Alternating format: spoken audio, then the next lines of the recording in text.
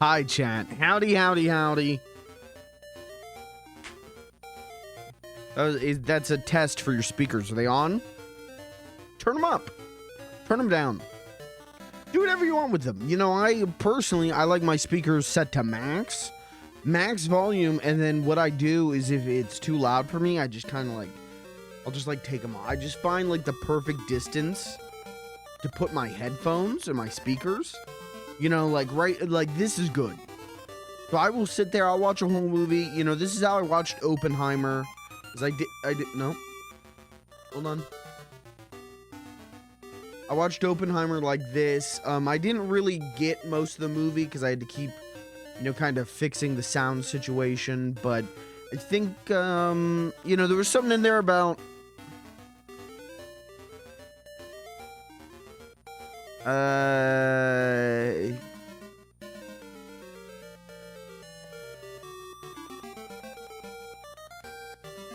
think Iron Man was in there. Whatever. Doesn't matter. Hi, Chant. How are ya? How's everyone doing? Tonight we're gonna be doing something extra special, extra good, extra great. We're gonna be playing a good game. You know, I don't really get to play many good games on this stream. So we're gonna be checking out a good game. Finally, thank God. Just came out today. And, you know, we'll see what happens. We'll see where things go. I was originally gonna start the stream early. I was originally gonna, like, start the stream an hour ago. And then I went, you know what? I don't think we need that time. I don't think we need that extra hour. I really don't. I think this is gonna be a nice, compact 3-hour stream. I don't even know if we'll need the full 3 hours. I gotta be honest. This stream ends when I decide it ends, you know? If this stream is an hour long, VOD watchers, you're looking at the VOD right now, this thing's only an hour long, you'll know why. You'll know why. Don't worry, you'll know why. I don't think this is gonna be a 12-hour, you know, epic multi-part stream. I don't think this is going to be a 60-hour endeavor. I don't think this is going to be a 30-part series. I think this is going to be a one and done. I think this is going to be, you know, a little poke around, prod around, sniff around, and walk out the door. I don't think this is gonna be a 100% playthrough. Maybe. Now, wait a second. Maybe. You're gonna see a couple. You're gonna see a couple things. You're gonna see a couple endings. You're gonna see a couple stories, you know, born and ended. You know, you're gonna see character arcs. You're gonna see performances. You're gonna see pictures. You're gonna see frames, you're gonna see pixels, you're gonna see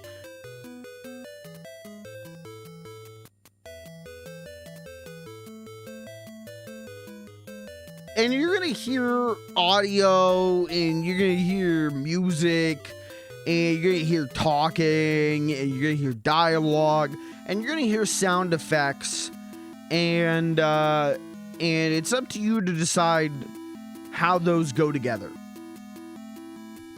It's a very open-ended stream. What's up, Kirby? What's up, brother? I gotta get my slippers, man. My feet are already cold. I've fully become grandpa. Like, I've fully become grandpa gaming. It is like warm in this room, but I'm wearing a sweatshirt and I need my little slippers because I'm cold. Pelamoon and 3 viewers. Oh my god. Oh, what did you just hey, Pelamoon's chat, I'm so sorry. Thank you for the raid, Pelamoon. Pelamoon's chat, I'm so sorry. If you stick around, and you should, you're gonna see plumbers don't wear ties. Some would say, you know, one of the greatest games of all time. Not a hate raid, by the way. Well, you know, maybe it's not a hate raid against me, but it's a hate raid against your viewers, because they're gonna hate watching this. Thank you for the raid, brother. I was told it was a hate raid. We got him. We got him in 4K. Mods, get Pelamoon out of here. Mods, report him to... We're going to get him up on the Reddit. He's done. We're going to post that in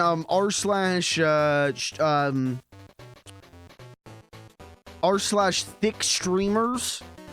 I've got pictures of his thighs. Don't ask how I got them. We're going to put him up there, and they are going to tear him apart. What the fuck does that even mean? Doesn't matter. Hi. Welcome, Pelamoon viewers. He's twerked on stream. I have video evidence of him twerking. That's real. That's real. I have video evidence of Pelamoon's thick, juicy ass. Real. Seriously, real. So, not only am I going to hate raid you, now I'm going to blackmail you. Thank you for the raid. Sorry to his viewers. Sorry to him. And sorry to you. This is going to be a stream that is, I think, going to fry your mind. I think you're gonna leave this stream with less brain cells than you had coming in, and for people like me, that's worrying.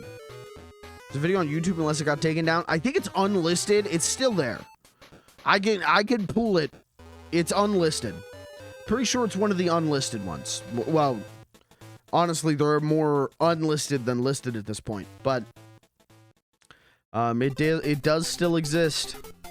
I can show everyone your ass right now.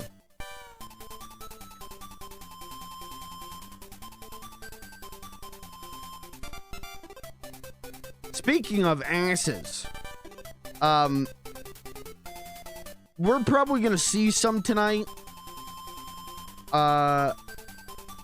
Just a heads up, if you don't like asses, if you don't like breasts, if you don't like, I think everything's gonna be censored in some way. Just a heads up, though. You know, maybe this ain't a stream for the kids. None of my streams should be for the kids. You're fucked up if you're letting children watch these streams. Seriously, fuck you. But you know, these streams are we're gonna get into some racier content here. Okay, we're gonna be. You know, we're gonna be, you know, looking at some, boobs. We're gonna be looking at some man ass. Who knows what could happen? Who knows? This funny little guy bit has been going on for like 4 years now. 4 years as of April 1st. Coming up on this April 1st, it'll be 4 years of funny little guy. And not an ounce closer to ending, you know? I was thinking like, well, I think this every year of like, well, April 1st, should I do a bit where I'm Fudge Films again and I like put out a new skit?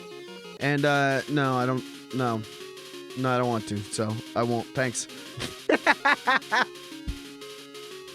There are still people, I still get people who I, like, knew in high school, or knew, like, shortly after high school, messaging me, like, hey, man, what, you still doing Fudge Films? No. Oh, okay. My favorite Fudge Films skit was Vape Boy 24. Okay.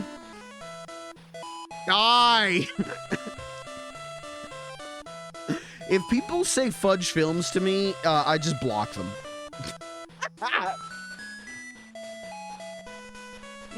Be gone.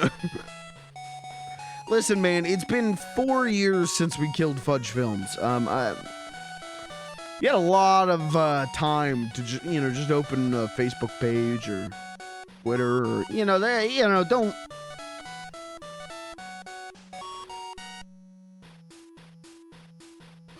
It's how we got the Puke Boys. Sure. Listen, you know, Fudge Films was a good time.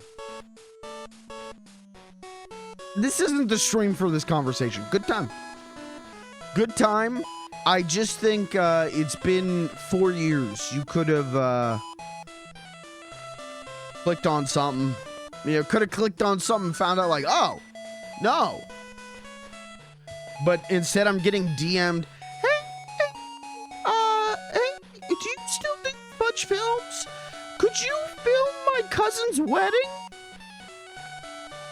That's a real message I got. In 2022, early 2022, someone I was friends with in high school went, hey, you still do Fudge Films, right? You still have a camera? Could you film my cousin's wedding? You seen some of those Fudge Films videos? You really want me? Yeah, I think that's a bad idea for the both of us. Anyways. Chat, how's everyone doing? Before we plunge ourselves into the depths of insanity, how's everyone doing? Who here's mad at Nintendo? And who here's mad at was it Yuza? And who here it just thinks both dumb? Is that a hot take? Is it a hot take to say Nintendo is pretty anti-consumer, but also the people who are making that Switch emulator shouldn't have paywall shit with it? Like, yeah, no shit, you're gonna get tactical nuked by Nintendo. You know, it's like I used to play on a Club Penguin private server, and it was going good. Disney let it alone. Disney lets all the Club Penguin private servers alone unless you start running ads on it, and that's exactly what they did. In 3 months it was gone. Guys, just don't just stop doing that. It's that simple. Stop doing that. Thank you. You know, game preservation is very good and important, and if we keep putting paywalls in front of game preservation, not only is that a little bit scummy in of itself, but also you're gonna piss off the people who own the copyright. Now, should you piss off the people who own the copyright? Yes. But you can't act surprised when they tactical nuke you for Morbid, you know? That's my thought on it. I think overall, Nintendo is very bad about this kind of shit. I think Nintendo's really bad about this kind of shit. But I also think the thing going on with the Switch emulator was like, yeah, no shit, you're gonna get sued over that, you know? Yeah. Oh, why would you do that like that? I don't know. That's my hot take for the day. Here's my cold take for the day. The economy. Woof. Okay. And here's my room temperature take for the day.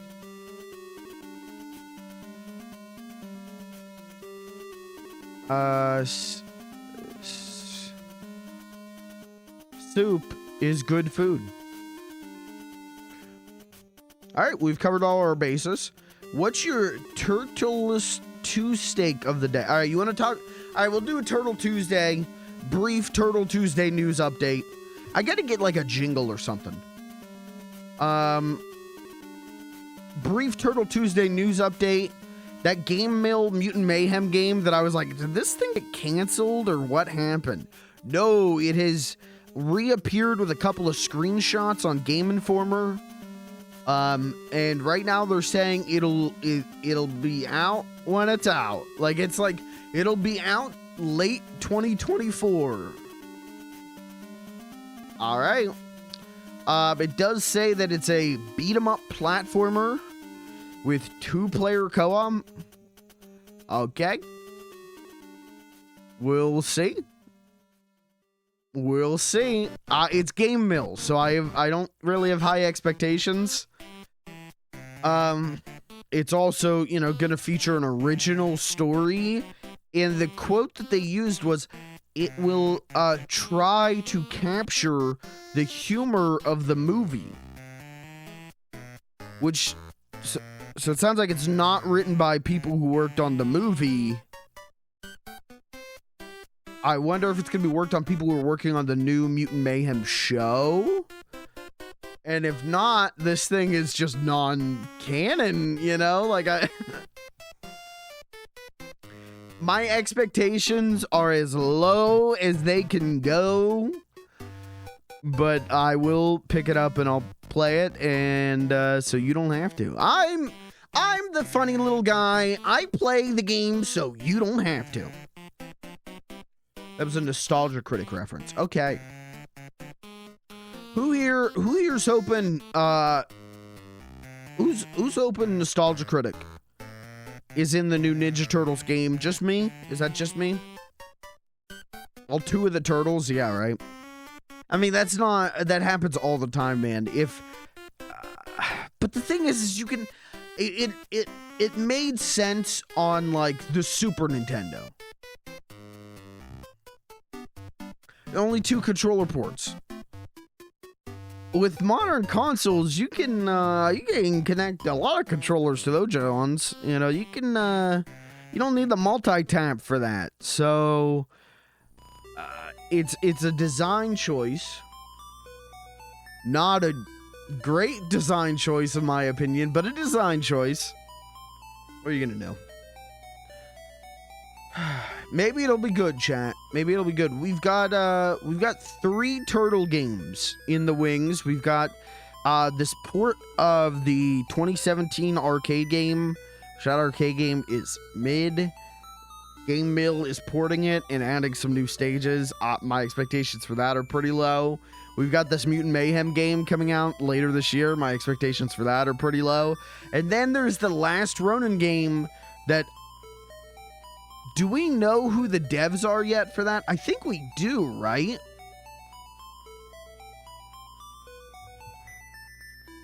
Last Ronin game.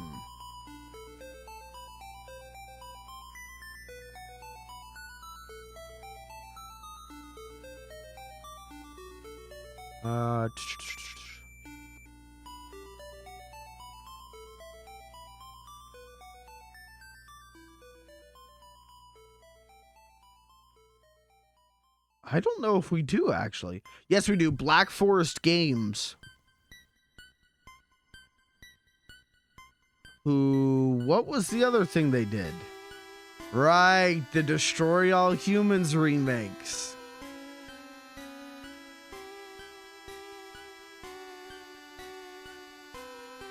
Okay. All right. Sounds good. So my expectations for that are pretty low. I'm actually reading Last Ronin right now. This is maybe gonna sound stupid. You know, you can't see it, but I have a Last Ronin figure. Never read the huge Last Ronin fan. Never read the Last Ronin. No, I wouldn't even say I'm a huge fan, but I like the design, and I read the first issue when it came out, and I liked it. But I'm reading through it right now in the trade, and I got the like director's cut trade paper, well, it's a hardcover. But anyways, I'm not super into it. I gotta finish it before I say I would say I'm about like 3/4 of the way through. I gotta finish it. I'm not super into it. So adapting that into a game, okay. There's some stuff in that book. I don't know how you're gonna do it in a game other than a really long cutscene, and I don't want that. Thank you. I think making a Last Ronin game is not a great idea. I've said that when it was announced. I stand by that. I don't think that's a great idea. I really don't.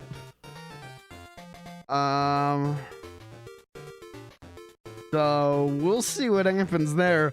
Would love to be wrong about all three of these. Would love the port of the mid 2017 arcade game to be the greatest game of all time. I really would. I would love to be wrong about all this.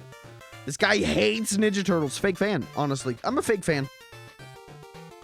I'm a fake fan. I like a quick fan. I don't know where I was going with that. No, I wouldn't say I hate Ninja Turtles. I would say I'm cautiously interested. I think the thing also you have to keep in mind. I like Mutant Mayhem. I like that movie. On second viewing, I like that movie way more. But it's not my favorite thing. And that 27 arcade game I've played and thought was mid. And The Last Ronin, I'm not the biggest head about right now. You have to keep in mind, it's not my Ninja Turtles, you know? That's okay, because I'm a grown-ass man. I'm not one of those freaks. I'm a grown-ass man. It's okay that they do Ninja Turtle stuff. The children's franchise Teenage Mutant Ninja Turtles continues to cater to new generation of children's. That's good. I want that over constant nostalgia pandering. Please. Please. But also, I think I reserve the right to go, that's not my favorite thing. That's not my Ninja Turtles. That's okay. Have fun. Bye-bye. I think I reserve the right to not, oh, they got new Ninja Turtles game. I think I reserve the right to also go, I don't know. I'm not that excited. I think I reserve the right to not pog because the children's franchise I enjoy continues to make things. I think it's okay. I feel like I got a real level-headed take on this. I don't know. Maybe I'm off. Maybe I'm wrong. Maybe I'm wrong. But I feel like I'm just normal guy. Just normal guy. I'll play those games because I know you guys want to see them. I'll play them for content. But I think if I didn't pigeonhole myself as the Ninja Turtle guy, probably would not be picking those up. Probably wouldn't. That's okay. They're for children. Last time I checked, I'm not a child. Don't look at the Reddit shelves. Don't look at the Reddit shelves. That's okay. Speaking of not being a child, got a library card for the first time today. I haven't had a library card since I was probably like 10 years old. And I got a library card today because I found out I can do it, one, easy online. And two, I can use it to get ebooks, listen to audiobooks. I can use it for Canopy, which is an online streaming service. I could use it for a bunch of shit. It was like, oh, it's free and opens a lot of online libraries for me. So I got a library card, so I'm finally, I think, ready to tackle the Magic Treehouse.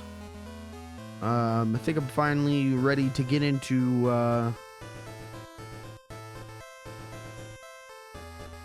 Junie B. Jones.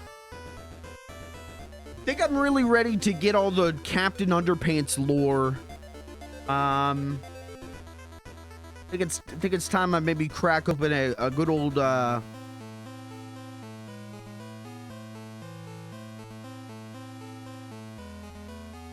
Magic School Bus book. You guys remember Fudge? Speaking of Fudge Films, every time I'd Google Fudge Films, the goddamn TV movie version of Fudge would come up. Remember, what's the author's name? Claire or something? Judy Bloom. She wrote Fudge and Super Fudge. Anyways, I'm finally gonna get to the bottom of that. You know, who was the real Fudge? Fudge Films or Super Fudge? We're gonna figure out. But anyways, I'm excited, dude. I got a library card, and I'm legitimately excited. I want to read Confederacy of Dunces, because I've been told I would like Confederacy of Dunces. I don't know why I'm telling you guys this. You don't read. I want to read Confederacy of Dunces, but I don't know if I would like Confederacy of Dunces. So I don't really want to spend money on it. I don't really want to spend shelf space on it. So now I got a library card. I could just get the ebook version from online, from my local library online, and read that shit on my phone. It rules. Libraries are cool. I'm starting to think libraries are a good resource. So anyways.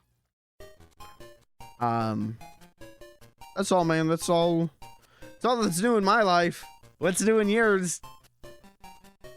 Go ahead. Sharing time, chat. How are you?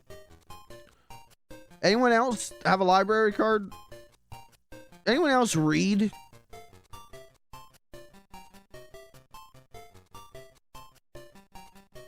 Can anyone else read?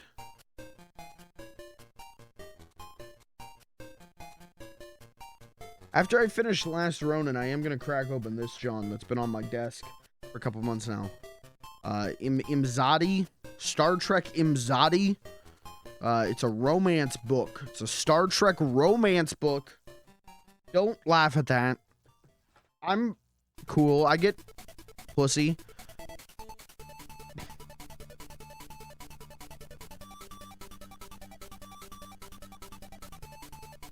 Said super confidently.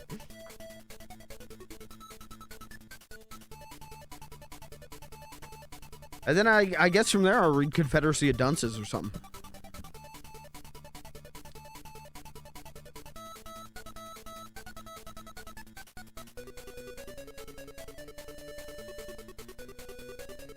Anyways, alright, chat.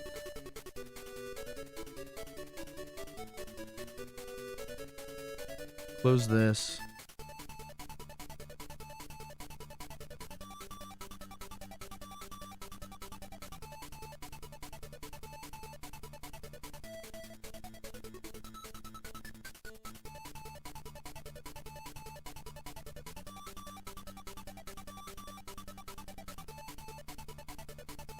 Okay.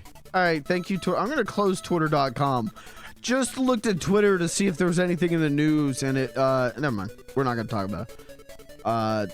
Twitter bad website. I'm going to go out on a limb here and say Twitter bad. Is that my cold take for the day? Maybe that's my cold take for the day. Twitter not good, man. Not good at all. All right. Well, I don't have anything else. So I think it's time I shut the hell up. I think it's time we go to a beautiful place, a wonderful place, where content slop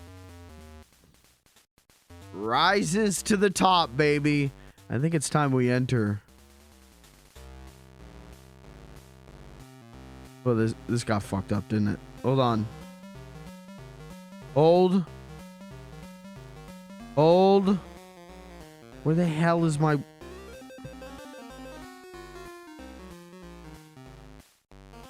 It's the gamer zone. How did that get fucked up? I don't even understand how that got fucked up. Chat, welcome back to the gamer zone. Arguably the worst place on the internet. The gamer zone. We're going to be playing Plumbers Don't Wear Ties tonight, because it just came out. The new remaster of it literally came out today. this is going to be a little bit of a nightmare. If you don't know, Plumbers Don't Wear Ties is, I believe it was a Philips CDI game. And, you know, that's already a great system that we all love. All the gamers everywhere love the Philips CDI. And this is arguably the worst game on the CDI. This might be the worst game, if you can call it that. So, God bless the folks over at Limited Run Games for remastering this. But also, fuck you to the guys over at Limited Run Games for remastering this and making it accessible to people. Because, you know, it's like making ant poison accessible to children. Like, well, no, don't do that. No, that stays on the top shelf. You, little Billy, you have to work to eat that ant poison. You got to climb all the way up there. Plumbers Don't Wear Ties should stay on the top shelf. Should stay out of reach of children, because this is a nightmare of an experience. I don't even know if I would call it a game. Like, would you call some of those like DVD bonus feature games? You know, would you count, you know, where is Hedwig the Owl Harry Potter DVD, you know, bonus feature? Would you call that a game? I don't know if I would. And this is definitely that. I'm actually kind of surprised that this never got like a Blu-ray or a DVD re-release. Because I know that happened with a couple, like, simple FMV games like this, where they got put on DVD, like, the Dragon's Lair. You could play Dragon's Lair on DVD. And I'm surprised that Plumbers Don't Wear Ties never got, like, a re-release like that. Especially in the last couple years where it's gained that notoriety. I'm surprised no one has touched it until now. And when they did, they put it on the PS5, you know? But if it means being able to get a platinum trophy and Plumbers Don't Wear Ties, then goddamn it, that's what I'm going to do, you know? God damn it, I will do what needs done. So, sit back. If you've never experienced Plumbers Don't Wear Ties before, good news. Or bad news, honestly, because you're gonna be dealt such psychic damage. This is gonna set you back about 5 years developmentally. You are going to revert about 5 years after this. But as for those of us who have maybe seen this before, get excited, because you may have seen one ending, you may have seen two endings, but we're going to try and get as many endings as I can throughout the course of the stream before I snap, before insanity sets in and I fucking snap and go ballistic. We're going to see what can be done, you know? Just some fun stuff. So welcome to the Gamer Zone.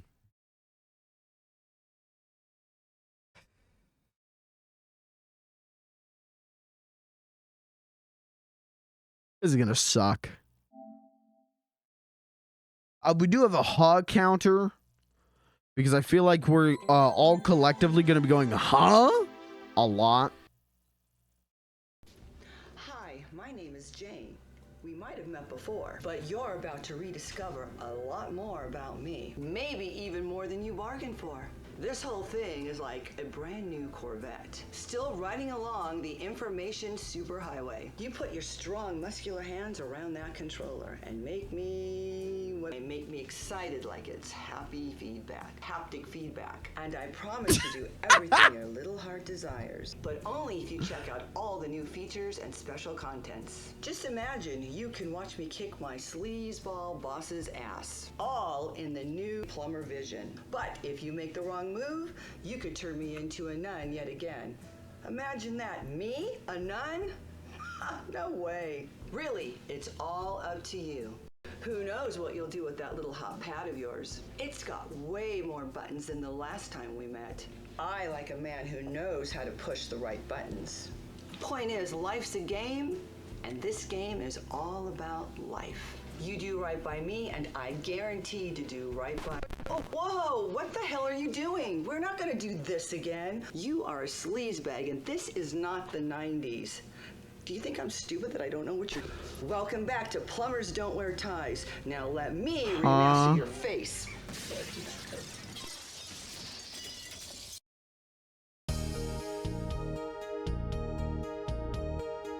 Chad, welcome to Plumber Don't Wear Ties. This is what I think all visual novels are like. I just assume they're this.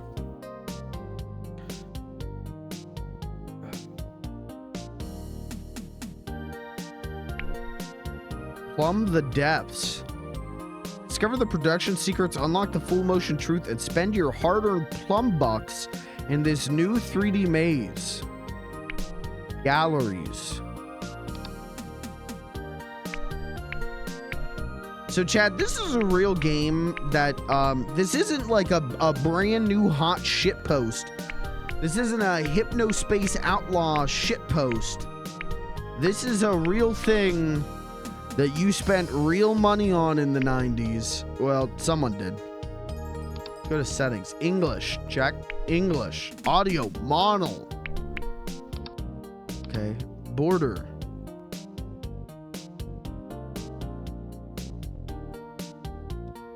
It's me. Hey, I'm the border.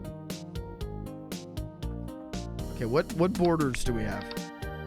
Okay, some nice polka dots. Some nice stripes.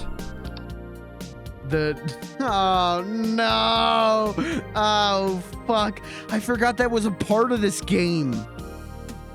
Oh Jesus. Okay, buff man. Or what is that? Like a calculator or a computer? Chat, what border? What border do you want?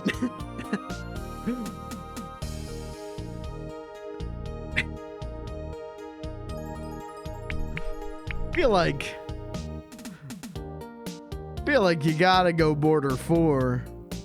You gotta go the buff man border.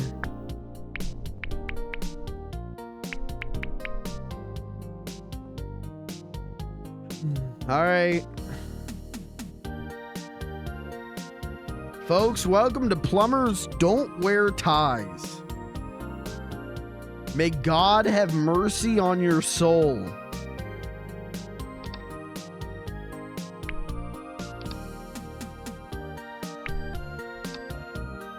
We recommend watching the developer forward before playing for the first time.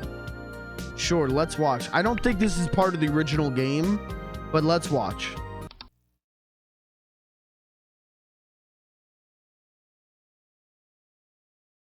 Do I hit play? Plumbers Don't Wear Ties returning. Oh, John Lindman from Digital Foundry. YouTube culture and memes can manifest themselves into a real thing. I know him. I like him. I think the most common question when seeing that Plumbers Don't Wear Ties is coming back is why? Why on earth?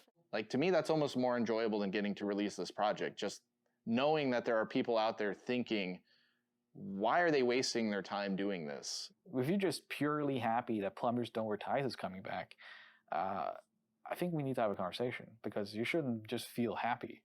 You should have questions, and you should be asking those questions. Yes. I ask myself questions every day while I'm working on this project. and I will for the rest of my life. I think the project is very interesting from this perspective of who else would bother remastering the worst game of all time to the level that we are trying to remaster it in terms of adding all these extras and these exclusives and these, bonus features. One of my favorite things Oh! about run games is that it seems that they have I love this my life in ability gaming. to bring back things that I know this shouldn't YouTuber. exist. And I don't mean that in a bad way. Somebody somewhere thought like, I got what both is of the guys from my life in silliest gaming. game Okay. we could ever think of like releasing on modern platforms. And for the longest time, that was probably Night Trap. And like, what's even sillier than Night Trap is Plumbers Don't Wear Ties, because it's like that is like really hitting the bottom of the barrel. There's no cash grab in Plumbers Don't Wear Ties. This is actually one of the hardest jobs we could possibly give ourselves, because we now have to give you a reason to buy the worst game ever made. The whole time I'm thinking to myself, are we really putting this out? Like, who is asking for this? I think it's really important to kind of recontextualize games that maybe culturally up until this point have only been the butt of a joke. Like everyone knows Plumbers Don't Wear Ties, but does anyone actually know Plumbers Don't Wear Ties? How many people really know the bad games or have had a chance to play I was them? not And I expecting feel this to be from a historical perspective, like one of those somebody needs to Atari be Golden making these Master historically Series bad kind of games things accessible about again, Plumbers so Don't people Wear can Ties. satisfy that curiosity that they have in understanding why these games are so bad. That's why I really like to see projects like these, is to sort of recontextualize things and put them in a different space than just, haha, this is stupid. It's funny. It's Oh, weird. that's- There's a lot oh, of bad stuff in it. that's though. what I'm doing. There's stuff Oh. that hasn't aged very well, and I think people can learn a lot from sort of the bad that is in there, and just making sure that they don't try to replicate it. I mean, that's why I support publishing it. We're making this game readily available again. And I think we should, because it's important. Remember the bad parts of your history. Just remember them in context. And I think this is a good context to engage this game.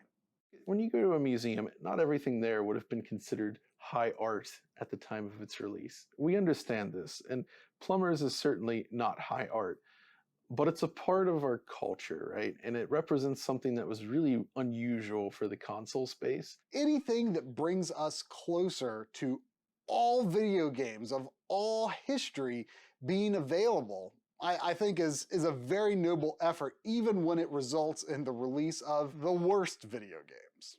There's a strong argument for the preservation of the worst games ever made being just as important as the best games ever made. Sometimes those interesting experimental efforts are more interesting to look back on than something that was, just really good. Jerry and, Parrish? hit the ball out of the park right away. What the hell? They got everyone in noble, this. ambitious failures are as interesting to look back on as the successes. Those games, they can contextualize and tell you a slice of life of when these games came out and what the industry was like when they came out.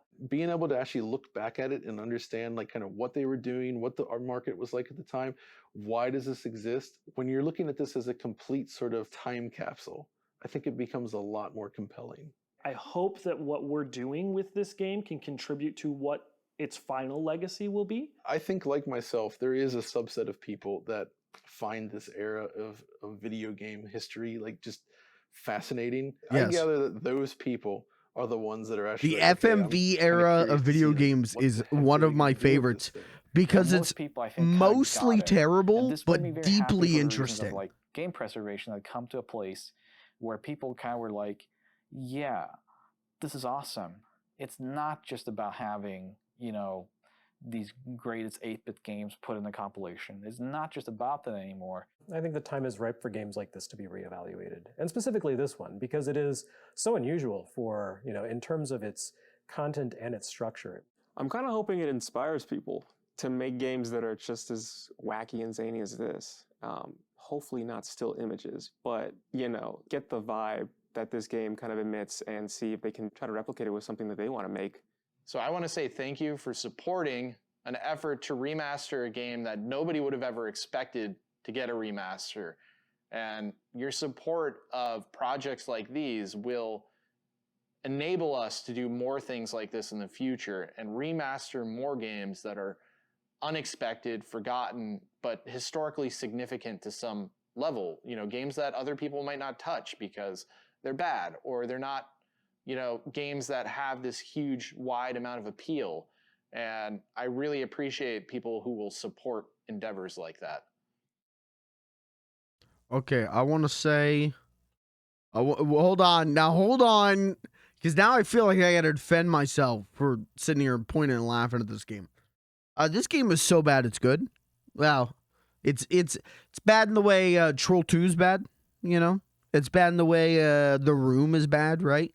It's so bad that it's fun to laugh at. Is it wrong to do that? I don't think so. I think that's a way of appreciating it.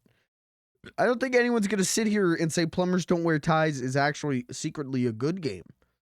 But what we can sit here and say, after doing this, is Plumbers Don't Wear Ties is an entertaining game. It's so bad it's entertaining. So, you know, happy this is here. Happy it's released. I'm excited to play around in it, but, you know, make no mistake, I'm going to make fun of this game. That's just how it is. Sorry. I'm going to hit play now. Hi, my name is Jane. We hardly know each other, but that's about to change. You're going to get to know a lot about me, maybe even more than you imagine. This whole thing's kind of like a blind date. I mean, here we are in your brand new Corvette, riding along the super information highway. Put your big muscular arm around me and whisper sweet things in my ear. And I promise to do whatever your little heart desires, but only if you make the right moves. Just imagine watching me get propositioned by my sleazeball boss.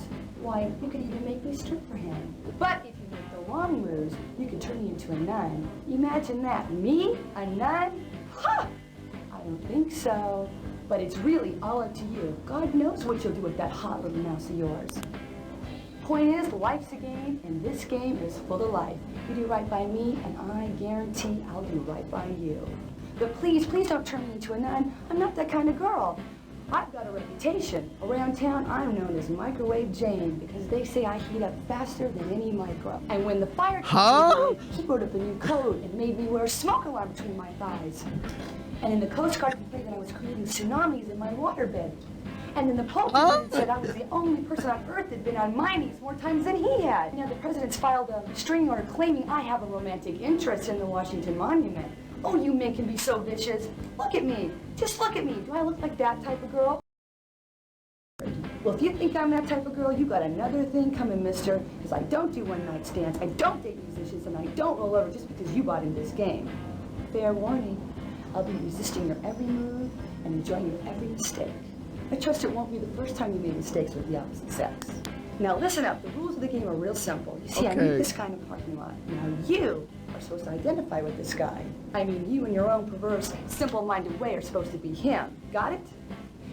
Now, if you make the right moves, I end up with this schlep. That is, I end up with you. But if you get real lucky, you end up saving me from the bad guy. You become my hero. And as the hero's reward, guess what? You get to take me home and have your own degenerate little way with me. Huh? Of course, if you make the wrong move, you may just end up playing with your little mouse the rest of the night. It's all up to you. Are you game? Then come with me and you'll soon discover why plumbers never wear ties when I'm around.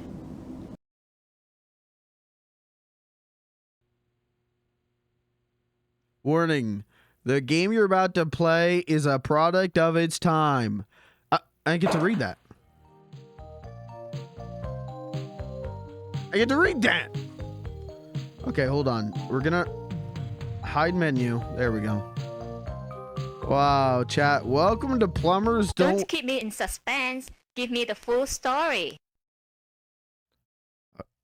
Okay, give me the full story, please.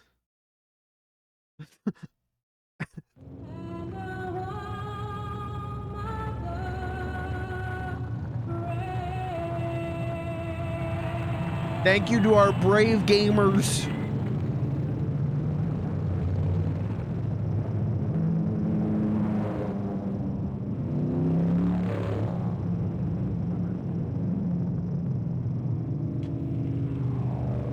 Oh, Jesus, chat. I can't believe we're here.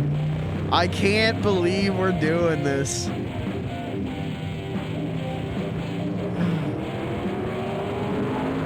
I learned that plumbers don't wear ties. Let me know if the game's too loud, by the way. But I learned that plumbers don't wear ties, obviously, from the Angry Video Game Nerd episode. I think that's one of his best. And I was probably like, what, 13, 14 watching that episode. And it just blew my mind that this could exist. I was blown away that something like this was made, released, purchased. And here we are now in 2024. And I purchased it.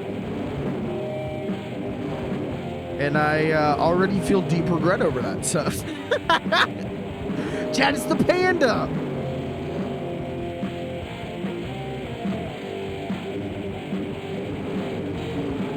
This rules.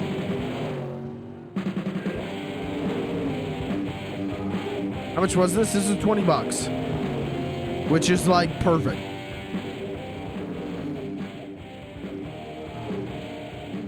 I was actually worried that it was going to be like $60 or something.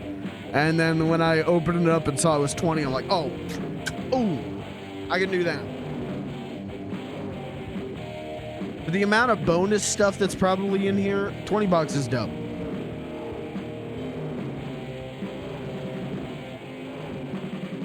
Look, Chad, it's the panda.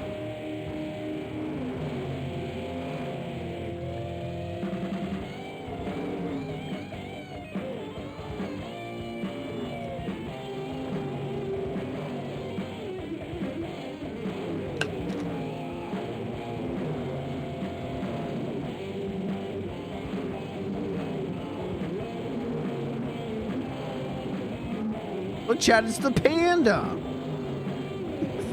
Jesus.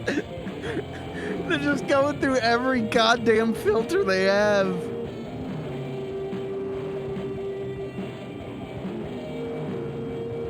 Panda.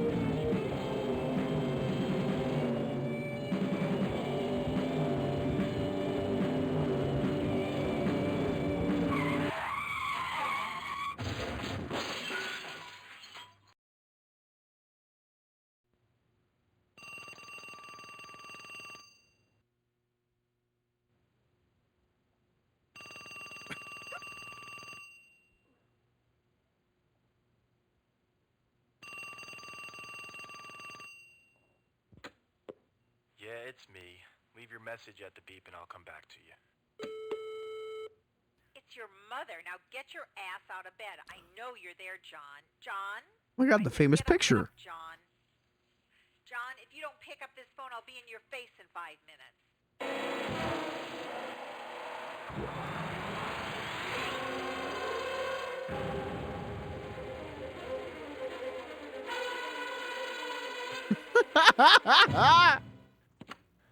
Yeah, Ma. What are you wearing today? My birthday suit. Very funny. I want you to wear that nice tie I bought for you. The polka dot tie? Get out of here. That sucks. What did you say? It's seersucker. I hate seersucker. Polka dots are not seersucker. Just wear it. It'll make a What does seersucker mean? Rats? Ma, I'm a plumber. Remember? Just do it for your mother. Ma. John. Yeah, okay. Okay, whatever you want. Now, what have you done with Amy? I got her boiling in garlic oil. Don't get smart with me. Why haven't you asked her out? Ma, I think it's pretty obvious. What did you say? I said she's pretty, but it's obvious I haven't had time. Well, you better make time, mister. You two are perfect together. She'll make a nice little homemaker. Mark my words, it's a match made in heaven. I think I'll wait till I get there. I love video games. Mouthing with me, young man. Why is it I haven't seen you with any woman? Why is that, John? Don't you like women anymore? John, are you gay? No, Ma. I'm not gay. Thank heaven. Then what is it with you? Why haven't I met any of your girlfriends? None are right for you, Ma. You mean of all the women out there, you can't find even one to marry? One's easy. I was going to marry 3 at the same time. Cheaper in the long run. Figure at least one will last me a lifetime.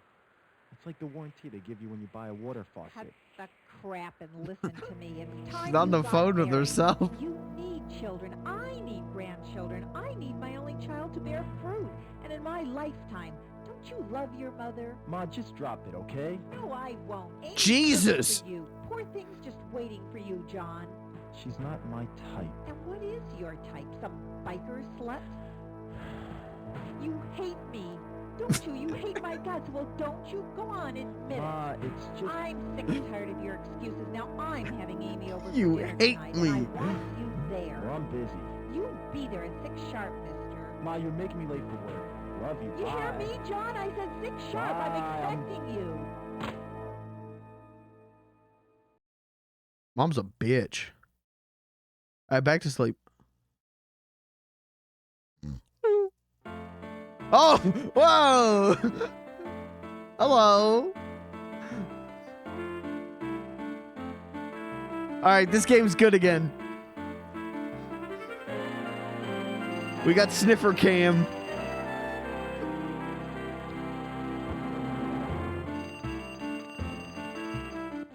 Hello? Jane? Jane? You there, Jane? Hello, Daddy. Where are you, Jane? You called me, Daddy. Don't you know where I'm at? How the hell am I supposed to know that? Now where the hell are you? I'm home, Daddy. What the hell are you doing home? Earth to Daddy. Come in, please. Why the hell aren't you married yet, Jane? That last scene, that bitch of a mother told her son to have kids. I want some too. Your clocks are ticking. Now why the hell haven't you been productive? I haven't had time, Daddy. For Christ's sake, girl, how long does it take these days?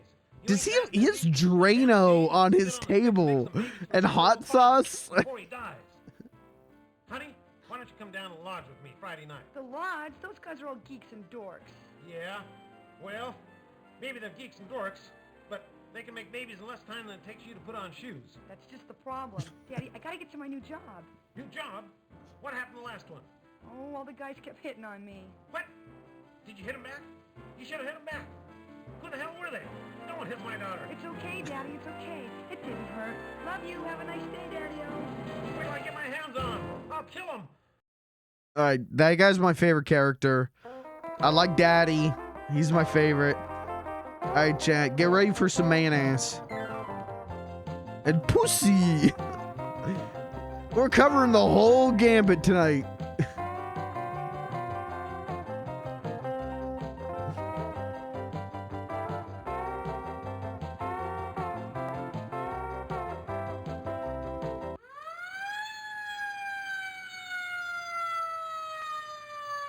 Chat, close your eyes. You're not old enough to see this.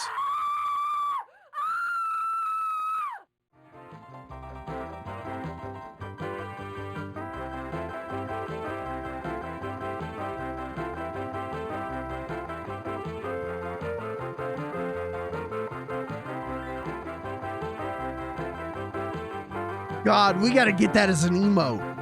Oh, shit. All right, new emotes getting added tomorrow.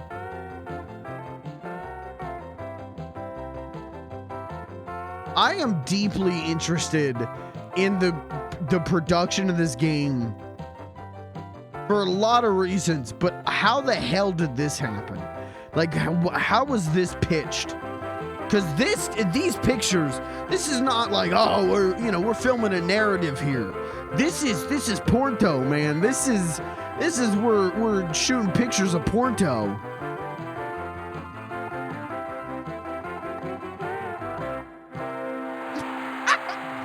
Yeah! Woo! Woo! Yippee! Woo!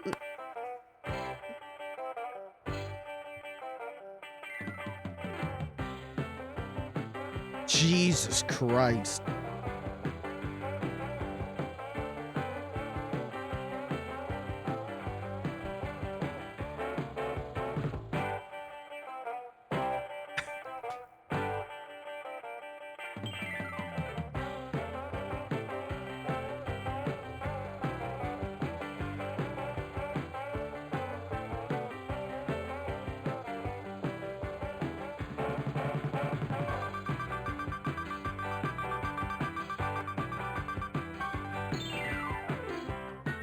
Where's your shirt? Sir. Sir, your shirt.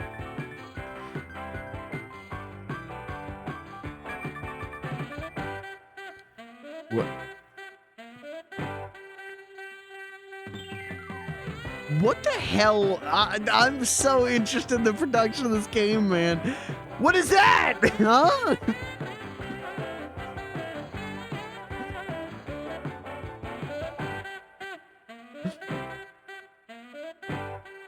Like, what was their plan always to take like still pictures? Did they intend on shooting video, but then like they realized the data limit of a CD was too small? Because it like these can't be the best pictures they got, right? Like, there has to be ones that look better than this. Just cool dude chilling. Just cool dude in the kitchen. Hey, good to be a guy. Guys rule.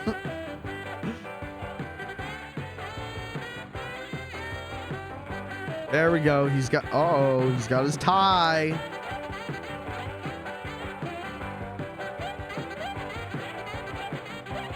Like, what is this? They remember that they could put filters on the pictures. Ah, shit. Plumber on a bike.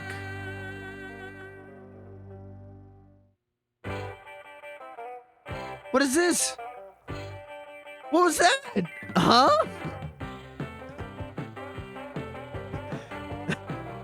What the hell was that? Oh, Jesus Christ.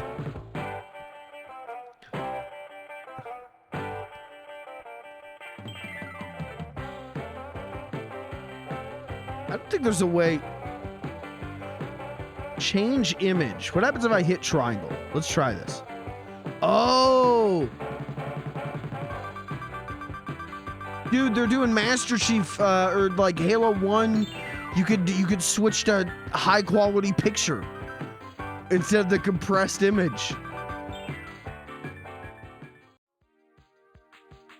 That's cool.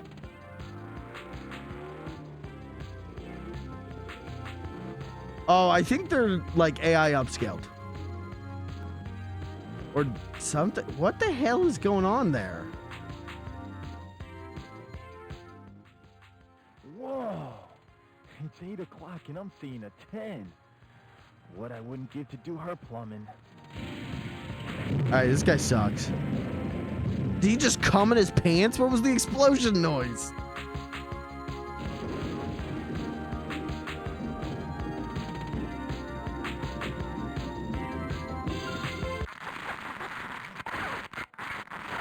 Whoa, I'd call that better living through chemistry. This is Harry Armus. Welcome aboard. Alright, we're gonna do OG Please mode. extinguish all smoking materials during this story. What's his name? Harry Because it's gonna Asshole? get hot enough as it is. And fasten your seatbelts, because I'm about to turn this story over to you. Your assignment, should you accept it, is to get these two lovebirds together. You know how difficult it is in real life. One wrong move, and you're sitting home on a Saturday night. One wrong move here, and the consequences for these lovers could be dire and unexpected. Fair warning, sport. Go ahead, make their day, and your choice. But you better make it damn good. Remember, we're keeping score. So, who do you want to make the first move? If you want John to do it, hit A now.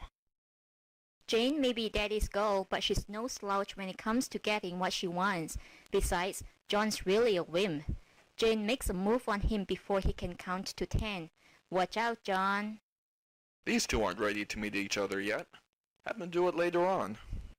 Jane. So, Jane may. these Jane. Yeah, so, what do you think? Who do you want to make the first move? What option would if you want choose? John to do it, hit A now.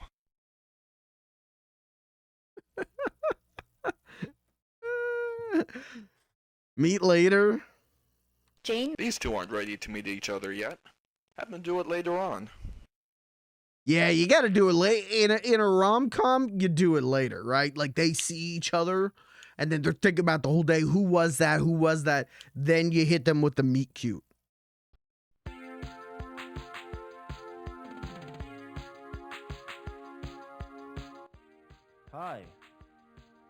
Hi there.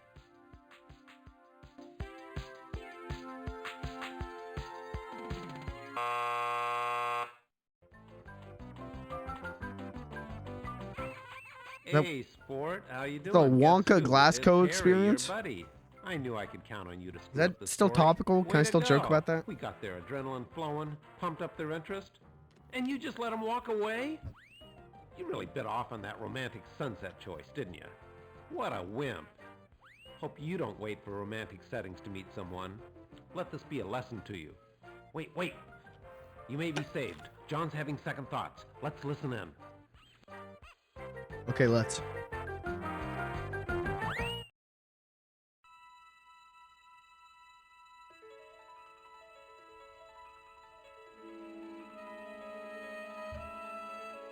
Oh man, I blew it. It wasn't her, it's me. I gotta get some balls when it comes to meeting chicks. Maybe if my skin were a different color. Chicks don't like white guys anymore. They think we're too straight. Anglo's got no rhythm. If only I were someone else. What the I'm not fuck was that? Those bikers are looking for someone kinky. Maybe I should look more kinky. Man, he's not for me. I just want to meet some nice guy. Maybe if I were small-breasted and just normal.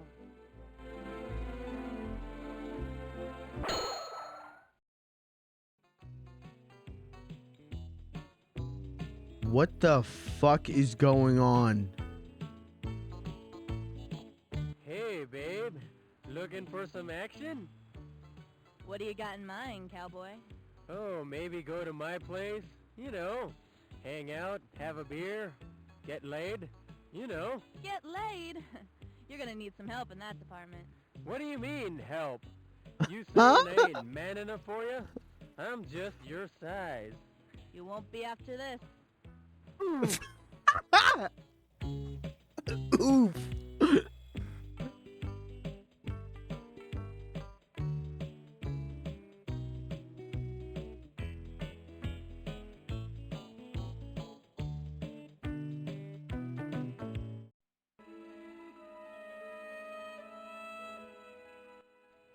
All I want is a normal guy.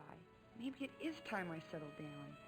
I just want a normal life, you know, nothing special. Just a small house in the suburbs with lots of friends, a shaggy dog, a white Jeep station wagon, maybe a bit part at the local playhouse every now and then, canasta on Saturday afternoons with the neighborhood wives, maybe an affair with the meter man.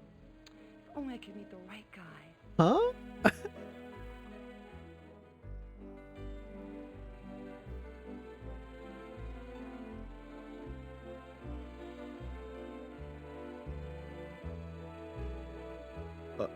Okay.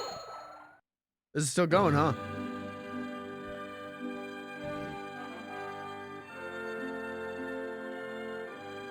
Who's this now? Are you my love? The one I've waited all my life for? Yes, my darling.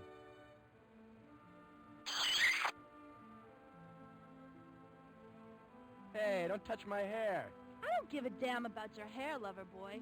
You don't know how long I've waited for someone like you. I have to know everything about you. Well, I graduated summa cum laude from USC in business. I work for Schleim & Schleim as a broker. I drive a black Beamer, own a condo in Encino, and make over $200,000 a year.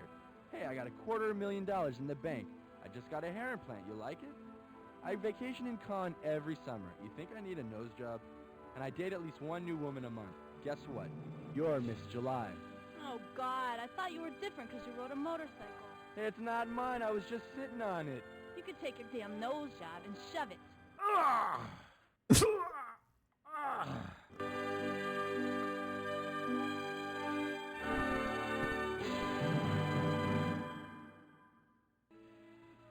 Maybe if I were blonde. Yeah, like more Scandinavian looking. That is not the word I thought he was gonna say. Maybe that's it. If only I were more exotic looking.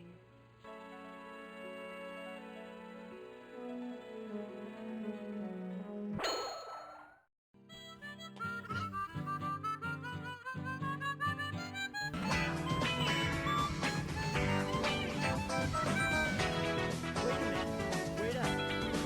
I don't know. Call me crazy, but all of a sudden I feel like a different man. And you've changed too. I'm in love with you now. You're so erotic. I love you, you Amazon. What? Jesus! I haven't changed one bit. No, there's something different about you now. Yeah, there's something different. I'm getting angry. What kind of a come on is this anyway? Get out of here, you preppy. I want a real man. Wait a minute. Just because I cook souffles doesn't mean I can't. Can't what? I'm a real man. I'm also caring and sensitive. I love the arts, theater, children, grandparents, and chocolate chip cookies. You are so worried about your self-image. I bet you can't even get it up. Can't so. I doubt it. I can get it up. Can't. You bull-like bitch. You women just love to put down wimps. I mean men, don't you? Admit it. It's become a national pastime for you women. Hasn't it? Hasn't it? What the fuck? I hate women like you. Whoa! For this. Huh? What the fuck is going on?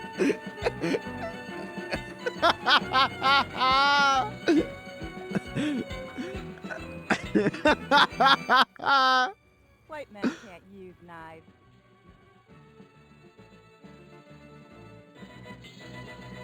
Huh?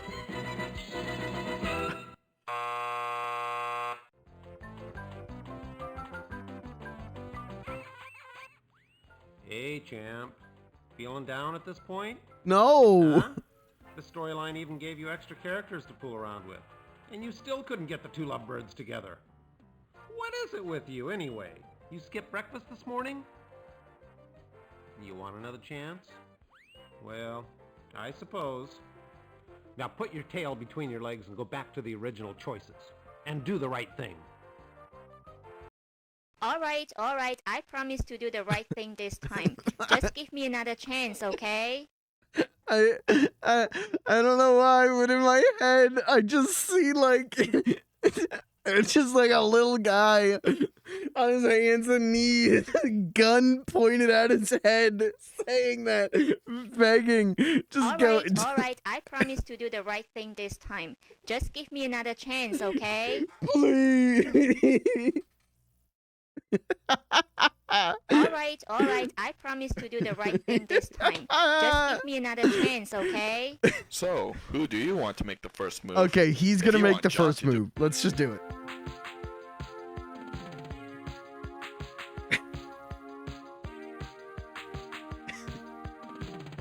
I didn't know My name's John. we were gonna choose the racism option, man.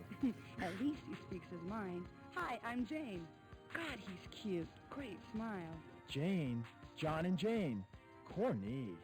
I guess I could change my name to Tarzan. You know what? I really have to go, but it's What? nice meeting you, John. Wait. What are you doing later? For lunch? Can I buy you lunch? I can't seem too eager. Let's see how he handles rejection. I don't think so. Wait. How about dinner? A weekend in Paris? 5 minutes of conversation. I promise I'll be good. You're desperate. Hey, sport. Harry again. John made the first move just like you wanted him to, and look what happened. She's slipping from his grasp. We know she'd like to meet him. She knows she'd like to meet him. But does John know she'd like to meet him? What's a guy to do? I don't know. You, sport. John throws caution to the wind and pursues Jane. Be careful! Do girls actually like guys who are really aggressive? I don't think so. Have John wait later on. Okay, pro tip to the writers, maybe don't use the word assault. Maybe don't. Just a thought. John throws caution to the wind and pursues Jane. Be careful! Do girls actually like guys who are really aggressive? I don't think so. Have John wait later on. Let's have John wait. Let's have him plan a vigorous assault.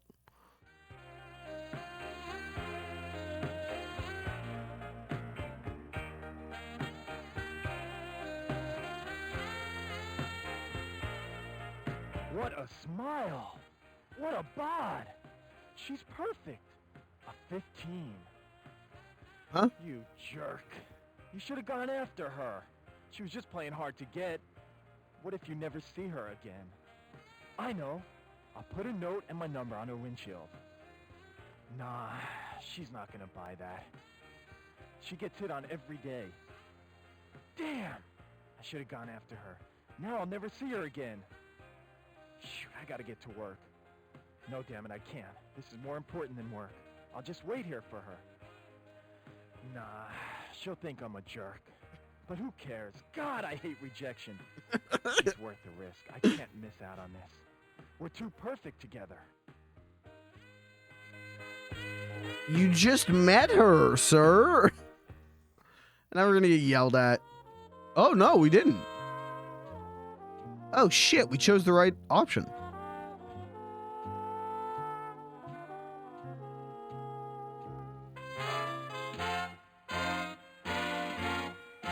Well, speaking of vigorous assault. Outstanding. Your recommendation's superb. And yes, I know I promised you a job, but what happened was completely out of my control. Your position was canceled just an hour ago. I'm sure you'll find another job soon. But Mr. Thrasher, I came all the way from El Monte. I was looking forward to this job so much. And I do love downtown LA. I mean, I don't like the muggers or the dirt or the slums only 2 blocks away, or the trash or the homeless or the poverty or the crime or the potholes or every other person asking for a handout, but I really do love LA. There. Are they both racist? Oh, God, this is the most humiliating experience of my entire life. Oh, don't worry, Jane. If you're looking for work, you'll have lots of humiliating experiences. Oh, but isn't there something here for me? I know. I'll start in the mailroom. I'll empty trash. Can I clean up offices? I'll even make coffee. I can work my way up the organization. I just need someone to give me a chance, please. Mr. Thresher, I don't have a lot of money. I was counting on this job, praying for this. Oh, God. Mark, I'm desperate.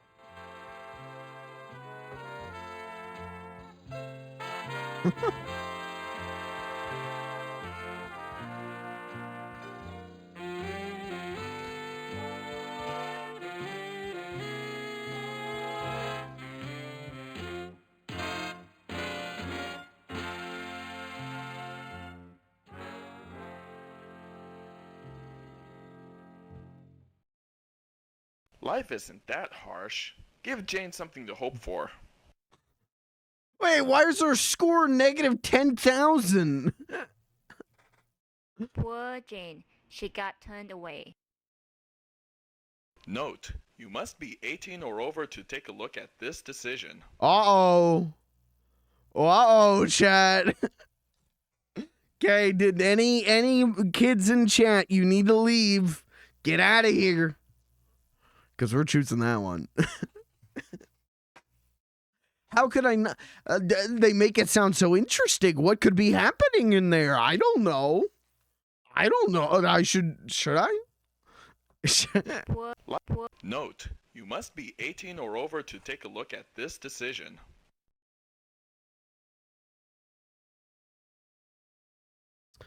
I think I'm going to go with that one.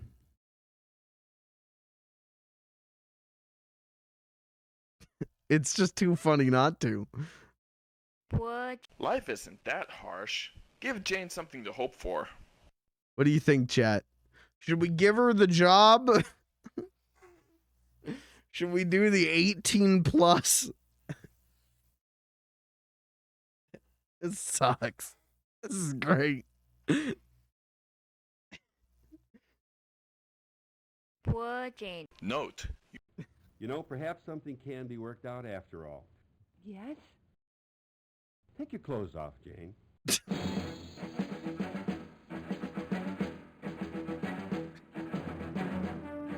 I beg your pardon? You know, we get at least 200 qualified applicants for every position here. It's those people who do that little extra thing. They're the ones who get ahead. Take my clothes off? You can't be serious. I'm not whistling Dixie, Jane.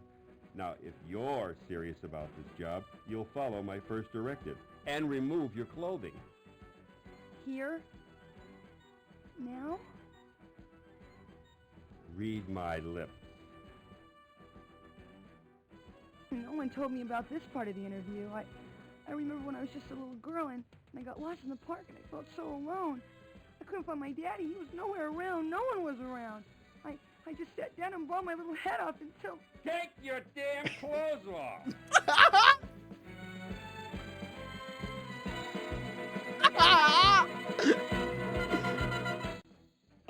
Now see how your sick curiosity led Jane into this mess? What kind of perverted monster are you?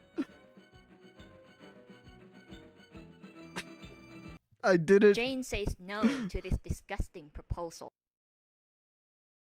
Okay, well, here's the thing. If you really enjoyed the shower scene in this storyline, check out this decision. Jane says no to this Chat, what do we choose? How do I? Yeah, this has gotten me. I'm veering dangerously on the cancelable line. How do I get out of this?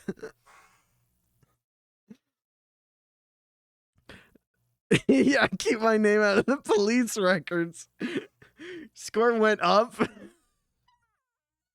Oh. Hi. If you really, Jane. if you really, Jane says. if you I don't know what to if you really- Jane choose. says no to this disgusting proposal. If you really enjoyed the shower scene in this storyline, check out this decision. Jane says. If you really, Jane says no to this disgusting proposal. Okay, really enjoyed the shower people scene watching in this, this storyline, Twitch, check out this decision.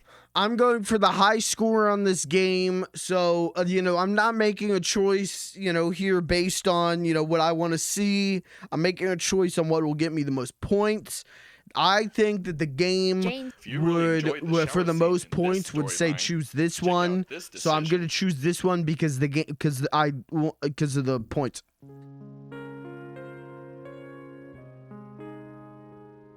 This is going to be my last stream. Am I going to get banned after this? You promise I'll get the job if I do this one thing, Mr. Thresher? I give you my personal guarantee, my dear. Well, I guess it'll be all right, won't it? Of course it'll be all right. You'll be very happy working under me. Well, okay then. That's better. That's the spirit. I knew you could do it. Hope you don't mind being videotaped. Mark, how did you know?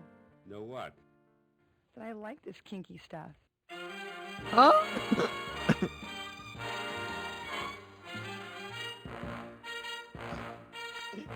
It sucks, man.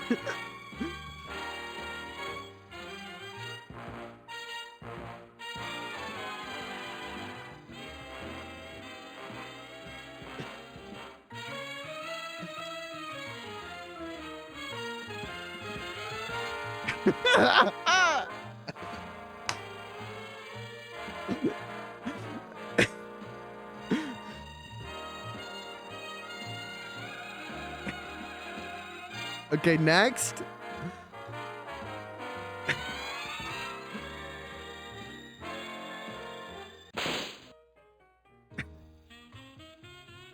Now don't be shy, Mark.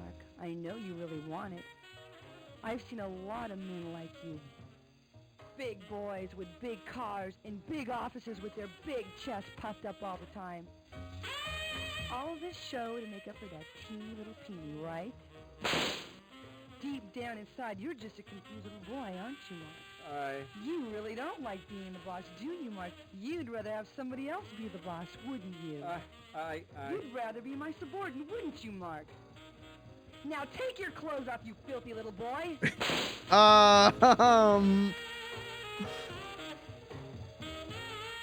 Oh, yes. Yes, yes.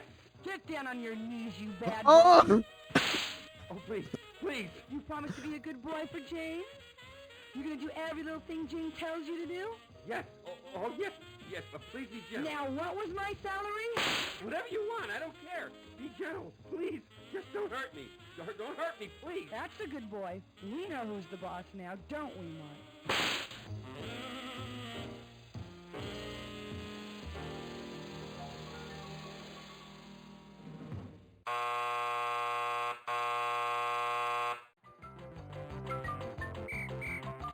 Oh, now you've done it. Huh? You've really done it.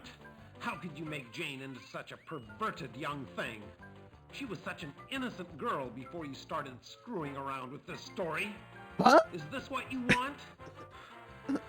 I've guided a lot of people through this story, but I've never seen such a disgusting disgusting series of plot choices in my life.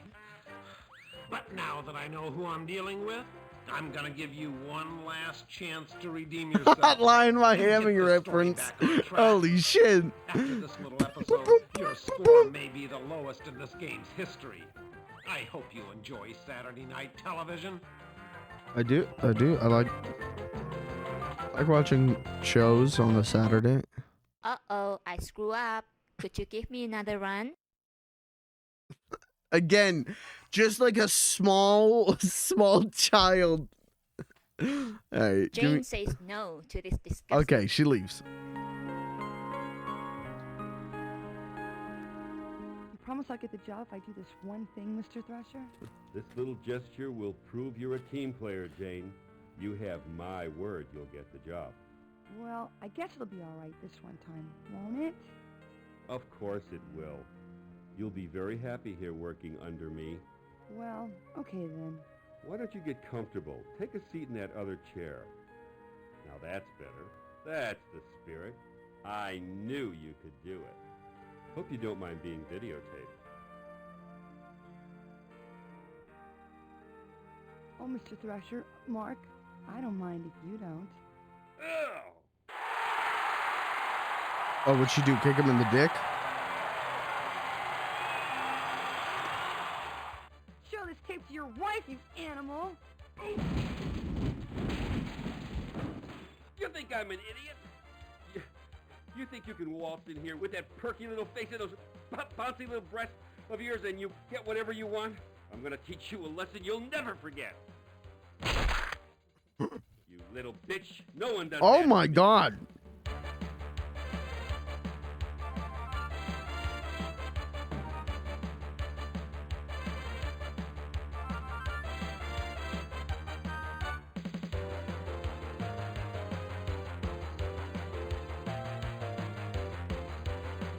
Hey, don't go in there. What?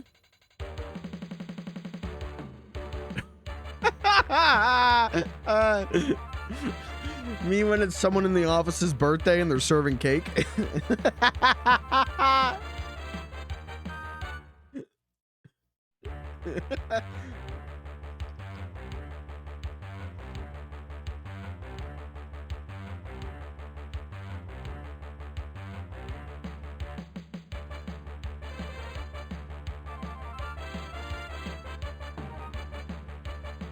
Help me, help!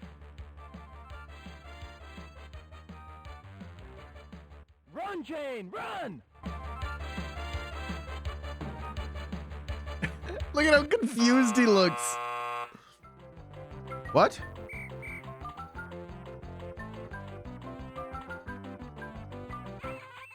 What did I do wrong? Chased by a killer wielding a letter opener? Well, sport, do you think you can handle this choice without getting the lowest score in the history of this game? Who the hell are you? I'm taking over this story. Over my dead body?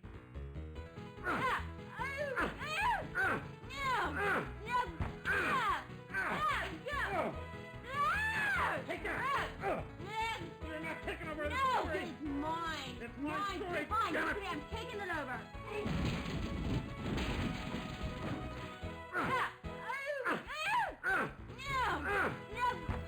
What the fuck am I looking at?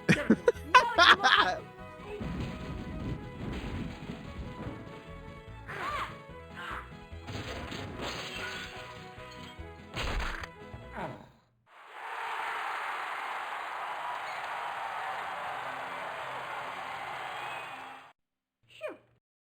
Finally got rid of that obnoxious character. Who that are horrible you? Music. Name's Thelma. I'm what's known as a takeover artist, wanted in 30 states for hijacking fiction.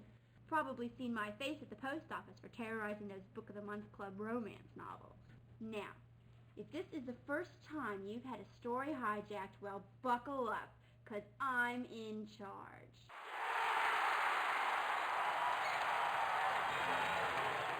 Now, let's review the story up to this point. I'll just look at Do we need to? I don't think we need to.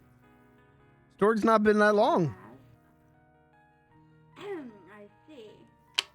Well, what happened there? I don't see how you... How could you do that? I don't believe it. How could you make such choices? Were you raised in a barn? These are the most disgusting series of plot choices I have ever seen. But let me look at your score. You deserve every minus what you have gotten, and even more. You will hear from me again at the next choice. Is that a threat? Run, Jane, run. Oh. Run, John, run. Okay, does John dash off? John's not going to resort to violence. It's not politically correct these days. Choose this decision if you think he's man enough to try something else. Run, Jane, run. Run, John, run. Okay, Chad, violence or the politically correct answer? Resort to violence. It's not politically correct these days.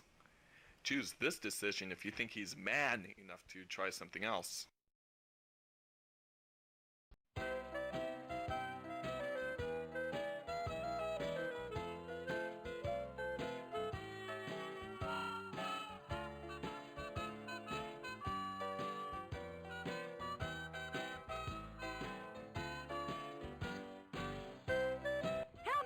This is really, you know, nice music. This is just jazzy. Right there, mister. Let her go. She's nothing but trouble. What a gorgeous tie. From your mother? Yeah, how did you know? Only a mother could give a son a tie like that. Well, I had to wear it because You know, you've got a beautiful body. You must work out. Oh! You know, I ride motorcycles, too. Don't you just love the feeling of the power between your legs? Don't be shy. No, I know it's awkward. I've seen a lot of young men like you confused about their feelings. Confused? Well, yeah, I have been kind of messed up. Like I said, I know a lot about you. I can see it in your eyes. By the way, my name's Mark. My name's John. You're not confused now about your feelings, are you? Well, I kind of Now that's a start. Why don't we go someplace quiet where we can talk man to man? What do you say? Well, sure, why not? We just sacrificed John. Did we? But it, you know, he's. Some are dorks and some are geeks and some are... He kind of seems like he's happy. He kind of seems like now he's kind of getting it figured out. I don't. But we just sent him. We just used him as bait for a sexual assault boss. Just give me another chance, okay? But he does. John did seem kind of happy.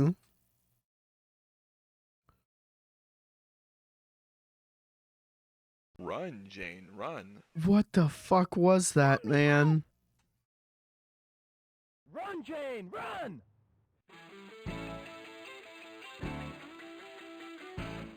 I may be a gay motherfucker, but to everyone else, I'm just happy. Is that banana peel?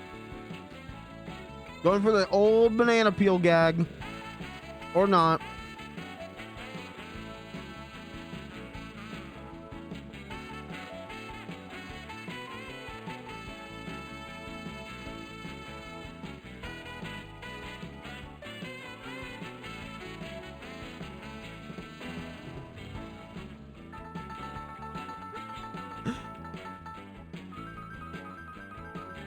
Wow. Cool tourist pics. Nice, you know, home movies. I don't know. Go catch a show. Go see Elton John at the Hollywood Bowl.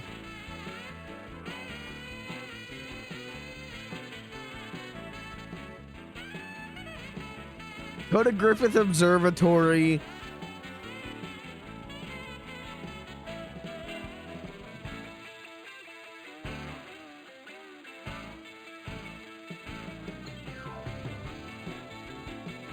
I'm gonna say whoever directed this, right? Whoever, you know, wrote this, directed it. I'm gonna bet worked in porn. I'm gonna bet has some kind of credit in pornography. Help me, help! Run, Jane, run! What is this picture? What was that?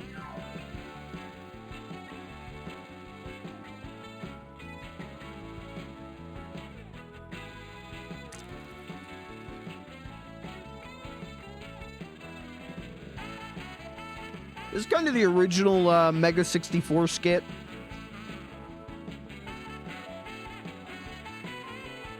They were Who is this? What was that?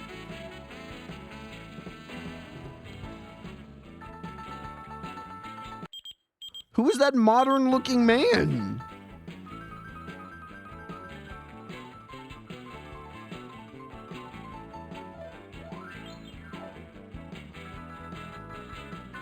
Who's this? Whose grandpa is this? Chat, come get your uncle. He's in Plumbers Don't Wear Ties again. Come get him.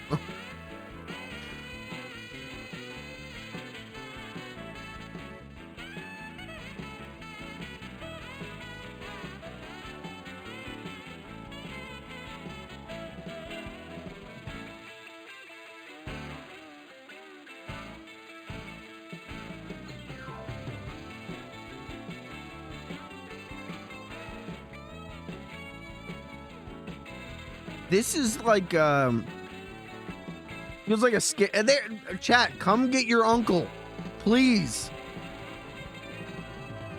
It feels like Burger Hamlet. It feels like a scam. It feels like we tricked these people into doing softcore pornography, and now we're gonna trick some financiers into giving us money, and then at the end of it, we're gonna trick the consumer into giving us money. But like, at least the product came out.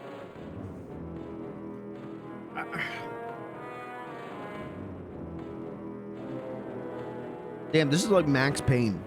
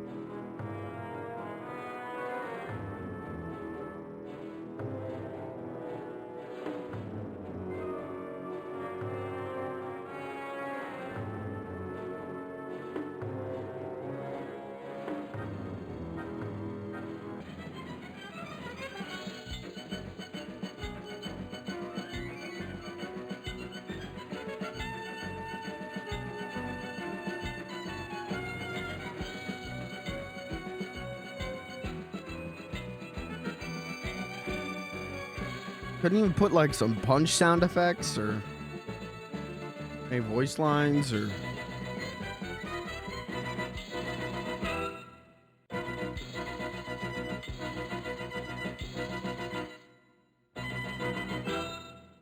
Kill that son of a bitch.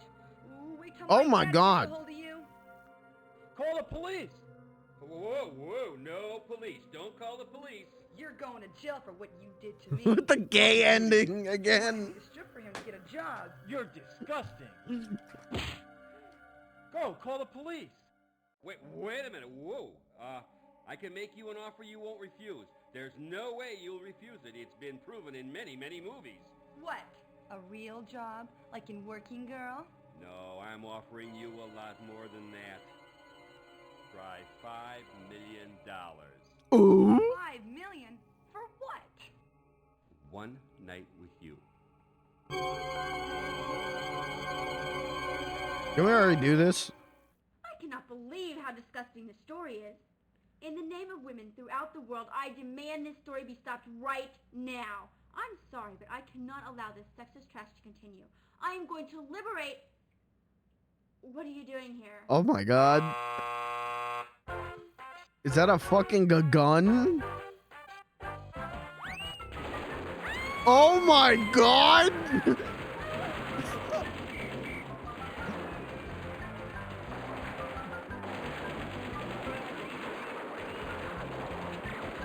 Real murder caught on tape?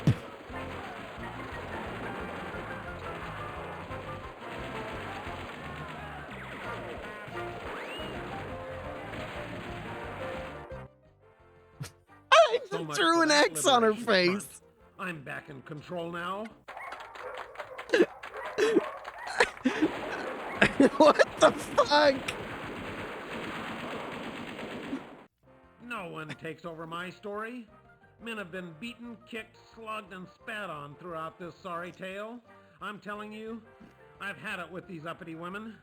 They can take over businesses, they can take over the damn government for all I care, but the one thing they will not take over is my story. And this story ain't over till I say it's over. Now let me see how you screwed up this time. Uh-huh. Just as I thought. You know, Don't do I give it. you a simple little task like getting these two lovebirds together. He's and wearing look a what helmet. He'll happens. probably be fine. I hate to imagine what your love life is like. Now let's see if you can save Jane from yourself.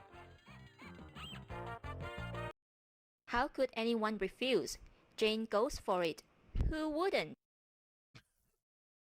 I want to get a pop filter for the mic. You know, Jane's really not that indecent. Choose this decision now. Chat, we're $23,000 or points in How debt. could anyone refuse?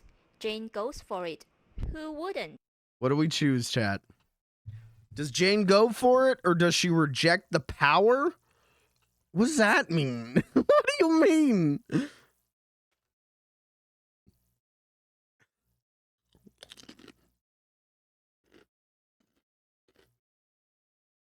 This is better than any Telltale game. You're saying go with the first one? You know. How could anyone refuse? Jane goes for it. Who wouldn't? Because who wouldn't?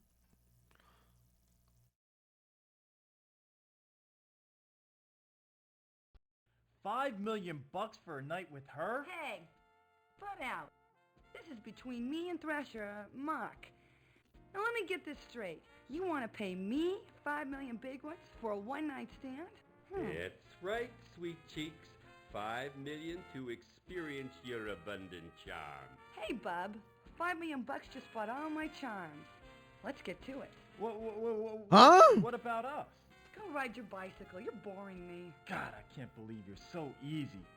I should have known. First thing I saw were those slutty eyes of yours. Sultry eyes, biker. Right, Thresher? Right, Thresher? You know, he's right. You are easy. I overestimated you. For 5 million bucks, I get the whole weekend. A whole weekend? You whore. Hormone? What were you gonna do? Buy me a soda and expect the same thing? I ain't that easy. You want a weekend, it's gonna cost you $7.5 million bucks, buddy. Well, with that kind of attitude, I just might reconsider this entire proposal. Now wait just a minute, bub. Your original deal was $5 million for one night, right? So what's $7.5 for 2 nights? I'm giving you a $2.5 million discount. That's way too rich. 5.5, and that's top dollar. No way, I ain't no slut. 7. 6.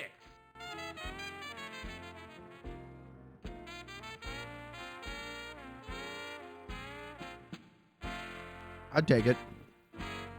I'd suck a cock for $5 million. I don't care. 6 and 7/8. How much is that anyway? Too much for you. 5 3/4. 6 and 6/8.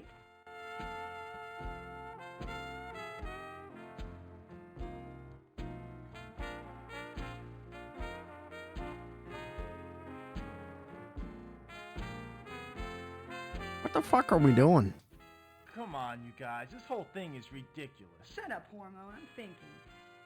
6.5 and not a penny more. I mean less. I'm serious. That's it or I'm out of here. I'm tired of this. 6 1/4 or no deal. Oh. All right, now let's get started. What are you laughing about? He can't even make payments on his Mercedes. There's no way he's gonna spend $5 million on a prostitute. Prostitute, you watch your mouth. I ain't no prostitute. Oh yeah? What do you call this deal? It's business. Thresher's gonna make me rich. Make me feel like a virgin. Right, Thresher? Take more than a weekend to do that. Shut your mouth. Okay, so I'm easy. So what? Just don't tell my daddy about this one. Come on, Thresher, you got my number. You wore me down. I'll give you a break. You got me for the original price, $5 million for the whole weekend. Deal? What's wrong? You got the money, right? I asked you a question, bub. You got $5 million for me, or don't you? What? You don't think I'm worth $5 million? How about 100? Why you? I told you. How about 1,000 for the weekend, huh? Huh? How about it? 1,000? Gee, I don't know. You got 1,000 for me? Yeah, I got 1,000. But it's gotta be for the whole What are we weekend. fucking doing? I got this real nice, real luxurious bachelor pad in Pacoima. What do you say? We got a deal? What about the job? We'll talk about that over breakfast. Jane, you can't. He's such a slime ball. How could you? How could you go to bed with him? Jane, I love you. What? I didn't mean what I said. I mean, but $5 million's nothing compared to our love.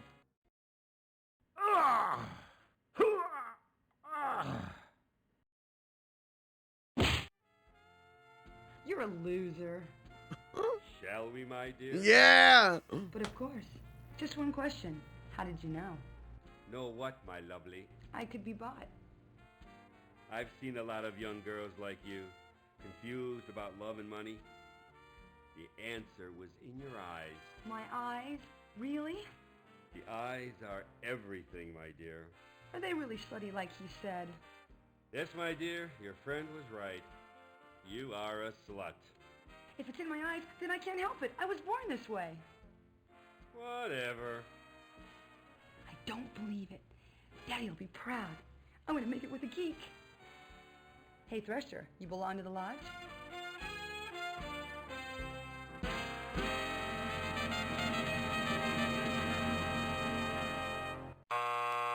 Stinky. Hey, congratulations. Now you've really screwed up the story. Think about it. Jane ends up with a hairball and enters the oldest profession in the book. Now John has to face his mother and Amy over dinner. John marries Amy, has 3 children to please his mother, and leads an unremarkable and miserable existence. You just ruined 2 lives in one scene. Way to go, sport. Now look. I did it. You can either end the story under these unfortunate circumstances, you have only yourself to blame for, by the way, or you can see what happens when Jane declines Thresher's ridiculous offer. You're not really that way, are you? Of course not. Try again. Chet, I'm 305,000 points negative. You're not really that way, are you? How could anyone refuse? You know, Jane...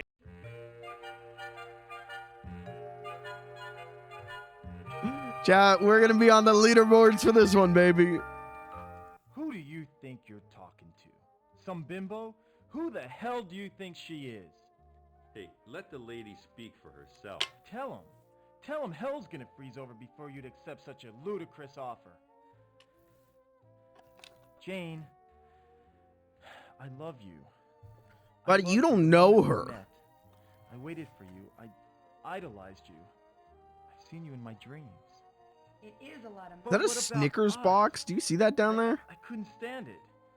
Just knowing you I think were it with is. him. Even if it is only one night. What's one lousy night? What were you gonna do? Buy me pizza and expect the same thing? No, of course not. Jane, it's not that way. I don't want you for a night. I want you for a lifetime. I've been searching for you. Freudian slip? Huh? I'm gonna keep that in the script. I'm gonna use that. I'm gonna paste that together and use that. Okay. All right, ready? Okay, that guy saying he's gonna use that? Okay. That sounds like the narrator guy. I need to know how this was made, man. Jane, it's not that way. I don't want you for a night. I want you for a lifetime. I've been searching for you.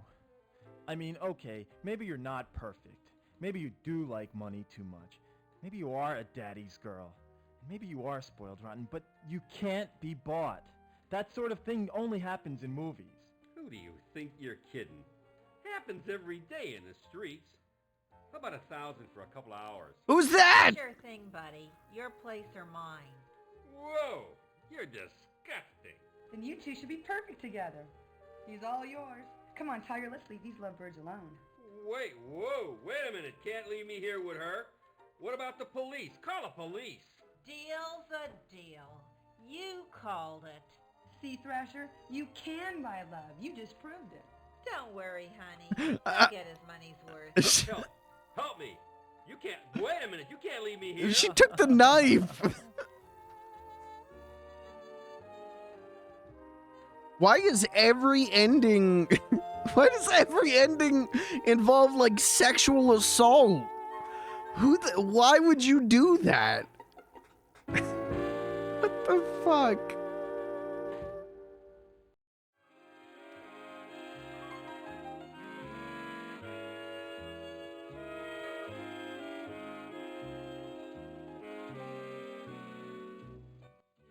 I want to thank you for what you did.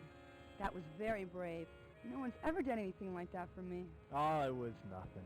Did you really mean what you said? You know, how you felt about me? I've never felt like this about anyone. This is so crazy. I feel so overwhelmed. I love you so much.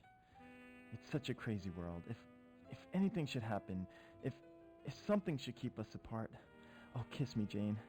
Kiss me as if it were the last time.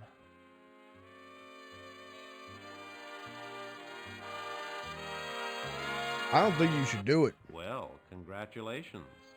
It's finally getting steamy in the asphalt jungle. I don't believe you've made it this far, especially with a score like yours.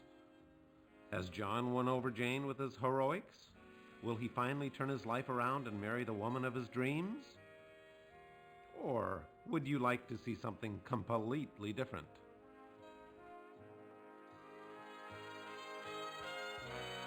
What does that mean? Hey, give me the Hollywood ending. I'm a romantic person, you know. I am a romantic person. If you didn't like the first choice, choose the second one. Well, chat, which ending?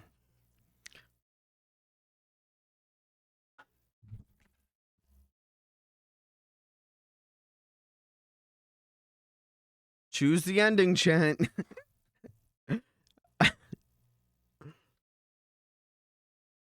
Hey, give me the Hollywood ending. I'm a romantic person, you know. If you didn't like the first choice, choose the second one. Flip a Hey, coin give for me it? the Hollywood ending. I'm a romantic person, you know. Okay. Hold on, I'm gonna flip a coin. Heads Hollywood, tails something different.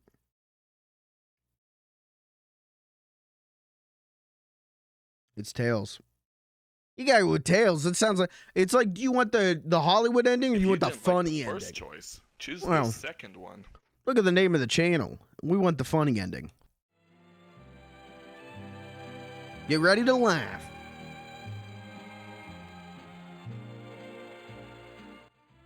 John, I'm sorry, but there's something I have to tell you. Oh God, here it comes. She has some dark secret. She's got a boyfriend. I knew it. Someone this gorgeous has to have a boyfriend. Oh my God. What if she has a disease? Yes, what is it? I'm a virgin. Holy mother of God! Huh? This is unbelievable. A woman of her looks and she's still chaste, unspoiled, and she wants me? I'll be the first? I don't believe it. I'm gonna marry This her. is written by a porn brain. Impossible. God, it's dirty work, but somebody's got to do it. Okay, so you have a disability. You're not alone. Oh! There's lots of people with hidden disabilities. It's not a problem for me. John, what the fuck, dude? I know.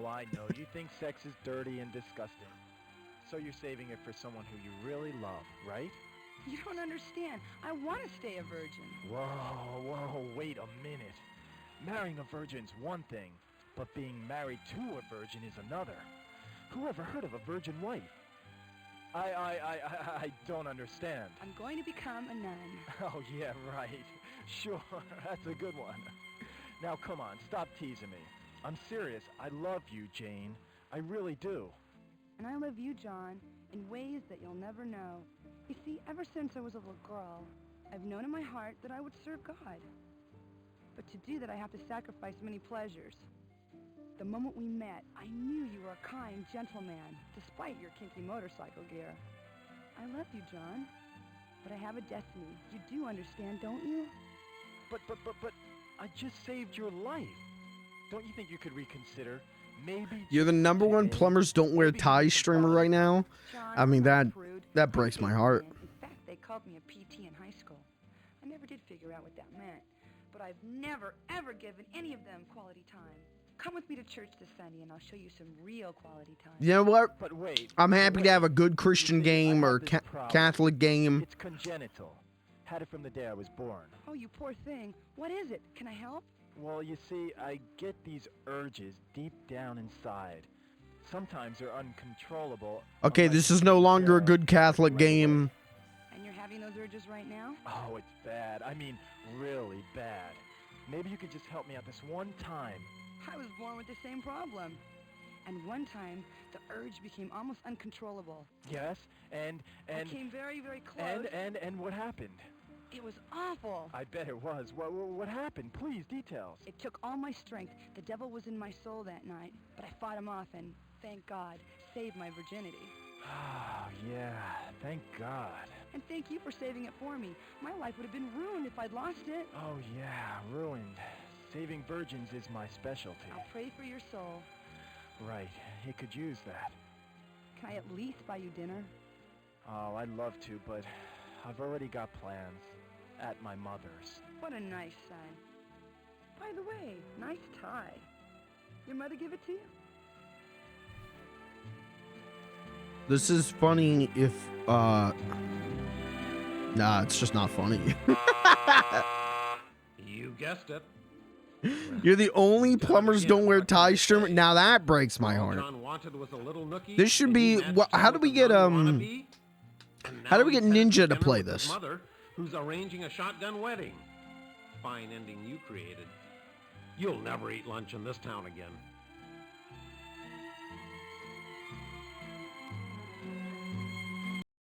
Want to try again? Oh, hit the A button. hey, we get to see the Hollywood ending. Okay, let's do the real ending.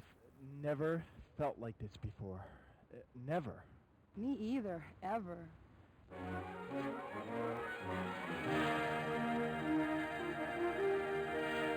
Chat, what are they doing? Chat, what is this? What are they doing? What is this?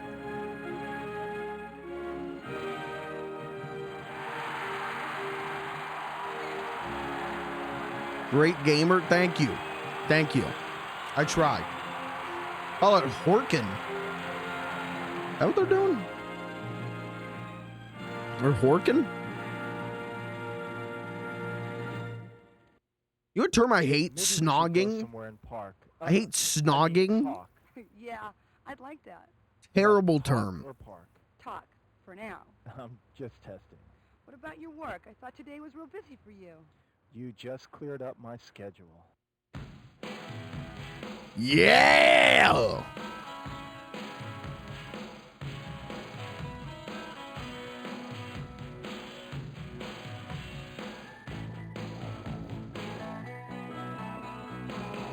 John, I want to know everything about you.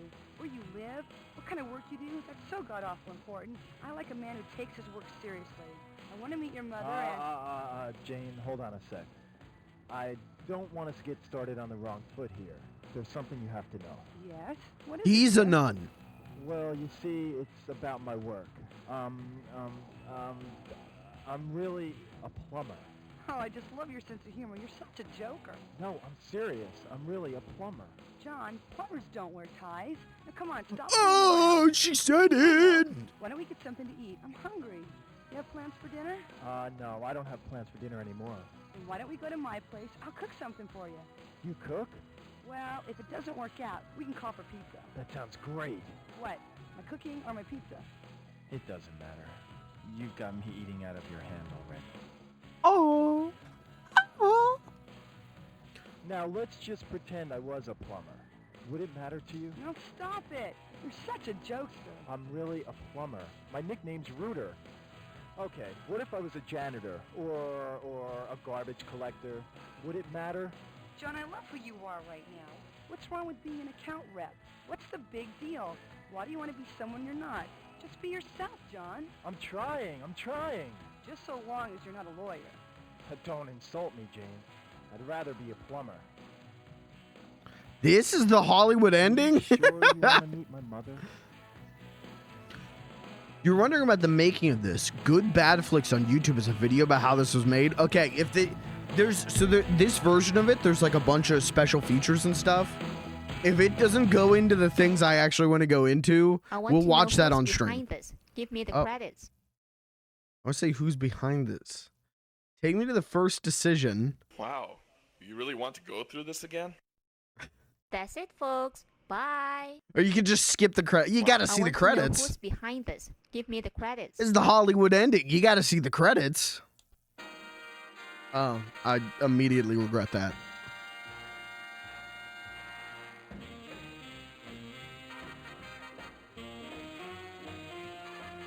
Wow. Oh, his name really is Harry Armis. I thought that was a joke name.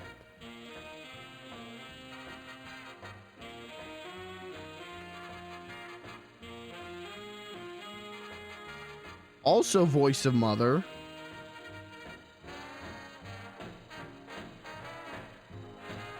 Name withheld pending notification of next of kin. What was that? That guy was Harry Armis, right?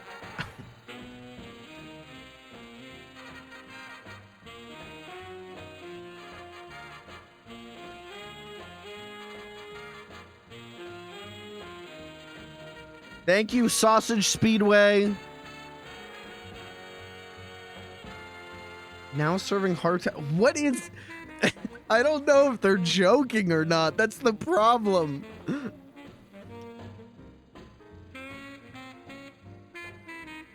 Hey. Okay, who did the illustrations? Who did the random illustrations that are kind of nice? God, that's the new ending screen for the stream.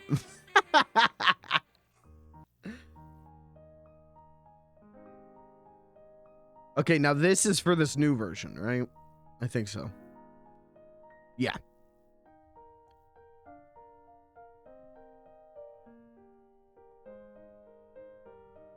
What was with the banner? And that one guy was on the banner. I want to know what happened there.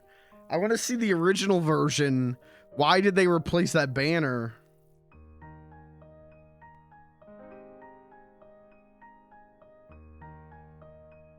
Wow.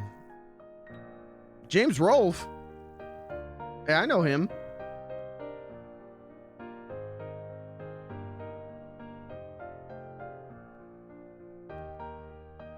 Oh.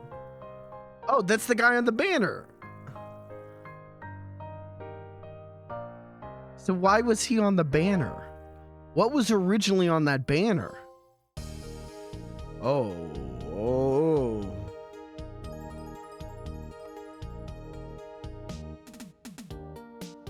The wait, was that a wait.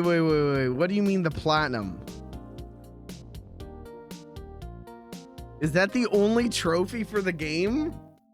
Hold on. How do I do this again?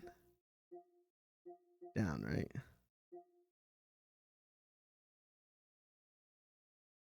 Oh, no. How many trophies are there?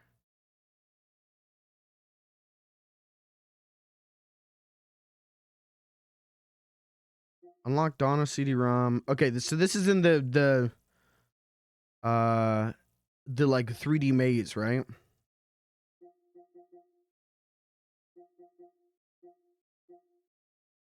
AI upscaling. Okay, so that was... Okay, so that's what I was saying, is I'm pretty sure this is AI upscaling. Shoot Thresher with a plunger and plumb the depths. What? Okay, alright, we're gonna... Chat, we're gonna get the Platinum Trophy tonight.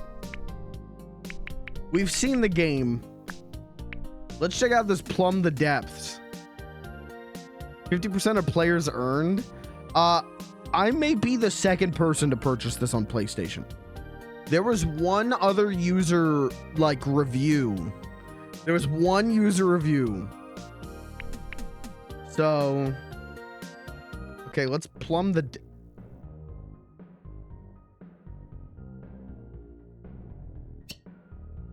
Right.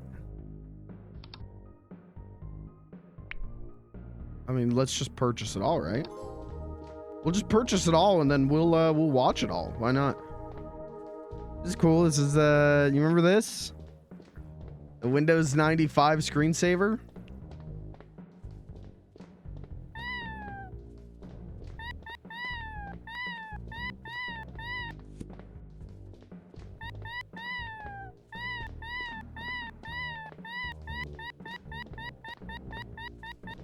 Perhaps this will be a lesson for you. Perhaps you'll take your next job seriously.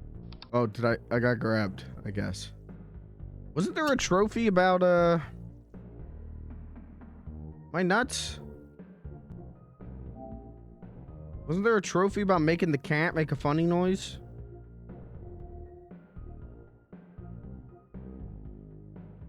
Encourage the feline to make its signature sound. What does that even mean?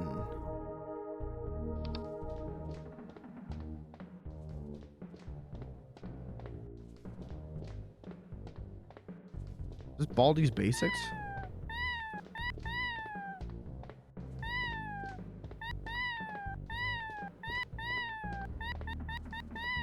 Oh shit, here he comes. Oh my god!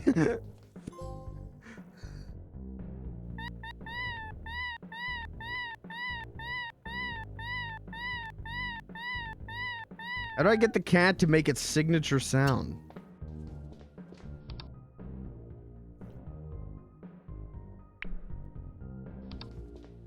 Hopefully we've got enough money to buy everything. Else I might have to play the whole thing over again. Uh-oh. Gotta go to the Plumbers Don't Wear Ties grind.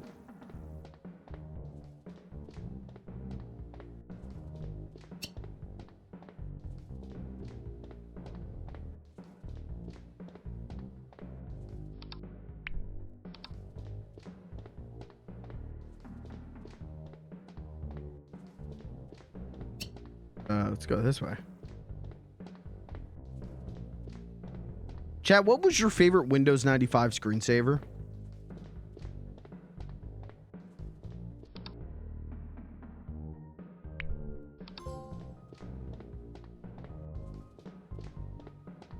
Pipes? Yep, pipe dream. 100% mine.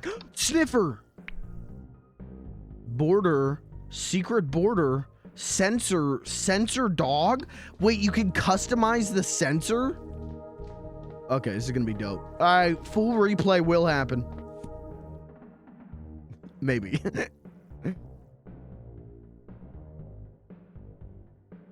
Yeah, Pipe Dream is my personal favorite.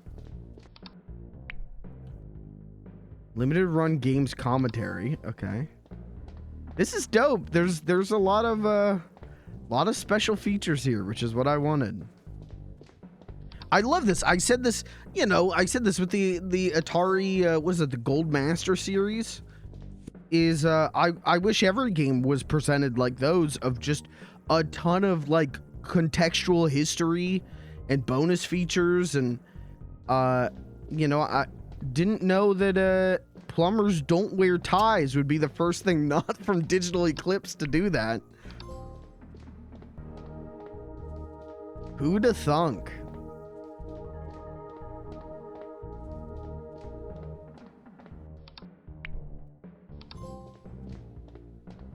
Best of the worst. Is that a Red Letter Media reference? Is that James Rolfe? Oh my god! What have I done? James Rolfe reflects on popularizing plumbers. It rules.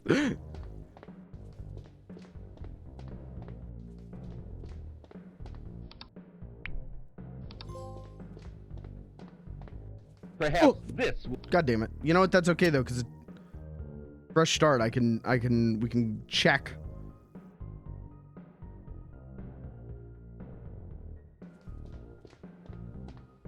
Yeah, because I missed this. I think we're gonna see some Mega 64. Potentially.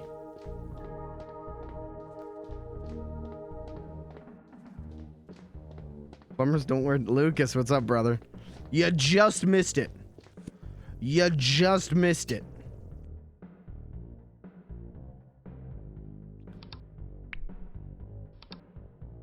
We just finished playing the main thing. But we'll do all the bonus features.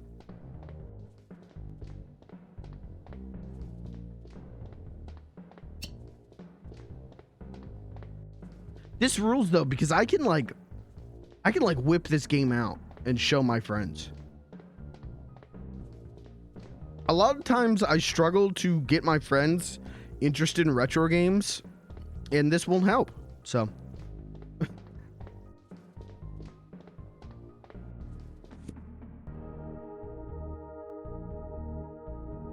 okay, I think the gray bricks. I think we've discovered everything over here.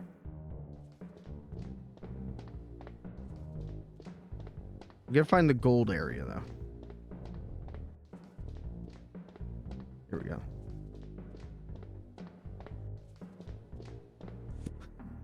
I love him. The sensor is definitely gonna get added as an emote tomorrow. I will make that an emote.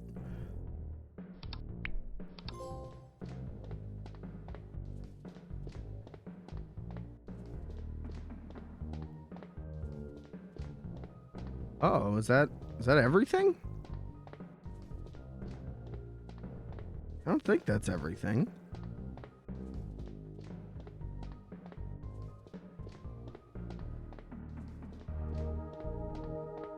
Oh. Gold area seems pretty picked clean, though. Oh, maybe not. Maybe not, maybe not. I'm not good at mazes, so...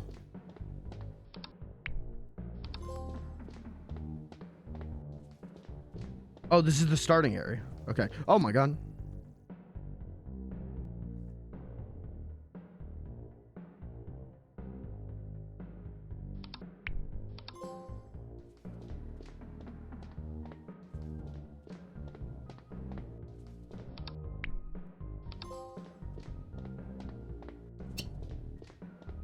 Oh, there's the cat.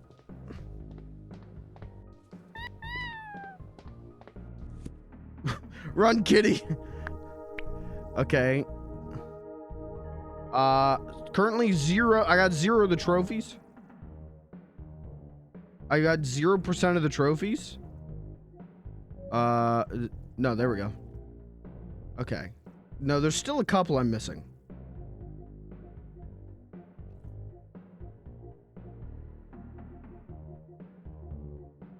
Janine, cat one's in the gallery. Okay, but these unlock ones, I'm gonna assume are somewhere in this maze still. Question is where?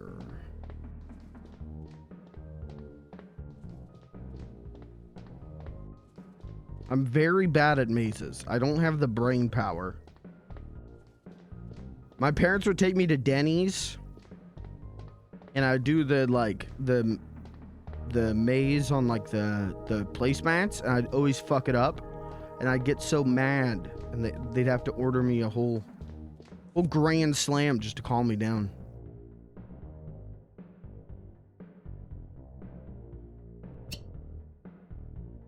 They'd have to order me the Huba Stankerito. The Hubarito? It's the Hubarito. Calm me down. Their map. No.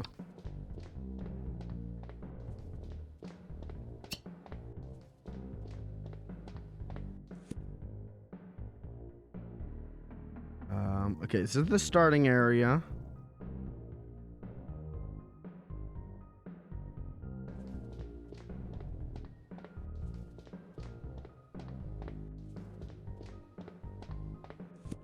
I don't think it's in the red area.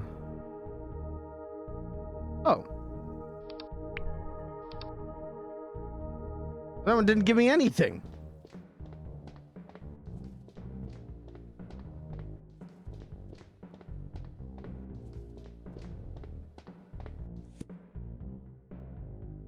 So I walked to my fridge at 3 a.m. to get olives.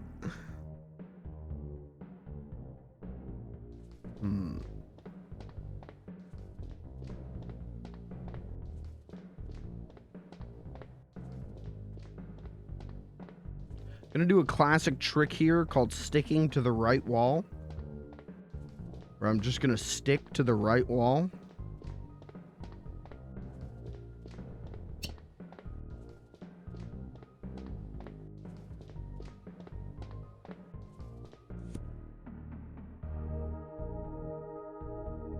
Are y'all really eating olives and cheese at 3 a.m.? No, it's an old meme. It's an old meme. Eating olives at 3 a.m. If I'm up at 3 a.m. and I'm like, I gotta get a snack, it's cheese. It's cheese.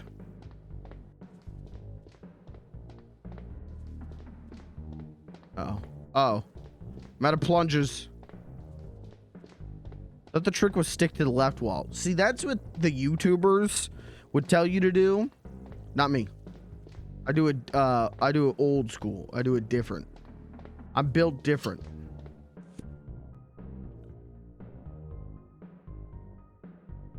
But now I'm just lost. When I see a plunger, though, it kind of makes me think maybe we're going the right way. Oh!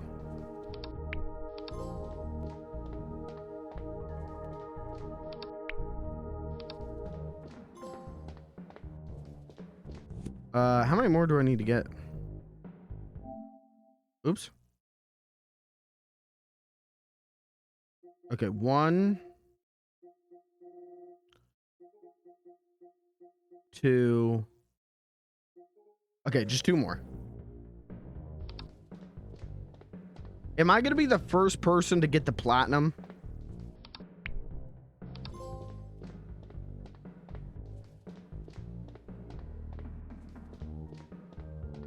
Surely no. Surely someone else has gotten the platinum by now.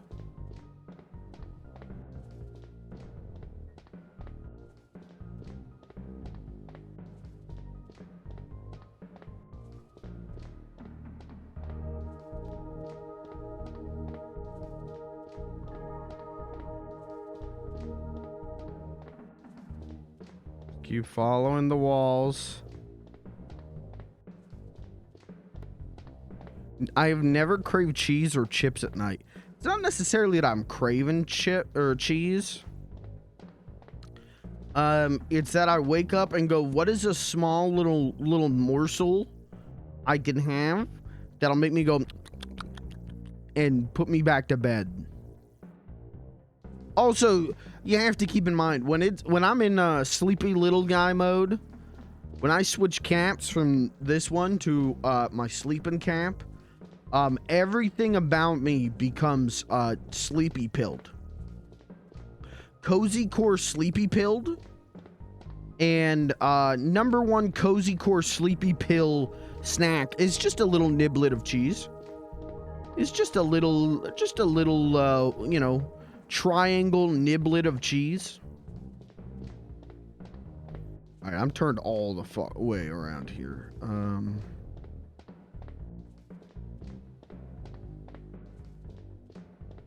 So I will get a little niblet of cheese. I will get a cheese stick. I'll get one of those Baby Bell cheeses. Just kill me. Let's go this way, maybe. Oh.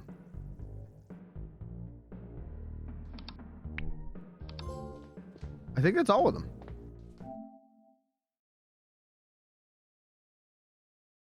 $29 people have the platinum. Fuck.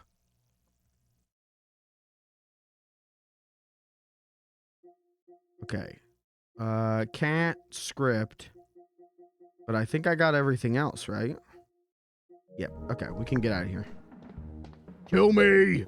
Perhaps this. Okay. Can't.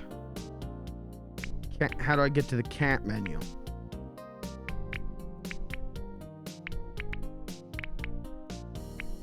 How do I unlock the can't menu? Move the glow around the can't. Press the play button. Oh, I got it.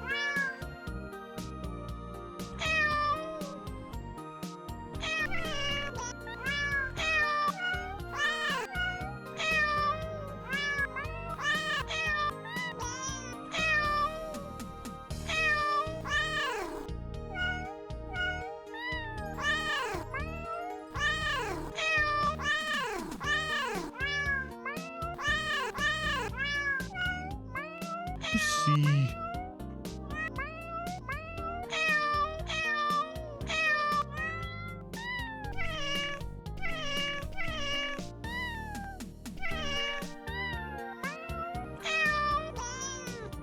Which one's the right sound?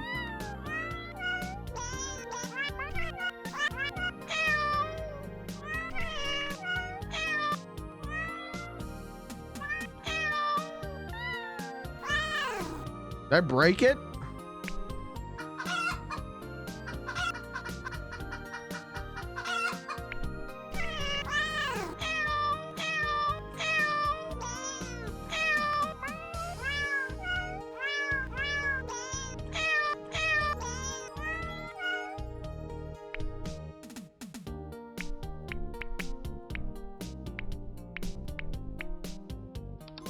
Look at the script. Image type. What is image type? It's fine. Hi, my name's Jane. We hardly know each other, but that's about to change because you're about to get to know a lot about me. Maybe even more than you bargained for. This whole thing is kind of like a blind date. All right, I'm done reading. What is this? Certificate of registration?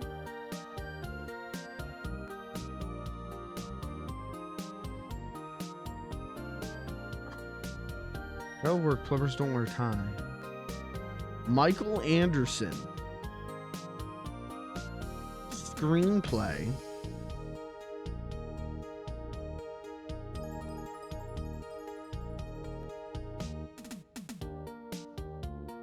Huh. Oh, and it was for the 3DO. See, I thought it was for the CDI, and then I was like, well, that doesn't make sense. Or I thought it was for the 3DO, and I'm like, well, that doesn't make sense. So I was saying it's for the CDI. But it was for the 3DO? Mr. Anderson. Okay, how do I get the cat trophy?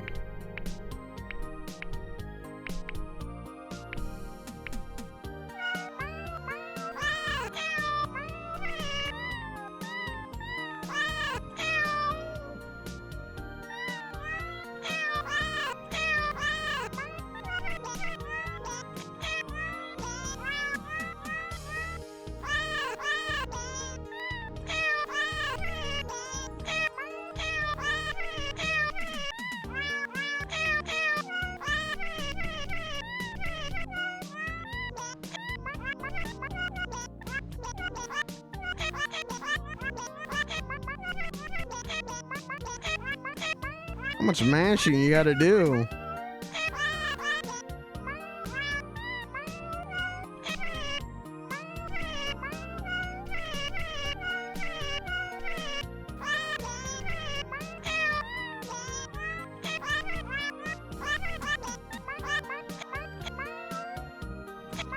Five to 10 minutes?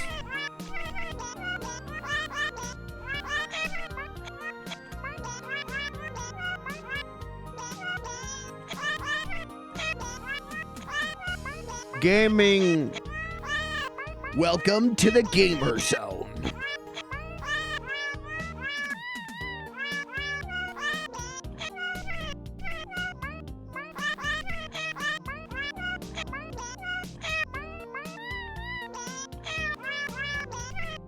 Do cats really make that noise? Do they really go?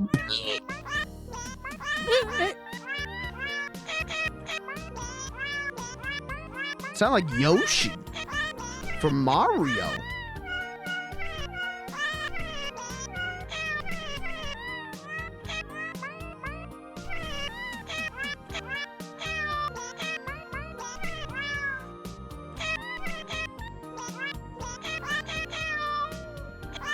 My thumb's starting to hurt. I'm not built for button mashing. You're gonna find that out real quick here in a couple weeks when I play Metal Gear Solid 1 on stream. I am not made for button mashing. This is as fast as I can go. My hand.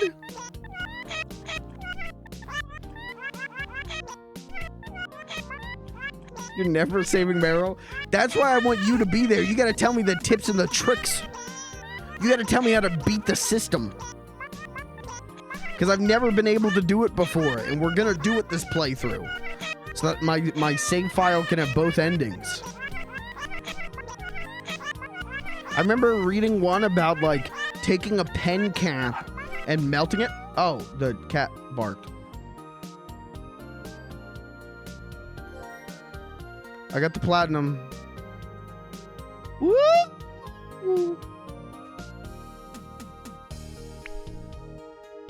All right. Image gallery. I think it's just pictures of all the scenes. You can do your own.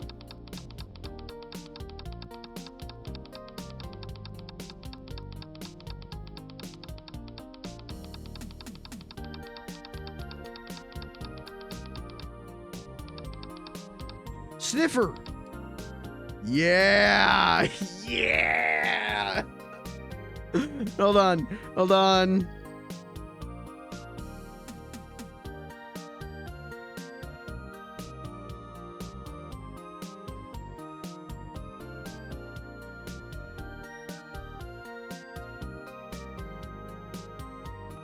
Okay, that's going to be an emote as well. I'm adding that as an emote tomorrow as well.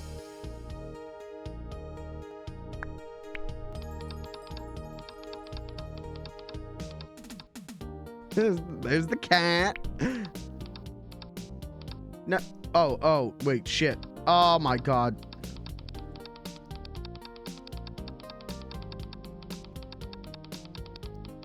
Wait. What the fuck is this? So yeah, this is all AI upscaled. And like, you know, it does a good job for that, I guess. But it... Like, why? Why would you play this way when you could play this way? You know what I mean? Why would you play this way when you could play this way?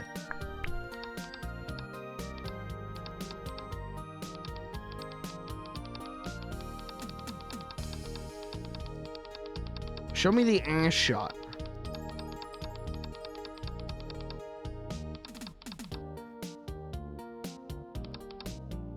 Oh, they don't have the proper sensor on it. They don't have the proper sensor. Come on. Okay, let's look at unused and deleted scenes.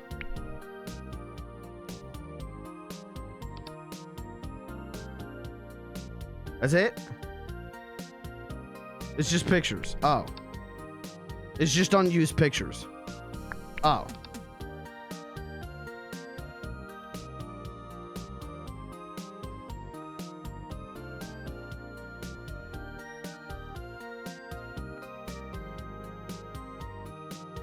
I don't know what I expected.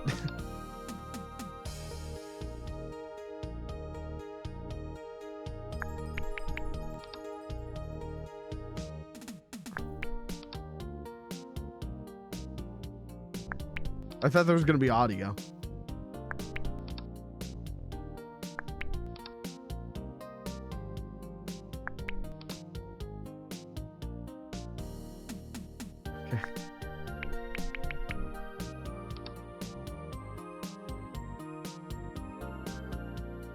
Oh god, just more of her talking? No.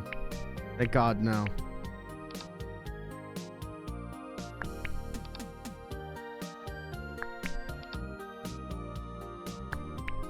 What? The pictures don't, the thumbnails don't correspond with the shit going on. Whatever. Okay. Video gallery. Wait, I'm gonna see model viewer. Whoa!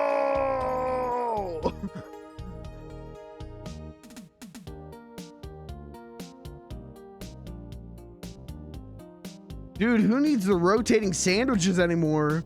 We can do rotating copy of Plumbers Don't Wear Ties.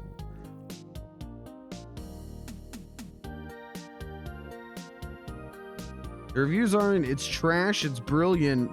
Narrator's cool. I couldn't stop laughing. Sobbing made me cry. My score was so low. Don't bother me, I'm still playing.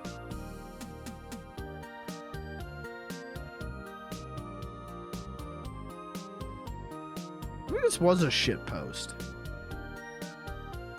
Oh, this is the new version of it, isn't it? Okay, never mind.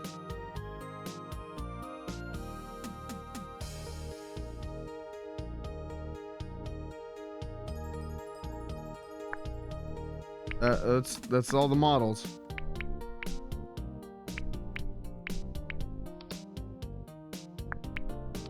Okay. Now we got a lot of videos here we can watch, and we'll probably watch them. Please go back to the last deleted scene. Let me see the butler. A little, you know, just like a little wine holder. And listen, it was the 90s. People had money for shit like this. You ever go to like a thrift store or flea market and see all the little, like, you know, angel statues and, you know, little bullshit grandma decor? That's what it is, man. It was the 90s.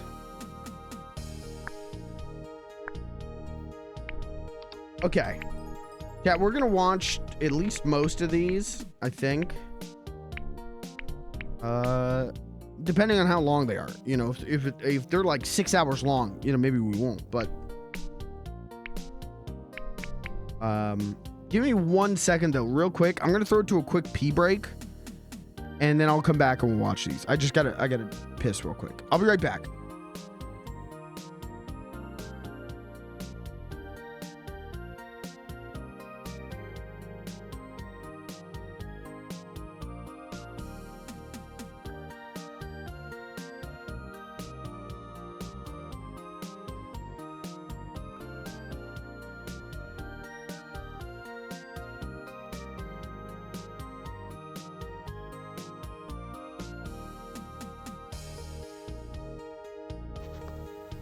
Hi, this is Sean from Mega64, and if you're watching this video, that means my boy Mike, you know, you're watching his Twitch stream right now, you're loving it, but he's gotta go to the bathroom. Let him pee.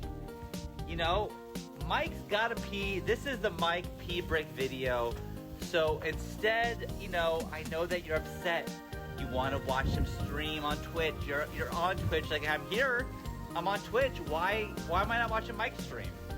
It's because he's pissing. We're just doing a piss timeout.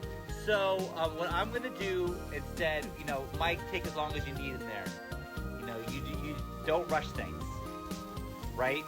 So what we're gonna do is I got some burgers on the grill. We got some solid burger content. So everyone relax, stop yelling at Mike, and let's watch the burgers cook.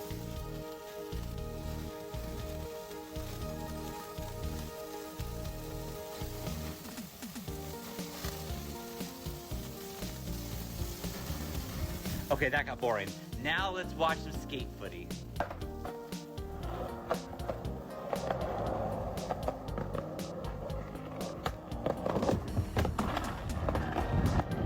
Okay, that got boring.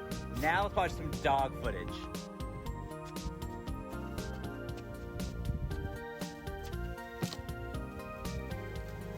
Okay, Mike, you gotta be done. Mike, hurry the hell up. Okay, now we're gonna, crap.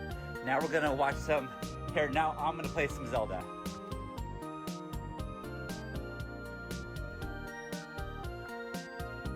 Mike, where the hell are you? I'm panicking here, Mike. Okay, back to the burgers. Back to the burgers. Oh, they're burning. They're burning. All right, Mike's done. Enjoy the stream.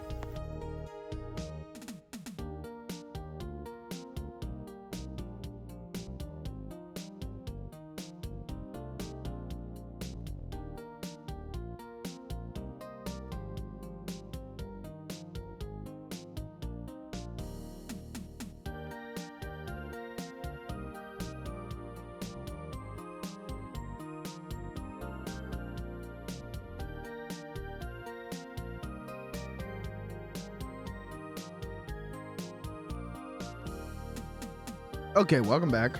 Let's watch some videos. Let's, you know, I don't think this has been enough of a reaction content stream. We got to do some more react content. Let's learn and react. I'm kind of the PBS of Twitch.tv. Oh, fuck. I actually said the website right for once. Well, fuck me, bit over, I guess.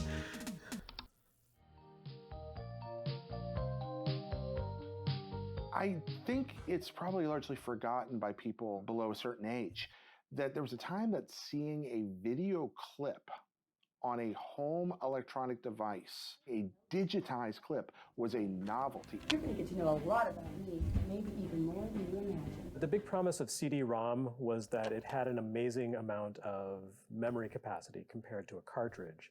And then the question was, what do you actually fill that memory with? It felt like it was kind of limitless when we came to CD-ROM. It was so much storage for that time. You know, hard drives alone were usually just in like the tens of megabytes in the 80s.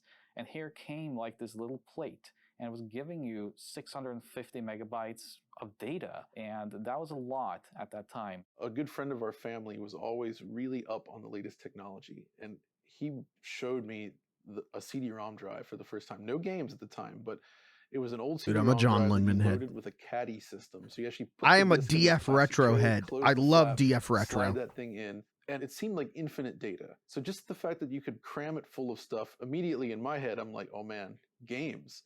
I only saw that medium as music, and I just didn't understand how it worked. So it just didn't make any sense to me. It felt like when my friend showed it to me and put the CD in there, I just didn't believe him that it was games and it was going to work. When I first encountered CD-ROMs, I was deeply skeptical on console. They were slow. DF retro in my life in gaming. Two of my favorite things. Did not impress me after the first few minutes, especially since my first exposure to FMV was in the arcade with Laserdisc, where they'd actually been better done than some of the early examples there. I was very sensitive to loading times. Even though I used PCs quite a bit and was used to them in that space, I thought of consoles as an instantaneous place to play video games, and I separated those in my mind. But certainly the game industry was ready for Let's the go. jump that We got try. a cheaper medium would provide. The memory inside cartridges is very restrictive. It's very expensive to kind of upgrade that. CDs opened this whole world of possibilities for really, really nice renders and even videos. All the magazines had hyped up that you could have CD music and anime cutscenes. I think it's kind of natural that that's the direction that it went, that all of a sudden when people realized that they could have hyper-realistic stuff, well, what's more hyper-realistic than pointing a video camera at someone? So, you know, you can Never get played the a best graphics limited run games on a CD that release. way. I didn't know they So, were like, basically video a in the Criterion game collection for space games. started with I don't know if Laserdisc, they right? are. And they kind of went away for a while, and then now with This is the first of their stuff that I've also played. and that's kind of what kicked things off. I don't know if this is the norm for them. I think I don't think it is. I would love if this became the norm for them.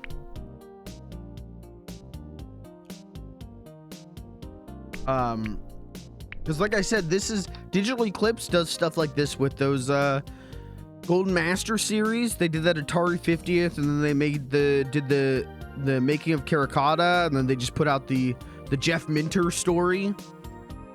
Those are kind of the Criterion collection for games.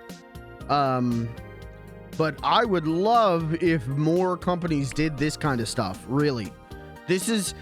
Listen. I'm sitting here and I'm showing you the what's what. I'm showing you the bits and the boops and the bops and the beeps. If you like this shit, you should buy this. You should support this. This should be the norm for retro game releases. Good, bad, doesn't matter. This should be the norm.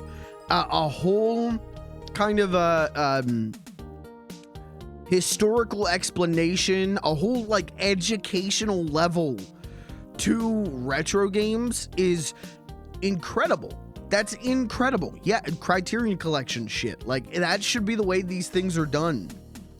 And so like I said, if you know, I'm kind of showing the whole hand here, but you should buy this for yourself, just to support something this dope. Plumbers Don't Wear Ties does not have a lot of actual motion, the motion part of full motion video in it. It tends to be a lot of stills, but you're still accomplishing that same kind of like, the graphics are these real people. They are not pixels, it's real people acting out a scene.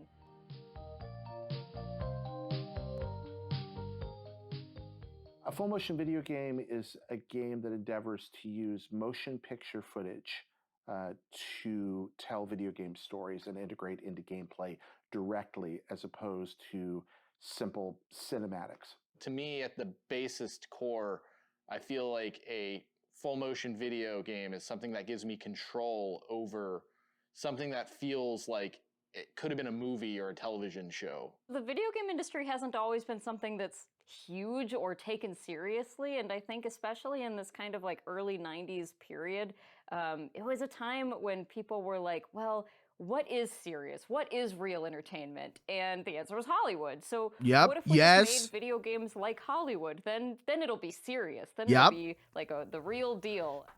Pause that. Pause that. Do you hear what she said, man? Because she's 100% right about those early 90s. And she's 100% about right about what gaming is now. 100%. It is what is serious entertainment? Movies, Hollywood. Okay, just do Hollywood. And it's, I don't know, you know, it's sometimes good, sometimes maybe good, sometimes maybe shit. But it is so evident how much games really want to be like Hollywood. Then, now, whatever. Games really want, the serious games really want to be like Hollywood. Sorry, I was, derailed that to do my own boomer rant. How can we display more advanced graphics than could realistically be done in real time? That was the idea. Dragon's Lair, Mach 3, games like that, I saw that they were beautiful, but I also instantly recognized there was something different about them. And I was also really in at a young age to movies and was aware of the existence of Laserdisc. So how these games worked was not really a mystery to my little kid mind. I was like, oh, they're playing video clips. Okay. And even the idea of video clips was kind of a strange Hit by Persona thing 4 back then, Golden but my physically. head could wrap I'd around love to it. hear I watched devs talk about that Dragon's Lair in game's demo legacy and mode over development. over. Yeah, I was like I said, I would again, love it's this the for every same game. thing Every time. re-release Okay, should be you're like just this. switching around the order. It's limited in the sense that, I mean, you can only do as much as you filmed. So you don't get the full sense of exploration that you get out of a game. Especially when you go back to those really early games, right? Like when you go back to like almost the same way a movie would, but NES era, pre-NES. allow you to see other takes. When you go to those British So it's not as home computers, experimental or free. some of those games did not age great, but are, you know, famous games that just have aged really poorly. And I feel like this kind of stuff would be really great for re-releases of those, in terms of its accessibility, to explain the context, to explain why they were so loved at the whether time. you're deeply into games or whether you're just, you know, someone's uncle, like my uncle, who had some games like that, like Mad Dog McCree on the computer. Especially in the PC space, developers and publishers were always looking at, how can we expand this out? How can we get dad playing video games and mom playing video games? Rare Or, Replay, you that's a know, great one. Anybody really. Rare And there Replay was needed more of many this, different but types yes. of genres and types of games, and I think FMV is just one of those things because it was usually not that complex, and it was designed to be like, hey, you like watching movies? How about you play one? They called it Sillywood, the Silicon Valley and Hollywood Yep. coming together. Like, what if you could just be in a movie? What if it was a movie that you could play? Chat, this is gonna go off on a personal tangent for a minute, but For a while, I've been working on a thing called Gamer TV to put on in the Discord. And one of the things that's on, I was dicking around with Gamer TV was, what is it? It's like the 1994, like Consumer Game Awards. And it's all FMV games. It is all FMV games, and they keep going like, and the breakthroughs in Sillywood is magnificent. Sillywood is pushing the game industry forward, as they're showing footage of like Sewer Shark. You know, they're showing footage of like Night Tramp, and it's so. I was like, what is this term, Sillywood? Like, what are we? Oh, it's Sillywood. Oh. And then it was written out on screen, and I'm like, oh, Silicon Valley and Hollywood. Oh. Crazy. Oops, wrong button. Crazy shit. That's what I love about this era, because it was so experimental, right? Like, nobody knew. Like, this end goal of just getting people onto your screen. Just seeing I love the full color, FMV even game era. 256 colors representing people on a computer. It was so misguided, Heck, but even it's just so still frames, right? interesting. Just a still picture. It sounds silly, but honestly, Next for that to period, Gamer that Zone, was maybe not we a do Mad trivial Dog thing to McCree. do on these machines, right? So all of this stuff was kind of coming together, and it just, it created the FMV genre. When you had CD-based consoles, at least that early, this was like the only type of game that you couldn't get on a cartridge. So FMV was really a chance for people to say, look, we have all this space. Let's really put it to use with something you can't do in any other format. And FMV, while it wasn't always great in terms of gameplay, it made use of the potential of that medium in a way that traditional games really couldn't. FMV on consoles was the realization of that dream. The problem was it was a very clunky realization. It was a very limited realization. Some of that had to do with budgets. You're kind of limited by the logistics and the realities of the actual cost of creating these things, especially if you're filming real actors and real sets. The reality of it was that a lot of these games just weren't actually very fun. So if video games aren't fun and the production values aren't Hollywood level, then you just are kind of pushing buttons to a bad movie, which is not really what I think anyone had in mind. Once you've gotten the entire story, then They get Matthew Lillard's dad. Who get Matthew Lillard's you dad? can play through it several times and always see like some new stuff. Night Trap is so honest about what it is that it's one of the best. They took the concept of using security cameras and they plugged it into the game itself, where you would actually be watching something that happens that you don't have direct We got to do a control. You normal just had stream at control some of the point. I feed. got Not for Broadcast, and that game would be perfect for saw stream. an And also example of perfect for me because I love FMV. of guests in Night Trap and these kinds of games that do use FMV in an interesting way, but kind of only got the video part of it, and therefore we quickly go into a realm of kind of very loose, like quick time based video gaming. And so the games themselves became more limited in its genre than it actually needed to be. It's good to go back and reevaluate and kind of understand what those games Ton were of new about and what FMV they games out there now. Yep. could be, what people tried to make It's of great. them. Even though we have so many more That's genres of games Lillard's now, who? so much more technology Jeremy in place Parrish? in a full 3D space. I think there's still the sense of that realism and the fact that our eyes connect with these characters in a different way, the fact that we know they're real. I think this can be used effectively still to this day. Oh, it just tossed me all the way out. That was weird. The guy that looks like Matthew Lillard. I don't know who you're... None of them look like Matthew Lillard. What are you talking about? Anyways, yeah, there's a ton of new FMV games, and a lot of them are really good. I think it's helped a lot by the technology is so much better, and also like our grasp on how to tell a story through games is totally different than where it was 30 years ago. Something like Her Story never would have come out 30 years ago. They would just take games and put FMV in them instead of building games around the FMV most of the time. And now it's a lot of like, well, FMV's an interesting, FMV's the core of the mechanic, let's build the game around that. So like, not for broadcast, Her Story are a lot more, they're video games, they're FMV video games as opposed to choose the clip, choose a path, watch the clip. You know, and they could not do that in 1994. You couldn't, you know, they could do Dragon's Lair 2, but they couldn't do Her Story back then, you know?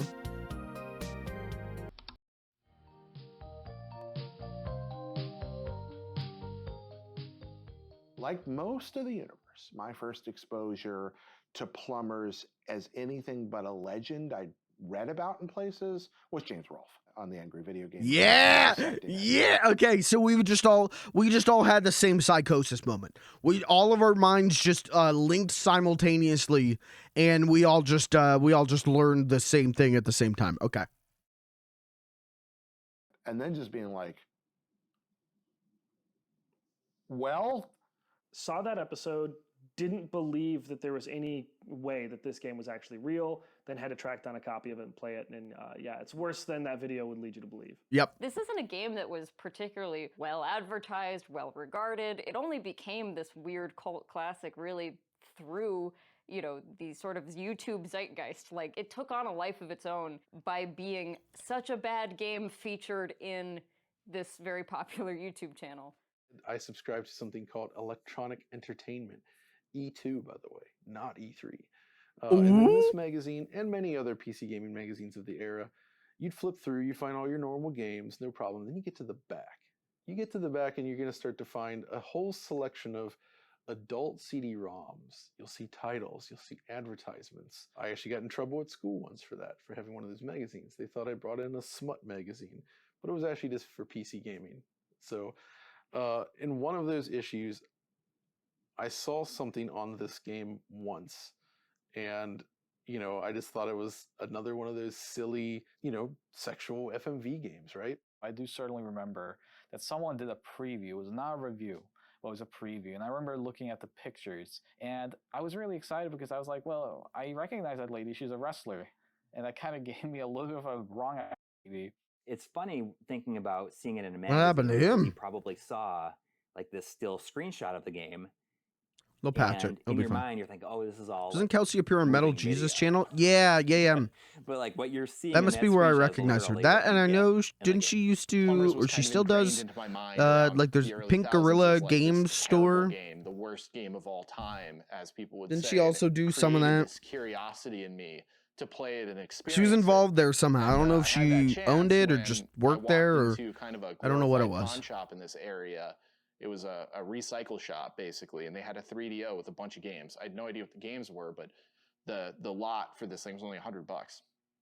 So I bought it with company money at the time because I didn't have my own money. I just started Mighty Rabbit, my development company, and managed to convince my co-founder to spend $100 on this 3DO because I was like, it's such a good deal, we got to get it. Anyways, we were flipping through the games, and Plumbers Don't Wear Ties was one of them. And I kind of instantly got excited, not only because it's a very expensive game, it was worth a lot of money even at the time, but because it was this game I'd heard so much about that was almost mythical at this point. And it became this kind of running tradition in the office. When we'd hire a new employee, we would make them play Plumbers Don't Wear Ties. And I feel like that's almost abusive in a sense that we would make employees do that. But to us, you know, when we were like a group of like 5 or whatever people, we thought it was funny.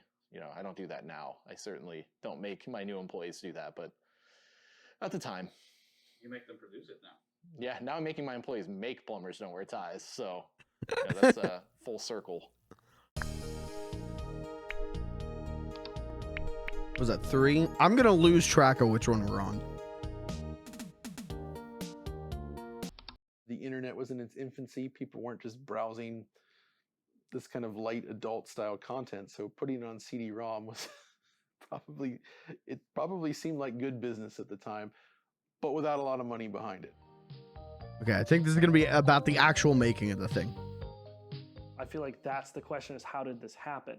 because at the time that it happened, it represents a giant step back in technology on a system touted as being more capable than what came before it, right? This game came out on 3DO. To fully understand how something like this happens on a console, you need to look at the Yeah, console industry as a 3DO whole. had, I mean, actual full Up motion until video. the mid 80s or so, consoles are pretty open-ended. After that point going forward, console manufacturers actually implemented systems to essentially require developers to adhere to their standards in order to publish the games.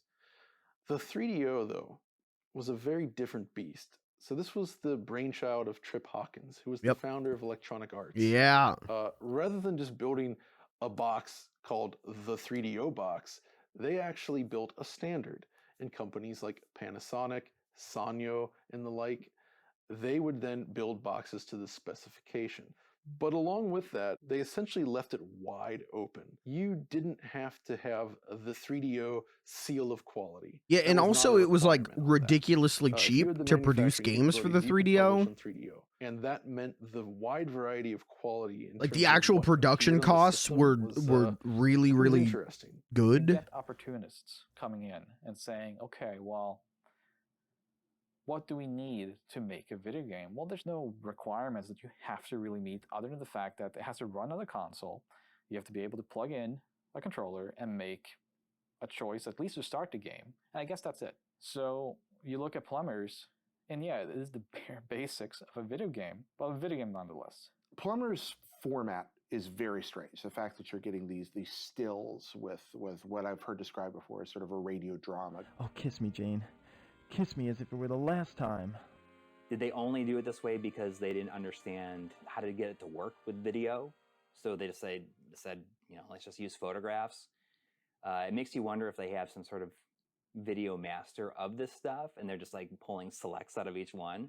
That's what I was feel saying. Like they had no ability to capture full motion footage, digitize it, and figure out the technological component and actually making. Were they not able to like get a hold of anyone other than Jane? Display an image. They weren't able to get a hold of Video anyone else who codecs worked of on the that era game? Were extremely rudimentary, huge in terms of file size. You couldn't get a lot of video in there. So it's entirely possible that they just at some point deemed that, okay, we can't do this on one disc. And by going with still shots, it basically allows them to tell something that's a little bit longer and has different branches. If you try to do it all with video, I'm not sure it would have actually been feasible on that single disc. I would think that moving from still frame to still frame could be a beautiful way to make a video game. I mean, that's what Myst is. Myst is just a series of still images stapled together, and they're stapled together in a compelling way that made it one of the most successful video games of all time. So Plumbers doesn't commit a crime just by using that format. It could have been a very effective kind of storytelling game. They kind of just went with the easiest route possible to produce this game on as little money as they possibly could. And I feel like that lends a lot to its charm because it's just so obviously low budget. Even though it's a low budget game, you still need to be able to develop for this platform. And that was still a taller bar to cross compared to building a game for the PC at that era. So the developers of Plumbers Don't Wear Ties obviously had to climb enough of a ladder to get over that hump to actually be able to program 3DO software to get this Right. released on the system, even if technologically it's rather anemic. So the format just comes off as cheap. It's just another way to signal to you, oh, we didn't want to spend money on this, but you bought it. Ha ha.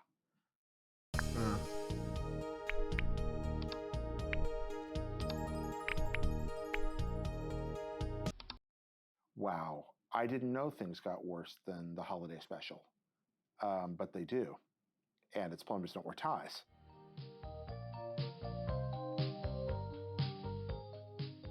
Rest of the worst. Man, I really don't know if it's the worst, but it's really, really, really far down there. You have to steel yourself for this game when you play it, right? But it's certainly not something you're going to forget. There is no contemporaries. There is no comparisons. It's just that. Is this the worst game of all time? I don't think it is. I mean, like it's from a gameplay perspective, maybe I get, certainly not the most complex game. but it's at least entertaining. I would play this all over again. I would do this a second time. It's at least entertaining. I can at least physically complete the game. I'm not struggling with the controls, and it's entertaining. So yeah, I don't know if I would. It's certainly, you know, it's one of the worst in the way that like Troll 2 is one of the worst movies, or The Room is one of the worst movies. It's bad, but it's so bad it's good. It really is so bad it's good. It's not so bad that I never want to experience it again. It definitely, you know, I can't do it 100 times in a row. I couldn't do, you know, movies that are so bad they're good 100 times in a row. But it's not the worst game of all time. It's not boring. Yeah, it's not morally reprehensible. That's, yeah. It is finishable. Yeah, it could be worse. Plumbers really is just as bad as everyone says it is. It's garbage. It is a grease fire. It is the worst of all. The worst of all worlds. There we go. This game is always going to be remembered. I'm glad you can pause the for videos. being Big what ups it on is, that. Which is this extremely bad example of 1990s full motion video excess. It was probably always meant to be a campy, weird game. You know, I don't think anyone who was sitting in on those storyboard meetings was like, ah, yes, a beautiful, flawless work of art that will color people's cultural ideas for the future. You know, I mean, it's a campy game. You can have fun with camp, right? The goofiness factor and the unexpected appearances, like a certain chicken man, it does result in something that's perhaps a little bit more memorable in a really dumb way, right? Like, make no mistake, it's not good, but it's not good in a way that is good. I'm giving it too much credit, but in a way, I guess you could accidentally say that it is the first American-produced visual novel. This style of game wasn't actually unheard of at the time, maybe in the US, but that was something that had been explored a lot on the Japanese side, where it was much more about still images, about reading, about audio, you know, sound novels was what they called them in Japan. So in a way, it was almost a little bit ahead of its time, although it probably ended up being that way just because of budgetary constraints, is my guess. Most of those adult games of the era, they didn't really try. I don't think it's the first American visual novel. Let's make that clear right now. But the ones I do not looked think at, that's true. They tended to be either more like cyber or more serious. And this one was just kind of goofy. But then, you know, some of the other stuff in there, like the abuse from the boss, for instance, it's pretty bad, right? It is probably not the way we would depict women in very many scenarios today. It gets into some kind of strange and uncomfortable territory sometimes. But the fact that that she had a good time working on this game and the first ever the entire time, anti-woke video game. Plumbers don't wear ties. Thank God. Was like they were just trying to make something that they thought would sell, and and they thought that putting a woman in these kinds of situations could sell, and maybe not a reflection of the moral values of the people involved in the project. I think nowadays, at the very least, there's an entire genre that's just meant to sort of positively portray those kinds of relationships, which is the otome genre. It's visual novels for women, essentially, or at least that's how it started.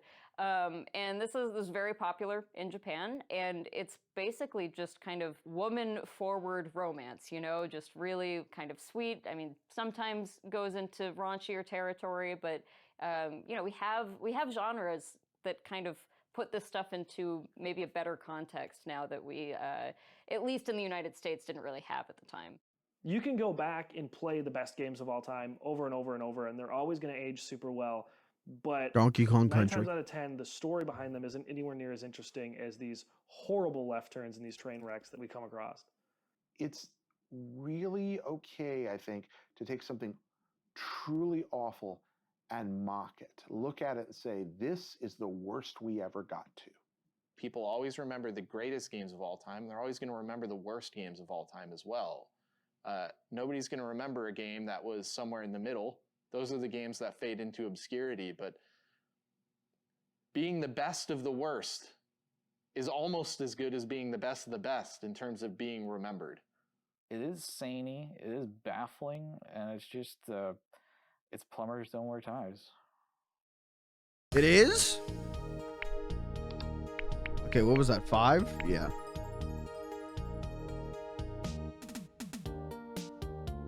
Do we need to watch this one? What's the first? Well, let's see who it's with. If it's with, you know, the board they've been interviewing, I don't necessarily care. What always strikes me is that the plumber wears a tie, and it colors the rest of the game for me. All right, fuck because it, we'll watch it. it's literally the title, and why is he wearing a tie? There's this part where he's playing his plunger like a guitar. Even though it's done with just a few frames, you know what's going on. You know he's just wailing on that plunger, and it's just, you're like, what am I even doing? Like, but you can't stop. That's the point where it grabs you, and you're just like, I need to see where this is going. The mother, she's got the makeup on, like the green makeup, and she's got this big smile. It's the creepiest image, and I think the reason why it sticks out to me is because it's the image that I was using for testing for some of the upscaling stuff. So it's the one that, like, I think of Plumbers, that's the first one that pops up. The most potentially problematic scene, just because we have to think about how we portray or contextualize that scene in 2022. That's the scene that first comes to mind. 2024. It probably wasn't what I would have answered if you asked me before we started working on this. The opening credits feel like someone just got MS Paint and is like, let's just... Yeah, this came out just today. throw whatever we got in there, whatever stock photos we can get, like throw some race cars in there, and then we will like invert the colors. The title screen is unbelievable that somebody put that together and just thought, yeah, let's ship that.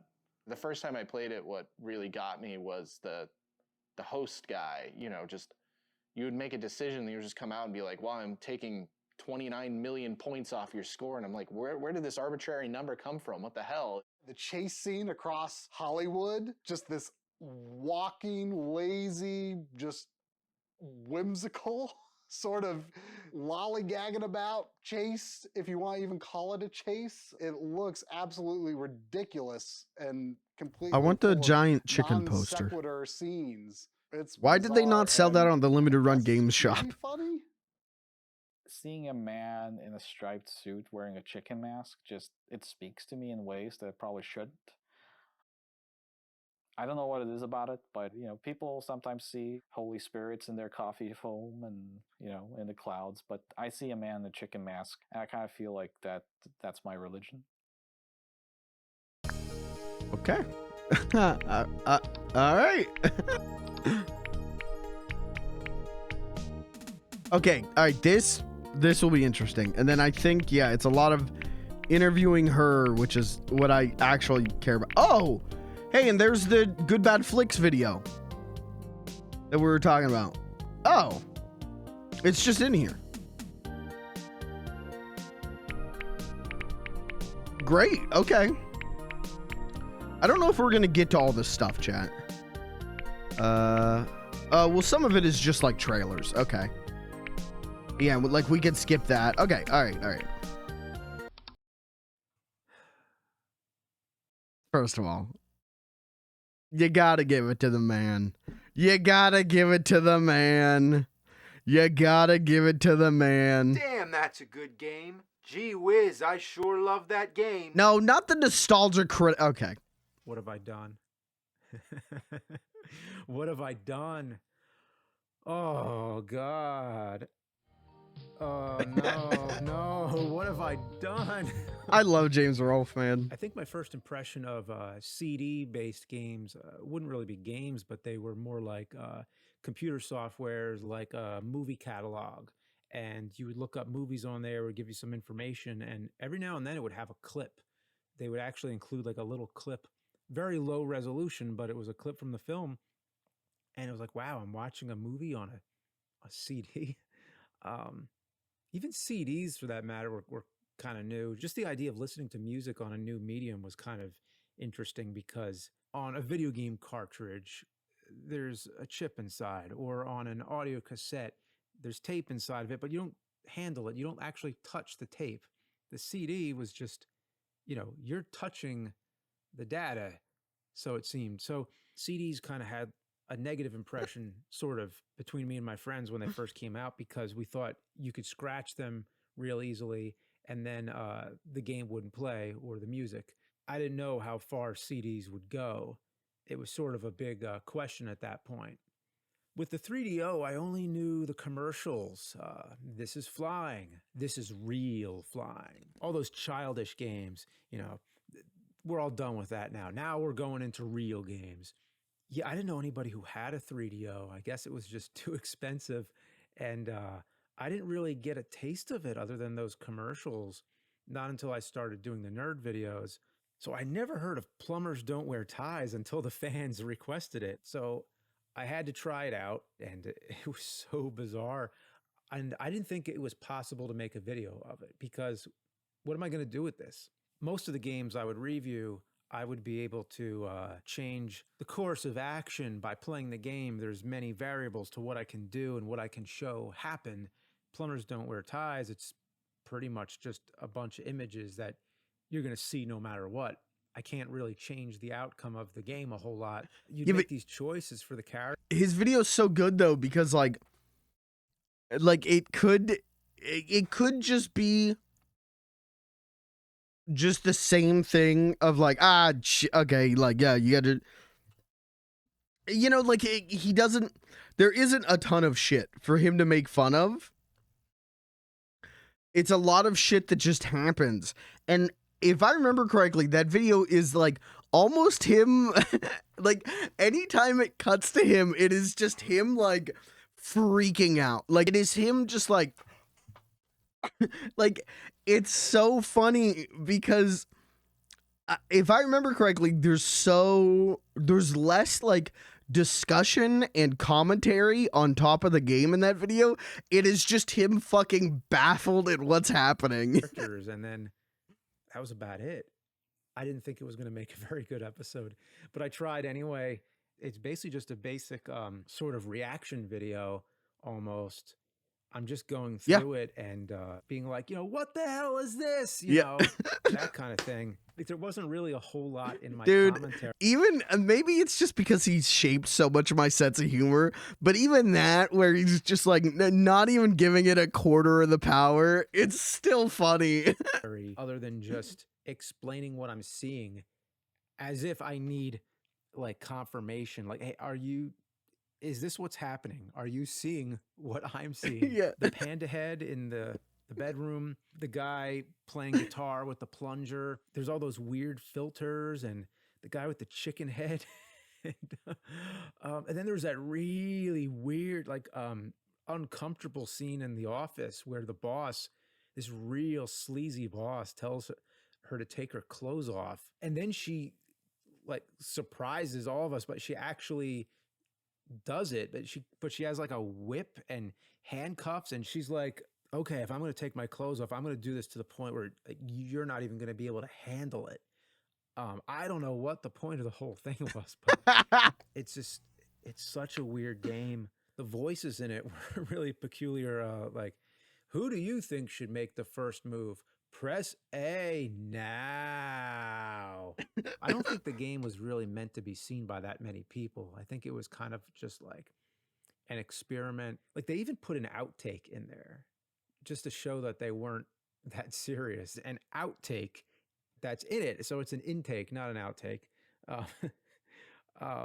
I guess it's in there just to show you that they're having fun with it and that it's not really meant to be taken serious. I mean, how could it be taken serious? But the fan response was overwhelmingly positive. Even to this day, a lot of people say, oh yeah, I remember your Plumbers Don't Wear Ties episode. I really like that. Or,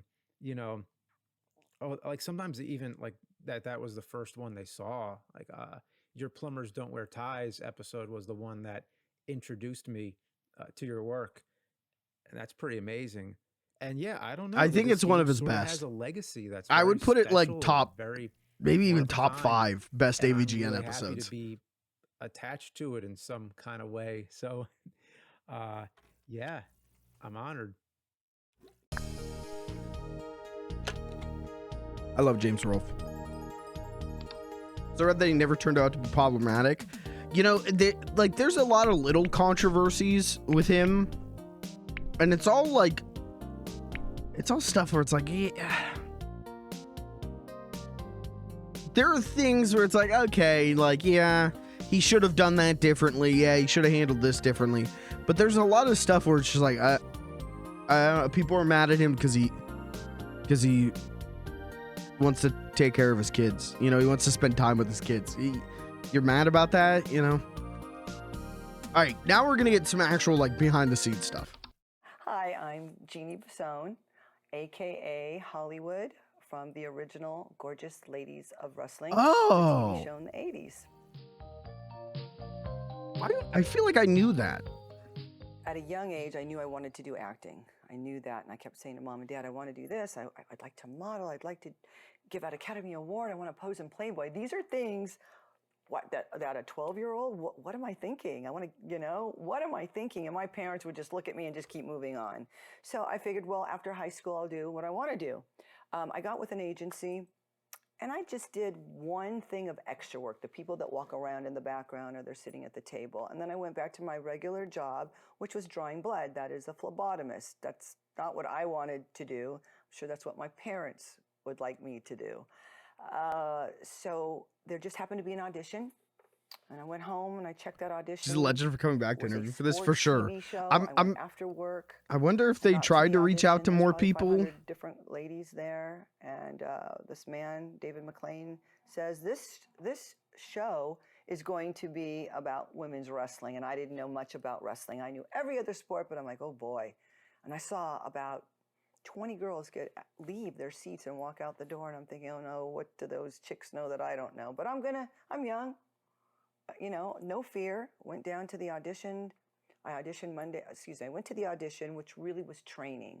Mondo Guerrero was our trainer, and Mondo trained us Monday, Wednesdays, and Friday nights, so I could work and then train at night. As I kept going back, I noticed that there was less and less. Wish they got women, John's and they mom. were Yeah, leading I wish they down got to Harry. 12 ladies. They wanted 12 girls to do a pilot. That's all they needed, and they had characters for each girl. So at the end of the day, I was one of the girls that they picked, and they called my character Hollywood. My tag team partner was Vine, and we did a pilot. We took it to syndication to NAPI in 1986, and at the end of January, they called and said, pack your bags, you're going to Vegas. And so I did the pilot and all 4 seasons of that show. Did she? And that's when I figured Was at she that point, in the documentary for Glow? Because maybe that's why I knew was this. another thing that I got into. Because I know I watched that. Glow ended, and one of my friends said, let's go on a set, and I'll show you how you hustle a set. And all that means is you're going down to a set to give them your picture and resume and meet with the coordinator. So I started doing a lot of that. And then wrestling, I started my own company, Hollywood Productions. And so main thing was stunt work, some modeling, some acting, and then the wrestling. The wrestling I've done from day one. I never stopped.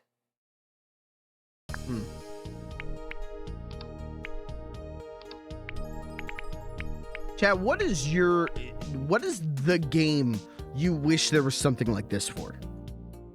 Doesn't have to be your favorite game, right? But a game that, like, there's an interesting behind the scenes or something like that. A game that you would love to have it, the behind the scenes delved into.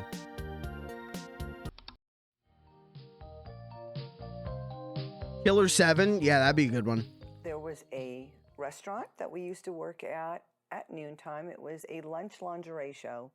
And Michael used to be one of the patrons that would have lunch there and check out the show. I knew him probably quite a few times before he had asked about doing the game. And he lived in the area as well. And he came up to me and asked if I'd be interested in doing a video game. And I'm like, hell yeah, let's do it. Plumbers don't wear ties. Okay, whatever. Sounded off the wall to me, but he wanted Jane to be like the lingerie show. And she was. And then I got to meet John, which is Edward. I'd never met him before, a model. I don't know where Michael found him, but we got along very well. Oh, and then Paul Thrusher. He was a friend of mine. And I thought, oh my gosh, I have the perfect guy, sleazebag looking type of guy to be the boss. And Paul, he was perfect for the part. Poor Paul, you're not a sleazebag, you know, but he was perfect. See, I wish there was more. I mean, maybe there will be, but you know what I mean? Like, I wish they got to interview more people. What I remember is just 1 or 2, maybe 3 trips to Killer 7 would be great. I mean, look at it. Metal Gears would be great. It'd be a lot of You get interesting what stuff you- there. What you put into it, I guess. Castlevania Symphony of the Night would be very dope. Especially like with Symphony of the Night, it'd be interesting to hear like what was it a struggle to do a 2D game while the entire industry was breaking into 3D. For me, I've said this before, but for me, little underrated indie gem here, Super Mario 64. I would love to know how they came up with some of those design decisions that have influenced all games going forward. You know, like, I would be so interested to hear, like, what was the thought behind cameras and all of that. The game. We were definitely acting out the scenes because, as you can see, some of them look like he might have taken stills possibly off of the video and then camera shooting. There was no pre-production that I remember at all. Just show up on Sunday, 9 a.m. And the reason we did the weekends because everybody had jobs. Plus, I think Michael had a building that he worked at that was not going to have a lot of people around. And it was just Michael doing everything. I never had a bad experience through the whole thing. This was fun. He had my consent to say, yes, I'm going to kiss Edward now. Yes, you know, take off your clothes. I just, you know, now looking at it, I cringe a little bit because it's different. But everybody on set made you feel comfortable. It's a script. I'm following a script for a game. So I didn't see anything wrong with it when I was shooting it. This is then. dope. This For is the dope most to have part, in we here, had legitimately. fun, and I think everything went really smoothly. So I'm thinking the first day that we shot might have been in that parking lot at first. The footage of me driving, that's my car. However, when you cut back to the outside scenes there in Glendale, that blue car, I have no idea whose car that is. So we shot all the parking lot scenes first, and then we went into the building, and then, of course, running through the streets like we did. And I don't think that we had permits for any of the places. I think we were just like, No, Edward, God, on no. the There's run. no Let's way go they had do it permits. quick. The interesting things is I love all the places that we went to. So I'm wondering, did I say, let's go to Alvaro Street, let's go to Grauman's, the observatory, and those are like some of my favorite places to go to. So I'm wondering if I had any input in any of where we went. I'm pretty sure it was my idea to lay down across the tracks with the train. I know it was my idea. I'm like, that's the damsel in distress part right there. We're doing that. I think Michael let us She's go with the great. flow. He gave us a lot of space to do what we wanted to do. I think that's what made the shoot so fun, is letting us do what we want to do. Hey, may I suggest this? And I probably didn't say it as nice as that. I probably said, we're going here, let's do this, blah, blah, blah. And then here's another question. Did he tell us what I should wear? Did I pick out? Because those are obviously my clothes. There's no wardrobe. There's no hair. There's no makeup. I mean, look at it. We're just like, get out of the shower, throw a little makeup on, go. Halo would be a good one. Halo would be a good one. Halo would be another one that would be interesting to hear about. Like, what was the design decision behind this that went on to influence 100 other things, you know? Half-Life it would be good. Half-Life has a lot of good documentaries about it right now, but I would love to see like a real deep dive into Half-Life.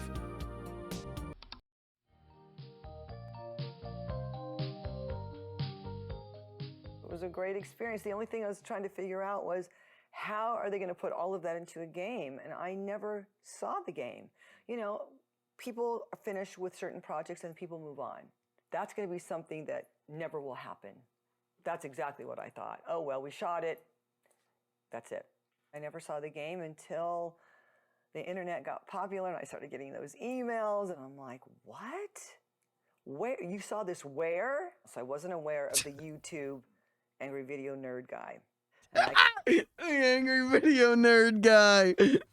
You know what? Hey, she got all the letters in there. You got to give her props on that. She did technically get A, V, G, and N, just in a different order. Clicked on that. I was horrified at first. I'm like, oh my gosh, what is this? But he was so funny because basically he's saying these things. We're thinking them, but he's saying them out loud. If you listen to the language that he's using, and it's so funny, I had to laugh. So that was probably my first indication that this thing that we did in 1993 is this game. Either people love it, or they hate it, or they think it's funny. And you have fan clubs of Jane. And then I looked at the views. I'm like, this game is in the millions. People are actually checking this shit out. I'm sorry. But yeah, I hadn't thought about it in years. She's great. So I to love see this her. coming back up and to have somebody remember that, that's cool. So I'm getting a new set of fans that I love. And I can't wait really to meet them and talk to them all about and answer their questions, because I'm sure they're going to have a lot of questions. If you ask me would I do it again? Absolutely yes. Of course. It was fun. No regrets. You can always say no to any situation that you're in. Stand your ground. I had to do that a few times during the 80s and early 90s. And I just, walk and go to the next. Was there some dark background to the production? Yes. I mean, that's what I was saying. I was saying earlier, like, I want to hear about the production of this because, stand up for who you are. God damn, it feels like a Porto, man. You know, it feels like porn production. Oh, that's not so bad. And, They're you know, saying that. I've seen way more than that. I think we've all heard a fair share of stories about porn production, right? Like, there's enough out there for there to be a stigmatism, right? So, I really thought it was going to be more like that. So to hear, and maybe they're, maybe the people who, work on this, maybe they did. I don't know. But it seems like she had a great time, right? So, astigmatism? What did I say?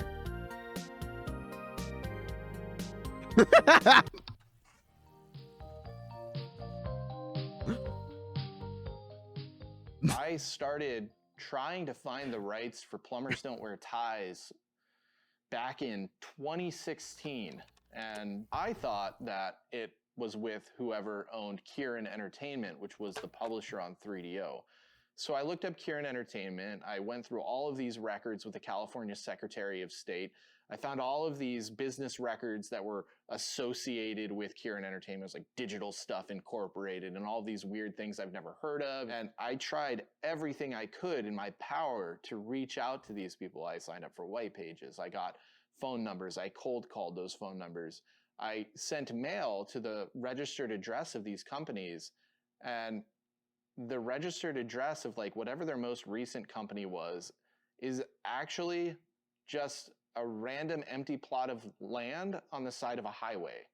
There is no mailbox there. There is nothing to actually receive mail. So of course my mail came back like 2 months later as undeliverable because there was nowhere to put it. Like, I almost feel like these people don't exist. I don't know, but I could not get in touch with these people. So after 4 years of trying that, I wrote to our lawyer and I said, hey, what recommendations do you have for figuring out who has the rights? And he was like, did you search the copyright database? And I guess I was just really stupid and I never searched the copyright database. I'd always searched the trademark What database, are these which doesn't pictures? really provide you with a lot of information. But the copyright database will have emails occasionally. So I was able to find the copyright for Plumbers Don't Wear Ties. And then there was this name on it for the guy who had started United Pictures, which was the developer of the game. And clicked on his name and I got some other things like a diet program he had developed. So I clicked on that and then boom, his email address was there for this diet program copyright. And I was like, holy shit, I've got the way to contact whoever has the copyright. So I emailed him and he was like, wow, I'm surprised anyone is interested in this. And, within a couple weeks, it was all negotiated and done. And we were able to pick up the rights to restore and remaster Plumbers Don't Wear Ties. And I felt this weight lifted off my shoulders. I felt this, 4 years of effort just finally coming together. We believe we can contextualize this game in an interesting way that will make it not only like the best way to consume the game, Yeah. but to understand what it was, how it could have happened. We found that idea super fascinating. So I discovered Plumbers at work. It was something that was floating around at the time, and Joe, he basically was like, hey, you want to know what this is? And he sent me the link to a video by Angry Video Game Nerd that I thought was very funny, very well made. And I was intrigued. I was like, if this is something that we're bringing back, I want to be a part of it. When you look at a game like this, it's easy to assume from an outside perspective that, well, it is just still images. It is just audio files being played back. You know, that seems like basically 2 lines of code. However, there's so much more to it because the actual timing of the audio and images is somewhat finicky. The tools back then were much more in line of doing some operations like this in terms of FMV gaming, in terms of audio playback. Nowadays, these engines are much more about pushing polygons and allowing for much bigger games. When you actually have to scale it down to something this simple, it leads to a lot of interesting challenges that you don't foresee. Top level, when you're looking at what you need to do, it's pretty straightforward, but actually coding it out was a little bit difficult because Unity doesn't necessarily have like a timer function. You have to build all of that from scratch and make sure that things flow correctly into each other. So there was a little bit of headache of making sure that, okay, this scene needs to follow up after this scene. And sometimes you mess up, so you got to really go and figure out, okay, what broke. There's some fan assets and sites that show a lot of the differences between the 3DO and the PC version, and then include information about like the timestamps and stuff like that. Things that made it super useful for us to very quickly break apart the game and rebuild it exactly how it was, right down to like the millisecond of how these things are timed out. We were given a lot of assets from the older title, even lots of code too, but it was very difficult to understand how to implement that in something like GameMaker or Unity, so we had to start from scratch. One of the biggest and most difficult things that we had to figure out was allowing the player to essentially skip through some of the scenes, just so that they don't have to sit through one that they've maybe already seen. They can just skip right to the decision part of it, or just skip to the next scene. That was a little bit difficult, trying to get that to work with the timer, making sure that when we did skip, we set the timer. We made a decision early on that, like, obviously we never wanted to try and approach this game by just putting it back out exactly as it was. We don't think there's a lot of value in that package, even if you remaster like the photos and the one video that's in there. So it basically became like, well, what can we do to create a value around this? And the value we thought that made the most sense was playing it very straight, contextualizing and telling a story about how this game exists, finding the right That's the way to people who have do something it. meaningful to say about it, and maybe using it to make a living history piece as opposed to just a remastered version of an old game. You shouldn't spend money on that original version because it's hundreds of dollars and very hard to seek out. But with this limited run version, it is as easy as either downloading it digitally or preferably buying it physically to own in your own collection as this curiosity in video games. And I think that's the legacy it leaves behind, is that is one of the biggest curiosities, especially in the Western hemisphere of video gaming. It's kind of like crazy that something like this happened. It's even crazier that it was brought back in 2022.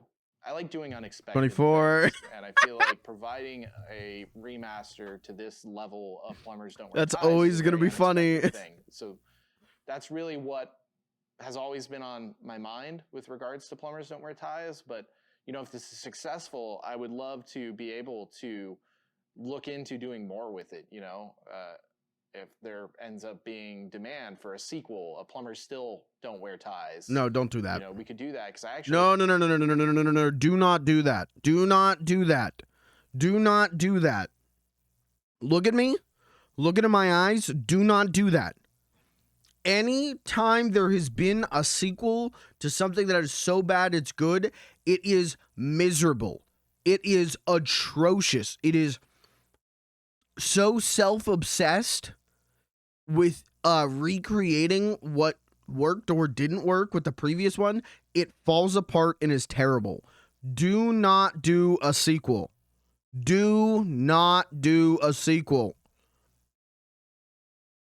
I was reading while I was researching the IP on Google that there was actually plans for a second Plumbers Don't Wear Ties, and some assets may actually exist for that floating around in the ether. But this kind of goes hand in hand with trying to find the IP. A lot of the people that worked on the game are kind of like lost to time. Even the people that I have found from that game, like they don't list United Pictures on their resume. So it's like, how do you find these people? You can't really. So I don't know if stuff for Plumbers Don't Wear Ties 2 will ever turn up, but if there's a possibility to make a second one and, the business warrants it, I would certainly do it. Again, I think that would be super unexpected. Don't do that. If they find the assets, sure. Do not make new assets. Do not make a new one from scratch. Please, I am begging you. Don't Samurai Cop 2 this. Don't Birdemic 2 this. Let it be. Please. Okay, this we saw.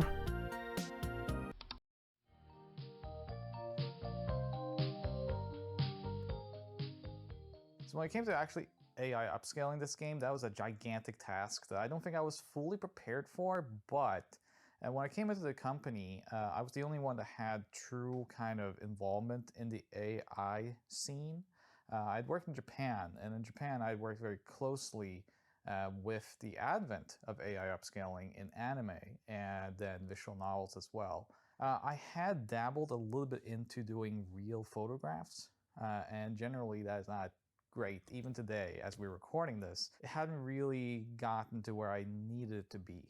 And that was a big problem because we had about 800 images that then needed to go from 640 by 480 index colored BMP images into fully upscaled, clear photographs. So when I sat down to plan this out, the company, Limited Run Games, had already tried their hand at using kind of conventional AI upscaling applications. There are some out there, they're very good. And the results that came from that was kind of twofold. So you could absolutely see there is something here. Trees, shrubbery, this kind of stuff was being reproduced, but characters, objects, things that very much catches your eye was plasticky and kind of, it looked like everyone was just wrapped in some sort of protective rubber. This is making everyone look much more icky, and we can't go over this. So I'm going to assume, I don't know if they're going to go into this. I'm going to assume a part of that is because of it plasticky skin and stuff like that usually comes from digital noise reduction. So I have to assume like that's part of what caused that. Like, is that whatever AI model they're using is also doing digital noise reduction, and that's fucking it up. There was another AI model that had been put into use, and it made everyone come out like kind of fried chicken texture. And I was like, I don't think this is going the right direction. So what I decided to do was, I have the connections to get in touch with the actress. One thing I talked to Jeannie was, hey, I want to try something out here. I want to do an AI upscale. What I'm going to do is I'm going to teach or feed my own AI model and basically have it recognize you. But I need a lot of references. Can I use images of you? And can you supply them to me? And she was very happy. She was kind of like, this is really cool. And so we started to get to work. And it took me about 3 weeks to really create a model that I was satisfied with. The problem I had now introduced was that I had a model that was very good at recognizing Genie, but it made also Edward look like Genie. So I had to go contact him and say, basically, hey, I need a lot of images of you. And luckily, Edward also had a modeling career. So that was no problem. And feed the AI again, reconstruct the images. Now everyone looked like Edward much more. So what happened in the end was, man, I would love to have seen interviews with Edward. One for Edward, one for Genie, one for backgrounds. The other actors were fairly prominent in their scenes so that the AI could do an approximation. and I could hand edit all the inconsistencies. But for the general images, what I did was I ran a batch process once for every person and then once for the backgrounds. I would take those results and actually composite them together from their individual sources into one image and kind of edit around each layer and find, okay, this one did a better job reproducing this, this, and this. Together would form the full scene. That wasn't enough though. Okay, but what's with the one fucked up shot? You guys remember what I'm talking about? Halfway in, I would say like 8 to 9 months kind of. Or the one where Jane's head is different? Those original images are very low quality. They still retain kind of like a color temperature and overall quality of a 90s photograph, like a Kodak moment. Because this game is just a sequence of Kodak moments. So what I did was basically scan my own family albums, a lot of pictures from different times. You scan them at a high DPI. You go in real close. What happens? Well, you start to see what is kind of the grain, how colors are blending together. And I went in and I made a custom filter that reproduced that look, that feel, to That's then batch dope. process on Fuck, top that's of the dope. images I now reconstructed.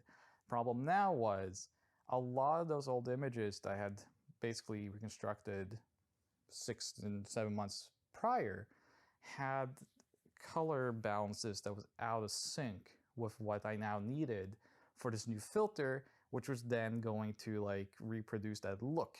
All in all, it took about, I'd say about a year from the first image to the very last one to get this all in. But as you can see in the game, I think what we managed to do, It looks great was in the even game. better than actually scanning the individual images that was taken back then. And the reason why we couldn't even do that was that the production, the original production, was done on 4 different cameras. Through someone on production, Giovanni, we realized the game had been shot across some sort of bigger like studio photo camera and also a running video camera, a VCR camera. There's film, What the Polaroid, hell? and then there's actual photographs. And none of this really has survived. So even if we did have full access to sources, we would have to comb through the actual video and find the stills. It's interesting in the sense that I think the game was meant to be video, but of course, for us doing this reconstruction, it meant we could only use what was in the game, and what was in the game did not lend itself well to AI. I'm pretty proud of it now though, because I think this is basically one of the first times that we used AI for actual real-life photographs. So I think it's pretty neat, and I hope everyone playing it also enjoys it. It was good, man. So that there's that one shot where her face is screwed up. Hold on, I might even be able to find it.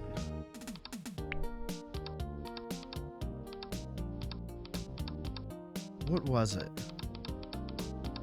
No.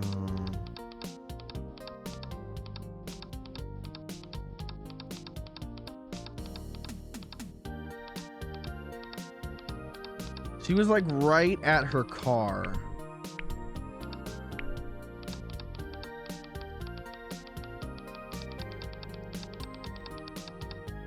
Okay, this is go the other way. Go the other way. Go the other way.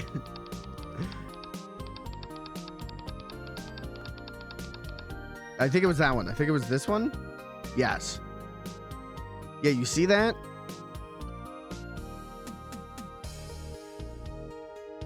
That's pretty badly done, I have to say.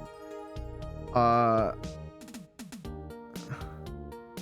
I didn't even really try. I don't know what happened there, but I have to assume that... Oh, yeah, that one too. It has to be something that, you know, the AI model just couldn't process her face correctly. But, like, why did they... I don't know. They didn't even try to get the same thing. I don't know what the thinking was there, but everything else looks great. This is a really like impressive AI upscale. See, when AI upscaling's done well, it's really damn good. It's kind of the best way to do it if you can't get original film negatives and everything. So when it's done well like this, it's really impressive. And then sometimes you get that new you get that remaster of Interstellar 555 where it looks like absolute fucking garbage. I think this is okay, so this is just the reveal trailer. I don't think we're gonna see any of the Mega 64 stuff. Okay, we don't need that. 2022 trailer, unless this was.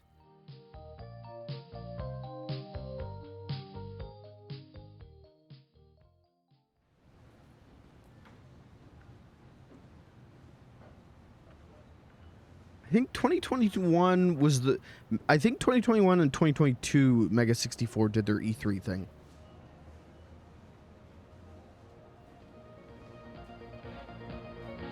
Okay, well, we don't need to watch that. Order date trailer.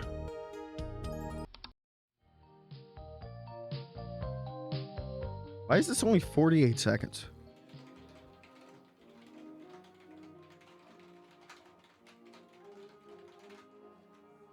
Just do it, Fivehead. Just make it work, Fivehead.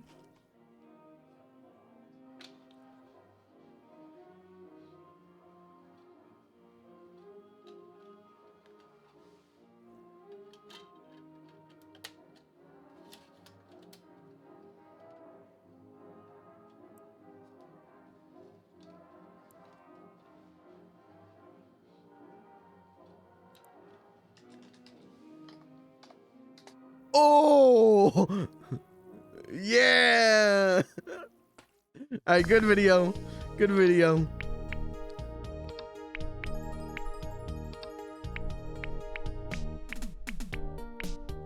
New intro. We saw that. Oh, the game crashed.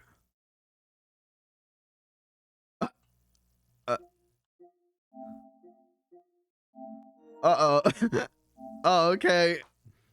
So there's commentary. Let's try that again. I assume it's commentary for the whole game. Let's see if that crashes again. It might just crash again. There's a couple bugs. There's a couple little things that need worked out. We're not going to do the whole thing, but I just want to see if it is, in fact. Yeah, the game just crashes when you choose that.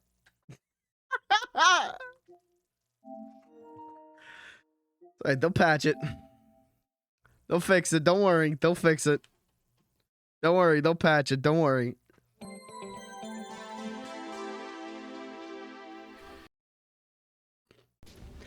It happens. It's launch day, chat. It happens.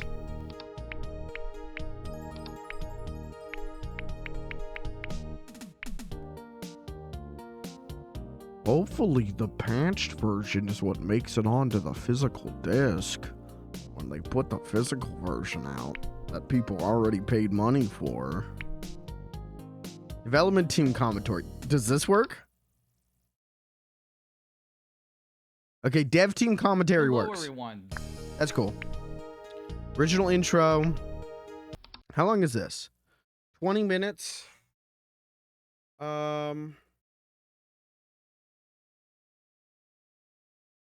Okay, let's do it. This is the full react stream now. And now I'm reacting to YouTube videos. This is the full react stream. They should have put the AVGN episode on here. Plumbers don't wear ties. One of the most notorious video games ever made, which is even more crazy considering that most of the people who know about the game have never even played it. Here's the story about how it all came together and its surprisingly long legacy. Way back in 1976, Michael Anderson worked at an energy company in Boston. While there, he worked on the ARPANET, which was a very basic precursor to the internet. Years later, he founded a digital mapping company that was very lucrative. He sold the company, and the buyout money gave him just enough currency to give him the free time to, as he says, get into trouble. At the time, movies were experimenting with different forms of interactivity. This would later culminate in something like Bombmeister, the interactive movie where the audience could choose the outcome. Anyway, hearing about alternate storytelling gave Anderson an idea. He wanted to experiment with something on interactive stories. He had no intention of becoming a filmmaker or a game designer. He just wanted to try something new. Since he had the time and money, he figured, why not? He wanted to experiment with a story that had different outcomes that were dependent upon the user's choices. Oh, Jesus, Kinda the like Bit those old Crush. choose-your-own-adventure books in video form. He thought about genres and ultimately decided to make the story revolve around a mindless rom-com, which would be the most cost-effective theme to make, since it wouldn't involve any special effects. Fueled by too much booze and weed, he wrote the script over the course of a few days. It was about a guy named John and a girl named Jane. The two meet up in a parking lot, and after a series of hijinks, they fall in love. If you make the right choices. The character of John is a plumber on a bike, and for some reason, he wears a tie. While writing it, the project didn't have a title. At the end of the script, Jane can't believe John's a plumber and tells him, "Plumbers don't wear ties." Anderson decided that title was just silly enough for the production. Now with the script, he looked into how to get the game made. In the late 80s, early 90s, thanks to CDs, companies were figuring out exciting new things to do with this increase in storage space. We had light gun games like Mad Dog McCree, which were Laserdisc and often had fairly decent We're gonna do Mad sized Dog budgets. McCree next The Gamer arcade Zone. units were using dedicated hardware, and the video looked very crisp. Unfortunately, technology wasn't there yet for home units, and often what looked great in arcades was very low res and pixelated on PCs Missed it. and consoles. Try another. Anderson was looking into doing a full motion video game, but decided most people wouldn't have Missed been able it. to play it back Try then, another. since the average computer wouldn't have been able to handle it. There were some games like The Seventh Guest that spent hundreds of thousands of dollars and years of development time to get to where the video footage was still pixelated and low resolution. The average CD-ROM transfer rate had to be 125 kilobytes per second. That's trivial by today's standards, but back then, it was more than most. The speed was just too slow to show full-screen motion video, so the videos usually only filled a small fraction of the screen. Another problem was CD-ROM video storage. A CD-ROM could only hold 640 megabytes. You wouldn't do the They sound tested alert and because it's a tried, Germa but thing? with what they wanted to do, it Yes. just wasn't feasible to Now, make the if game I in full played the motion game, video. though, This wasn't a technically it's a major me thing, company who had but that's one of my endless favorite resources and tech Germa guys bits who could ever. work on compression That's one of the and other most famous facets. Germa clips This was a ever. small indie So, project that I really didn't was want to being do made it as an without doing it on experiment. my own stream. Anderson decided instead of full motion video to make the game as a series of still images. That was the only way they could guarantee the game would run on an ordinary CD-ROM. With the concept for the game and the script in place, he started to look into casting. Not being a casting person, or having any ties to Hollywood, he would just go talk to potential actors, told them what he was doing, and asked if they'd like to be involved. One day he walked into a restaurant in Glendale, California for lunch and was stunned. They were doing a lingerie show, and there was one girl who stood out from the rest. Jean Besson. Anderson knew she'd be the it girl. He approached her and asked if she'd be interested in acting in this video game project. She enthusiastically said sure. Jean had already been acting for years as Hollywood, one of the original gorgeous ladies of wrestling. She also appeared on a few TV shows like Saved by the Bell and Married with Children. With the Really? it girl Jane hired, Anderson continued to scout around looking for cast members. Most of the people he asked agreed to be in the game. He then asked them if they had any family or friends who'd be interested. He even hired a few of his own friends to be involved. After a few rounds of this, he had his cast. Anderson filmed the production in the summer of 1990. Okay, so it doesn't sound like Pornto. You know, I maybe I jumped the gun on that. In Glendale, California. Since the budget was low, he didn't bother getting filming permits, especially considering they were just going to be taking a bunch of pictures. The exterior locations they did without permission. They were pretty quick. They would just show up, have the actors get into their poses, and shoot. By the time anyone even realized what they were doing, they were gone. They didn't have to worry about the sound since that would all be added in post. The interiors, on the other hand, were places they were able to get permission to shoot. Thresher's office was in the Arco building in downtown Los Angeles. The director's sister was an executive there, so she arranged for them to shoot the scenes there on a Sunday when no one was at work. The photo shoots went off mostly without a hitch. They'd get weird looks from the locals when they showed up to shoot a scene, especially for the end chase sequence, where Jean is half undressed running away from Thresher. They shot the entirety of the pictures in about 5 to 7 days on weekends.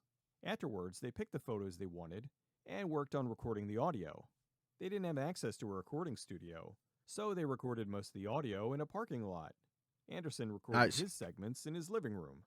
Keeping with the theme of all this just being a fun experiment, John flubbed a line, and Anderson decided to just leave it in. I've been searching for you. Freudian slip?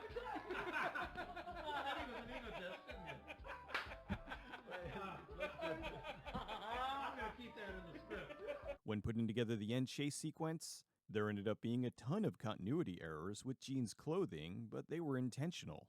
When she escapes the building, she isn't wearing her jacket.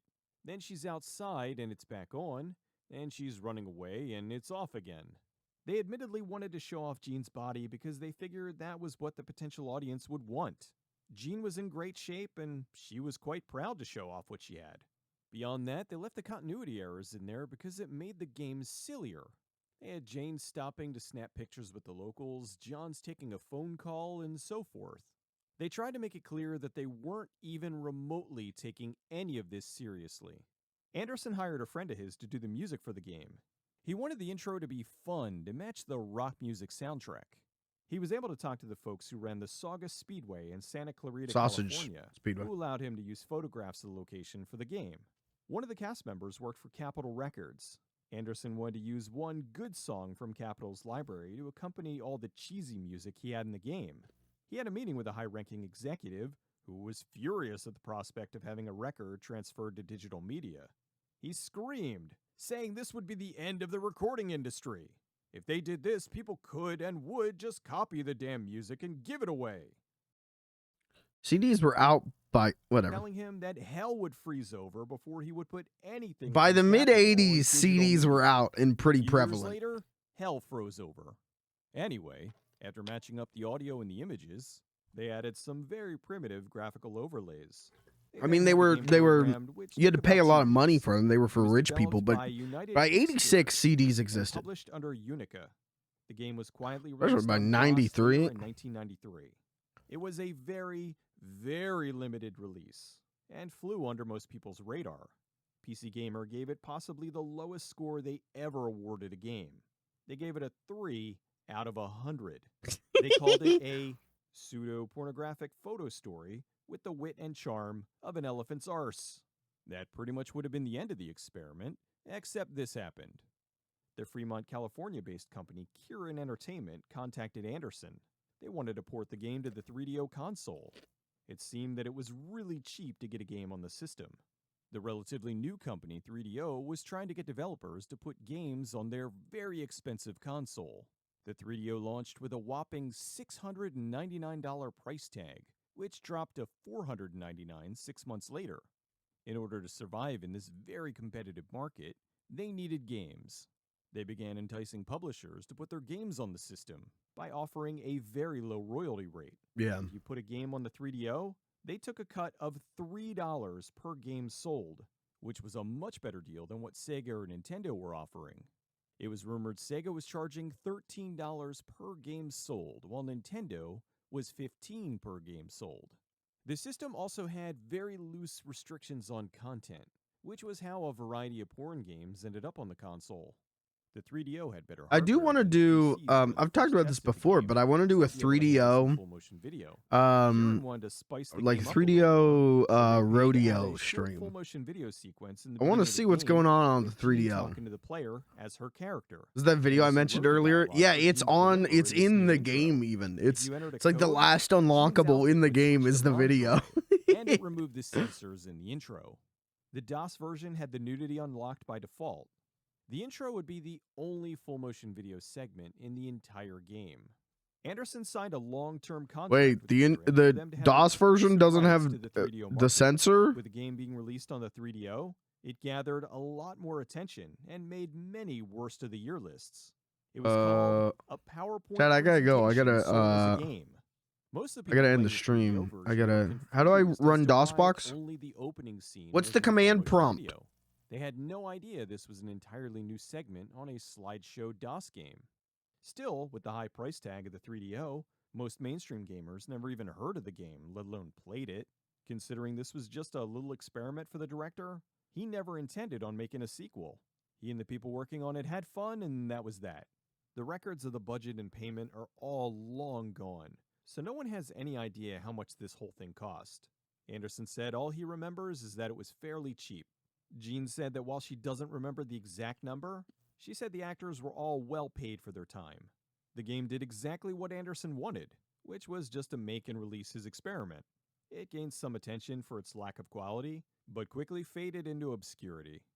Flash forward ahead to the year 2009. James the Angry Video Game Nerd Here we did go an again. episode on Plumbers Don't Wear Ties. Needless to say, All right, Chad, after we didn't this, like we're it. watching the AVGN episode, and then I'll call it a Worst stream. things I have ever seen in my life. He deconstructed the game in his usual style. Oh, did it get desynced? Which brought a massive amount of attention to the game.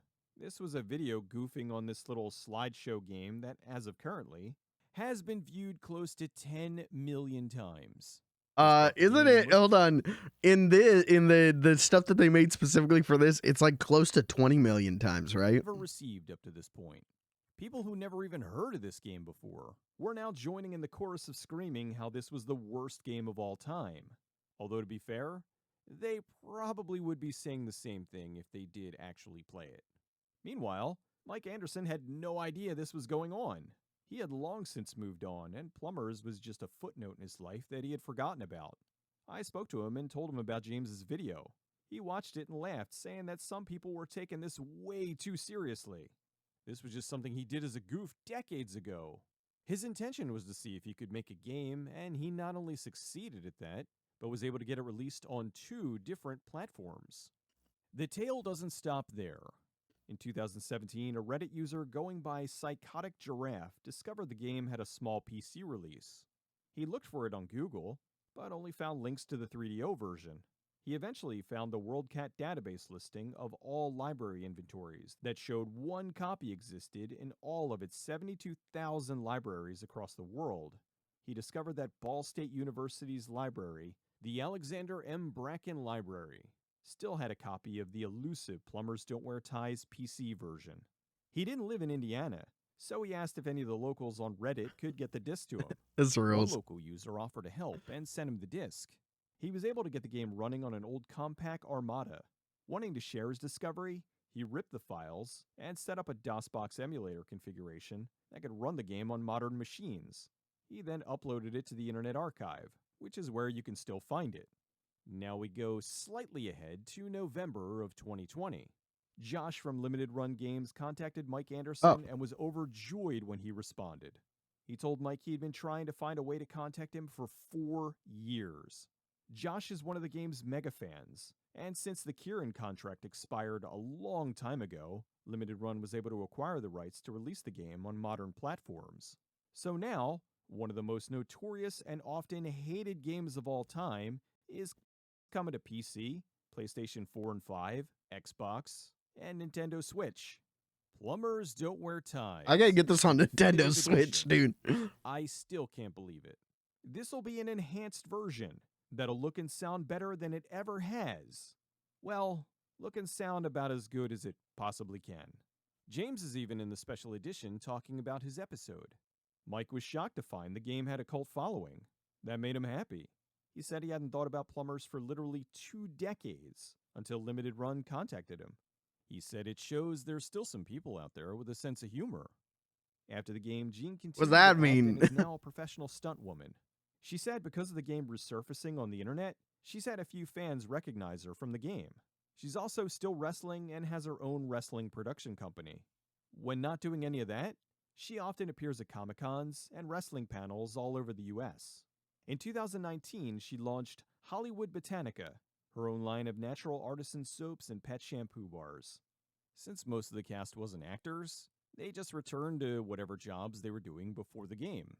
Although Edward J. Fasulo, who at the time went by the name Edward J. Foster, briefly returned to acting for the 2001 film Visions of Sugar Plums, which is probably more embarrassing than his role in Plumbers.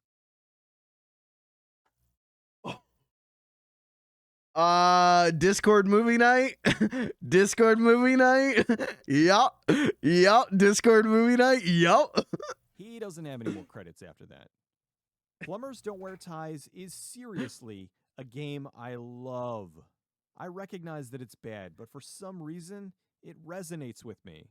I would never in good conscience recommend it to someone as a good game, but at the very least, I would tell them to watch a Let's Play. Believe me, I fully understand why people don't like this. It's not even a game per se. It's a visual novel Nah, that this started with rules. still pictures instead of anime characters. When asked about the game, Mike said, Plumbers was a one-off, personal, and wacky experiment for me. Most people take the game, and themselves, far too seriously. From the very get-go, it was designed to be a silly project that doesn't fit into any category. The all-too-serious reviewers actually crack me up. Mike's happy the game still generates interest. He was also shocked when he was contacted by Limited Run. I asked him what happened to the tie, and he's not sure. He said either Ed, the actor who played John, kept it, or it ended up at Goodwill. So just think, someone else out there might have worn the tie. Oh my god. Maybe even a plumber. John, plumbers don't wear ties. Now come on, stop fooling around. That was good. Chat, we'll watch one more video. You know, we're gonna watch the AVGN episode, but that's it for the actual thing, right? Well, wait. I did unlock another border. It's just question marks. Wait, what's the 6th border? The secret border? There was also something about like unlocking the dog. Hold on. Yeah, like dog. How do I change the sensors? Let's do this. Let's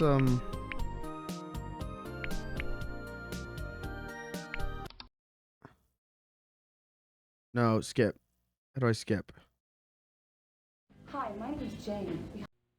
No. Okay. Frames. Is it really just question marks?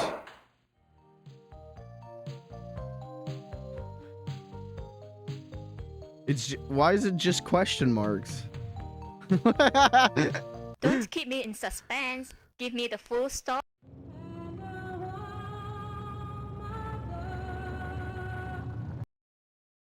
Oh. Border, yes. Filter. Inner defined screen size. What does this mean? Screen size, yes. Here we go. Oh, there was subtitles the whole time? Censor. Okay, what's censor to? We gotta go to the ass pictures. We're speed running.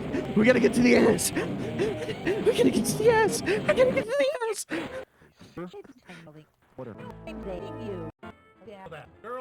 Wait. What happened last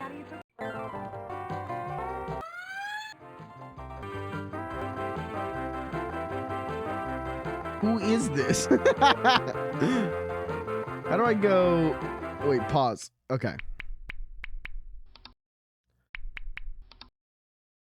The guy that died, I think he didn't die. I think it's just a joke. But it's like a really specific in-joke that I don't get. The sniffer sensor. Whoa.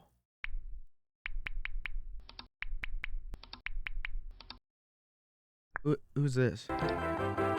Who's this? Who is this? Again, it's just like in jokes where it's like I don't get it.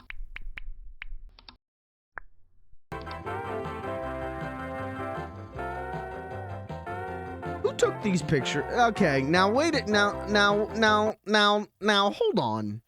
Now I've been saying all this stuff about okay, it wasn't Porto. It wasn't Porto. I forgot about this. Who took these pictures? Who took these pictures and for what use? And the PC version is uncensored. It's Porto. The game is Porto.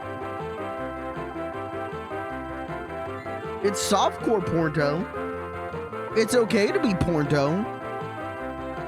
But I was not wrong in saying it's Porto. Because it's Porto.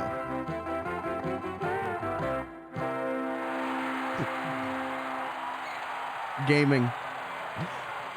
Gaming. Gaming is good. Gaming is good.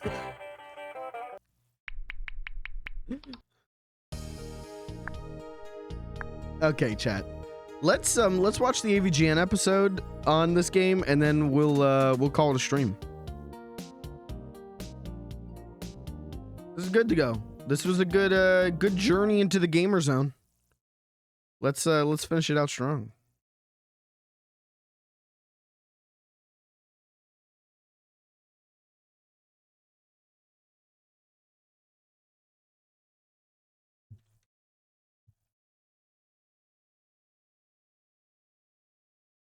Oh shit, this thing's 20 minutes long? I do not remember this being 20 minutes long. Fuck it, why not?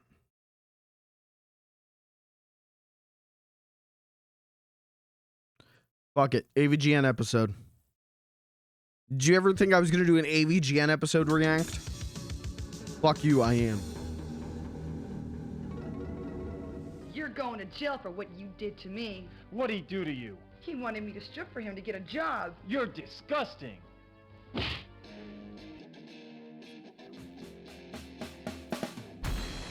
gonna take you back to the past to play the shitty game. I watch a lot of like classic AVGN.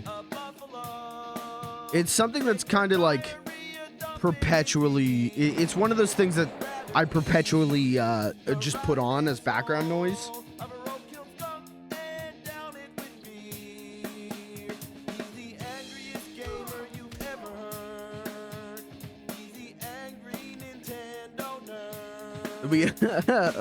A mic jump scare?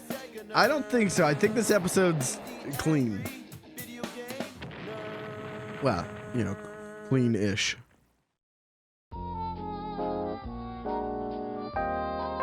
This video's 15 years old.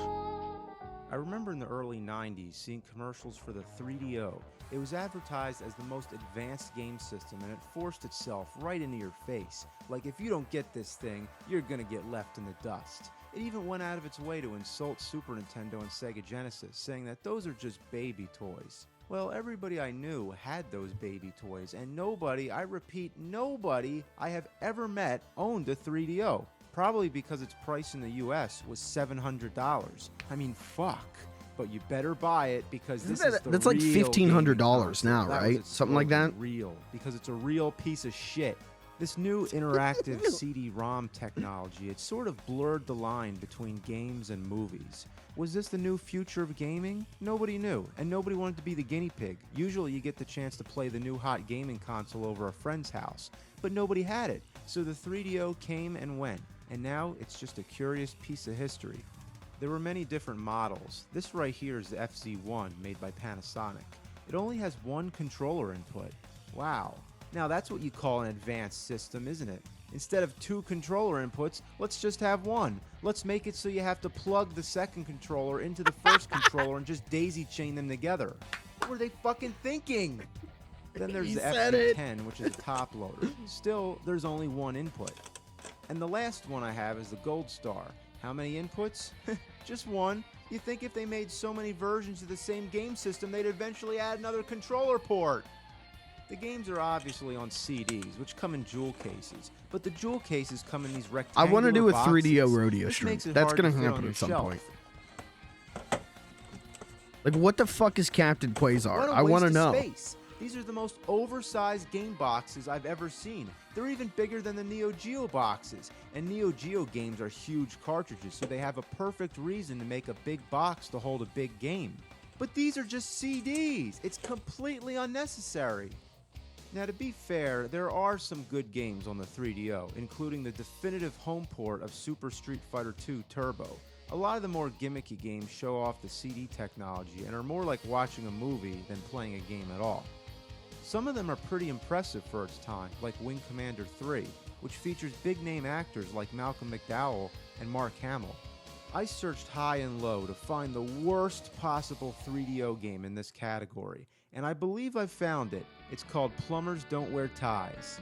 Judging from the box, I don't even know what to think of it. An interactive romantic comedy. A plumber, a daddy's girl, chickens, crazed yuppies, evil bosses, shower scenes, race cars, pandas, a nun.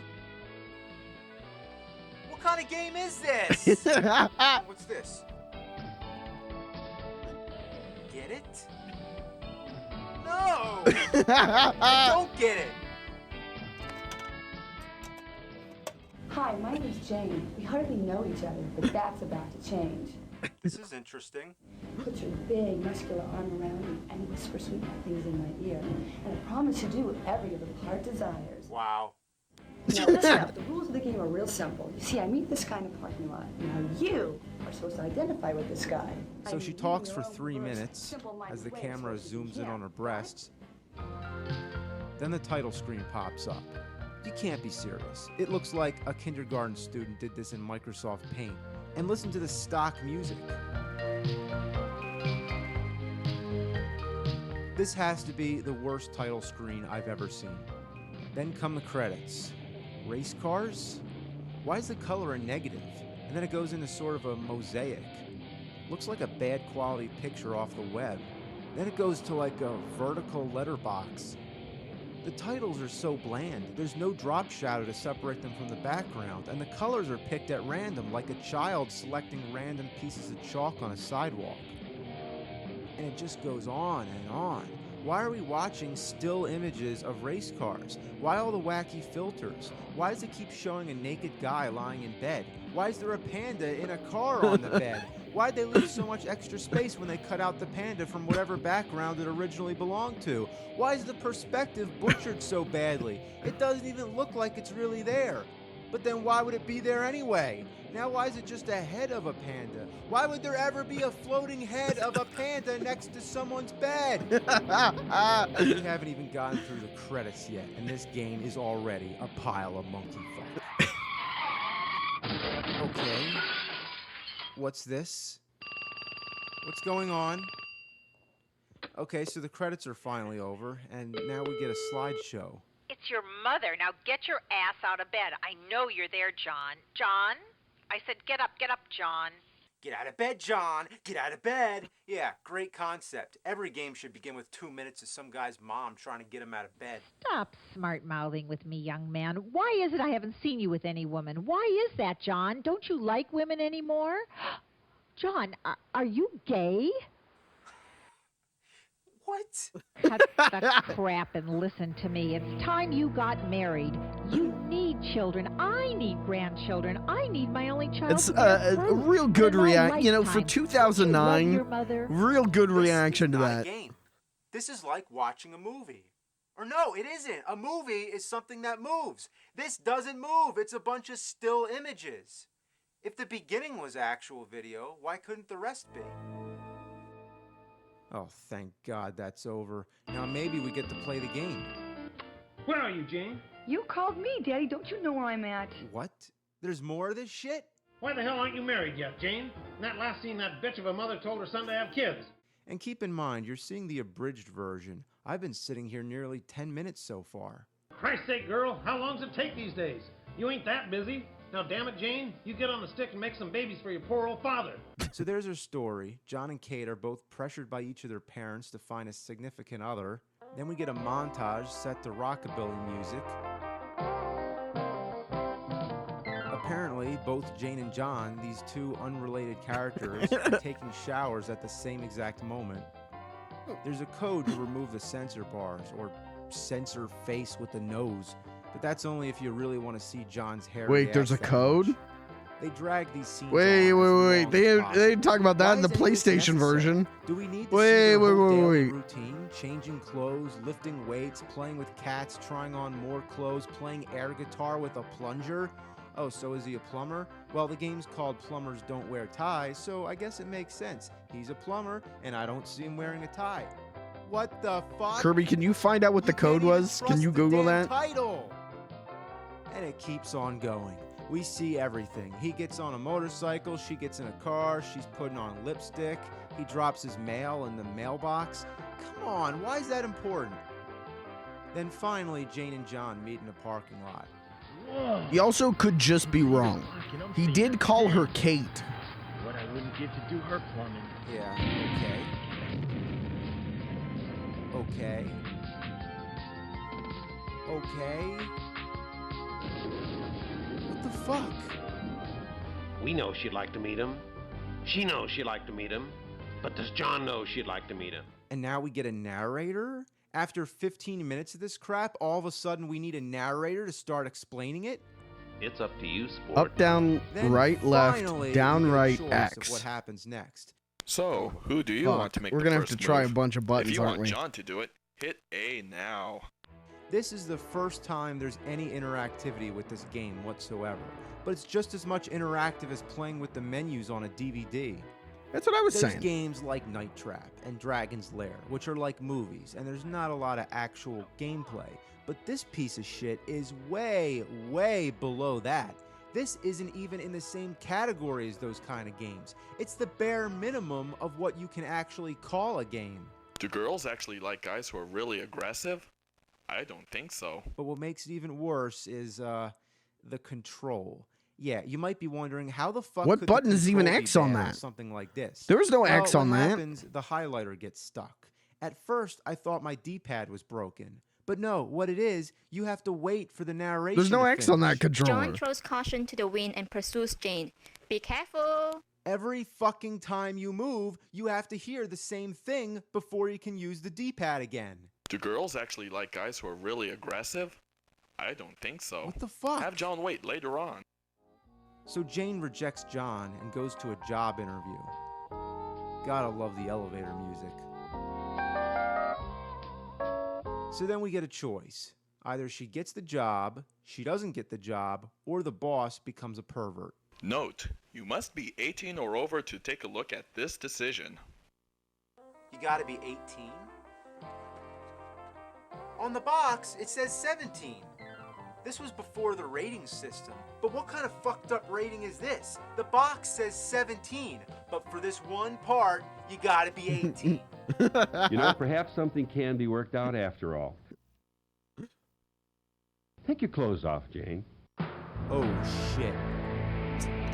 You know, we get at least 200 qualified applicants for every position here. It's those people who do that little extra thing. They're the ones who get ahead.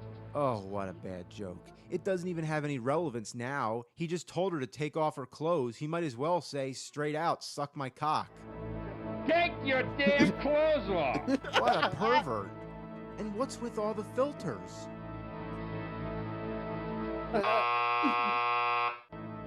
Now see how your sick curiosity led Jane into this mess? Time for another decision. Either she refuses to take off her clothes or she accepts.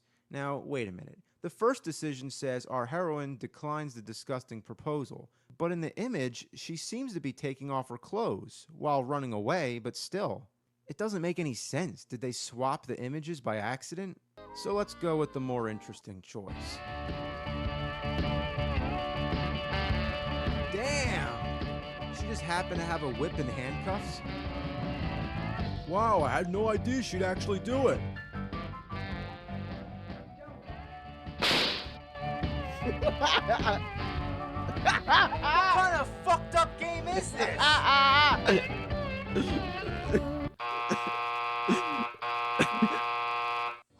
What's with the crazy filters? Oh, now you've done it. You've really done it. How could you make Jane into such a perverted young thing? I've guided a lot of people through this story, but I've never seen such a disgusting series of plot choices in my life. Fucking chicken mask. Upside down fucking chicken mask.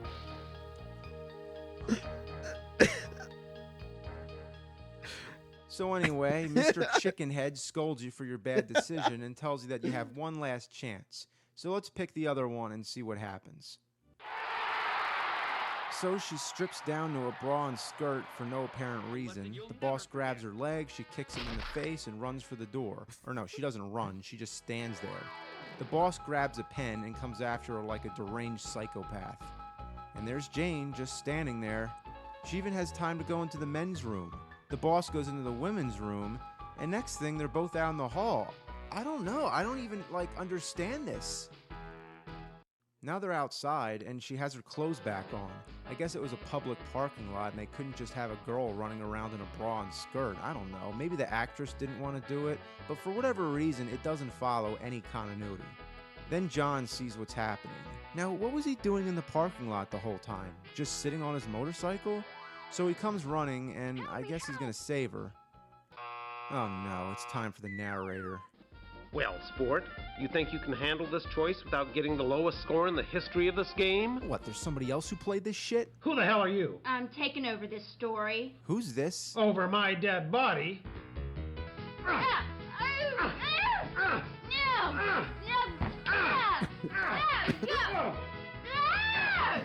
They're angry people because you can't disable the censors. Oh my god, woke censorship.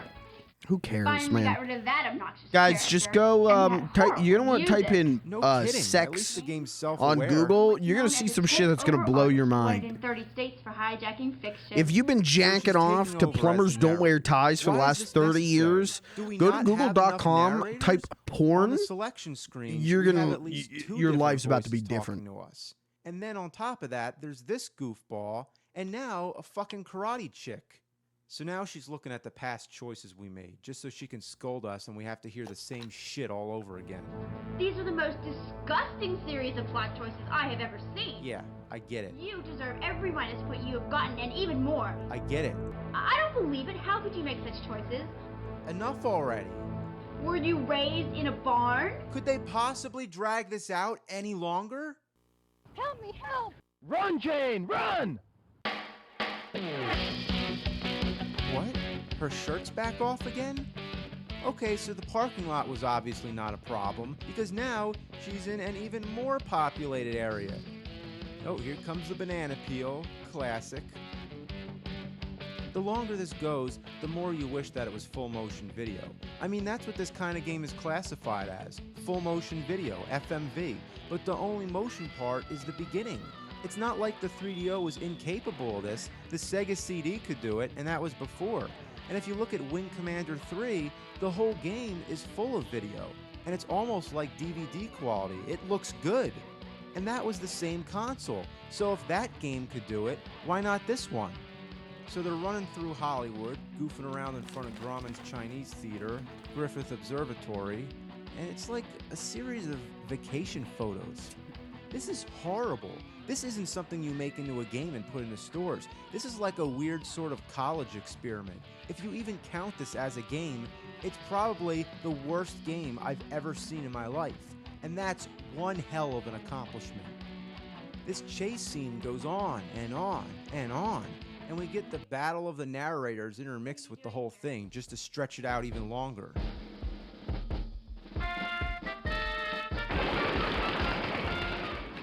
What's going on?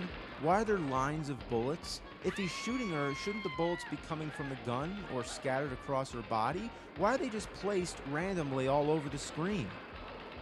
Were And the they put an bullet X on her effects face to show in that the she's dead. remaster? I'm back in control now. I don't remember the bullet effects. Nope. there What dogs the hell, applauding? dude? They fucked us. I'm not imagining that, am I? There's dogs clapping. I didn't even know that dogs were fucking watching. So the next thing that happens, the boss, whose name is Thresher, by the way, he offers to pay Jane for sex. So after trying to rape her and kill her, now he's offering her money. So for the next 5 minutes, John tries to persuade Jane while she negotiates her price with Thresher. Your original deal was $5 million for one night, right? So what's $7.5 for 2 nights? I'm giving you a $2.5 million discount. People are mad about that too? Really? I mean, I get that It one goes more. on for like 5 minutes. It's like $5 million for a I day, get 'em both $7.5 from a, million like- for a weekend, $5 million, $7 million, $5 million, $20 million for a weekend. Ah, like stop What's it. the term? Get to I'm the tired. point. I can't think of what the No term. way, I ain't no You know, slut. consistency. You know, kind of Later thing. that night. Oh, thank Accuracy. God. 6 and I get 7 it, eighths. but How it's much not is the that biggest anyway? deal. What? They're still negotiating? And how is it later that night? It's not night. It's not fucking night. So then John goes into this big emotional speech. I don't want you for a night. I want you for a life. My only real gripes with this I've been version searching for me is the for in you. jokes. I don't get them. I don't know who these people are. What's going on? Why are people laughing? It's not funny, you know? I'm gonna keep that in the script. It's an outtake? They left an outtake? I'm gonna use that. I'm gonna take Just for a joke? Okay. So it's technically not an outtake. It's an intake of an outtake. What the fuck? Why'd they do this? His slip was that he said searching for me instead of searching for you. Was it that funny? So if you have Jane accept Thresher's offer, they just walk away, you get scolded, and then you have to go back to the decision. Uh-oh, I screwed Oh, wait. up. We Did didn't you get keep me in that. the run? So if you pick the other We didn't get choice, that she walks away with horrific John. art. They go out in the parking lot where they originally met. I don't know if to be ironic or just out of convenience. Oh, man, Well, maybe we did get snookered congratulations. on this. Now for the final choice. Either I want the Hollywood ending or give me something different. Yeah, you know what? Give me something different. Give me a different fucking game. This is one of the worst things I have ever seen in my life. On the box, it says plays like a game, but feels like a movie.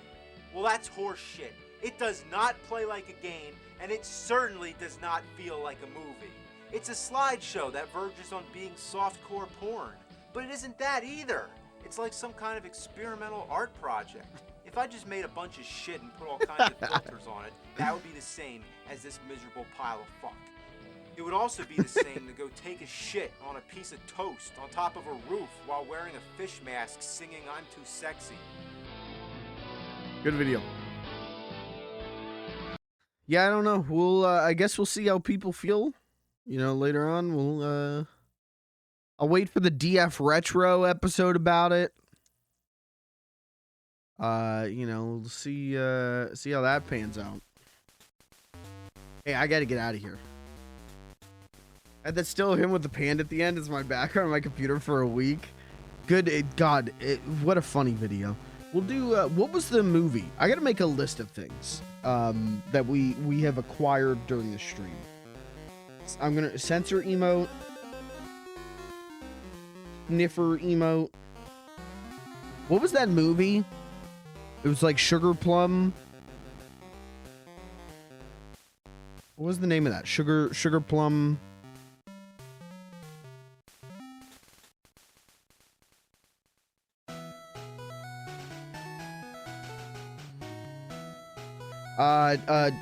Did take your clothes off, sound alert.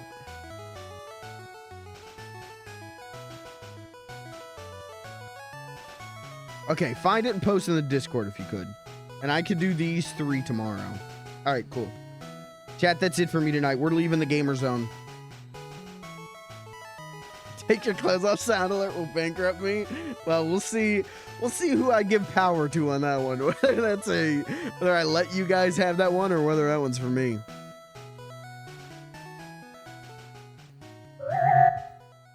Ooh, Bubblegum Virtuality Tour. Tony, that's a good one. Classic. I'm out of here. We're leaving the gamer zone. Thanks for being here, guys. Thanks for hanging out. Very fun. Very good shit. We'll do more like this. I think I figured out what the gamer zone's going to be used for. You know, when the slop is rising to the top, I think is when we'll use the gamer zone. And this is a good second gamer zone. But now I'm out of here. I'm going to get out of here. Tomorrow, if everything goes okay, I should be streaming tomorrow. Thursday's the day where I'm working a double. Thursday and next Monday.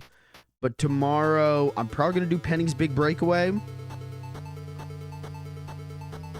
Probably. Unless I really feel the need to do Tears of the Kingdom. Probably Penny's Big Breakaway tomorrow. So, I'll see you tomorrow, chat. Thanks for being here. Thanks for hanging out.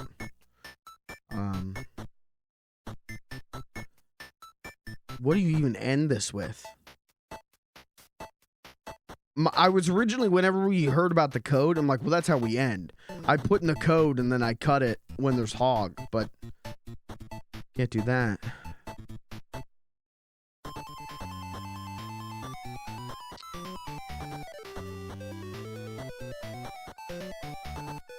I don't have an ending. I don't, like, I could pull my, I could pull my hog out, but that's not very funny. That's, I don't have, like, a knife. Thanks for being here. Thanks for hanging out. Take your damn clothes off.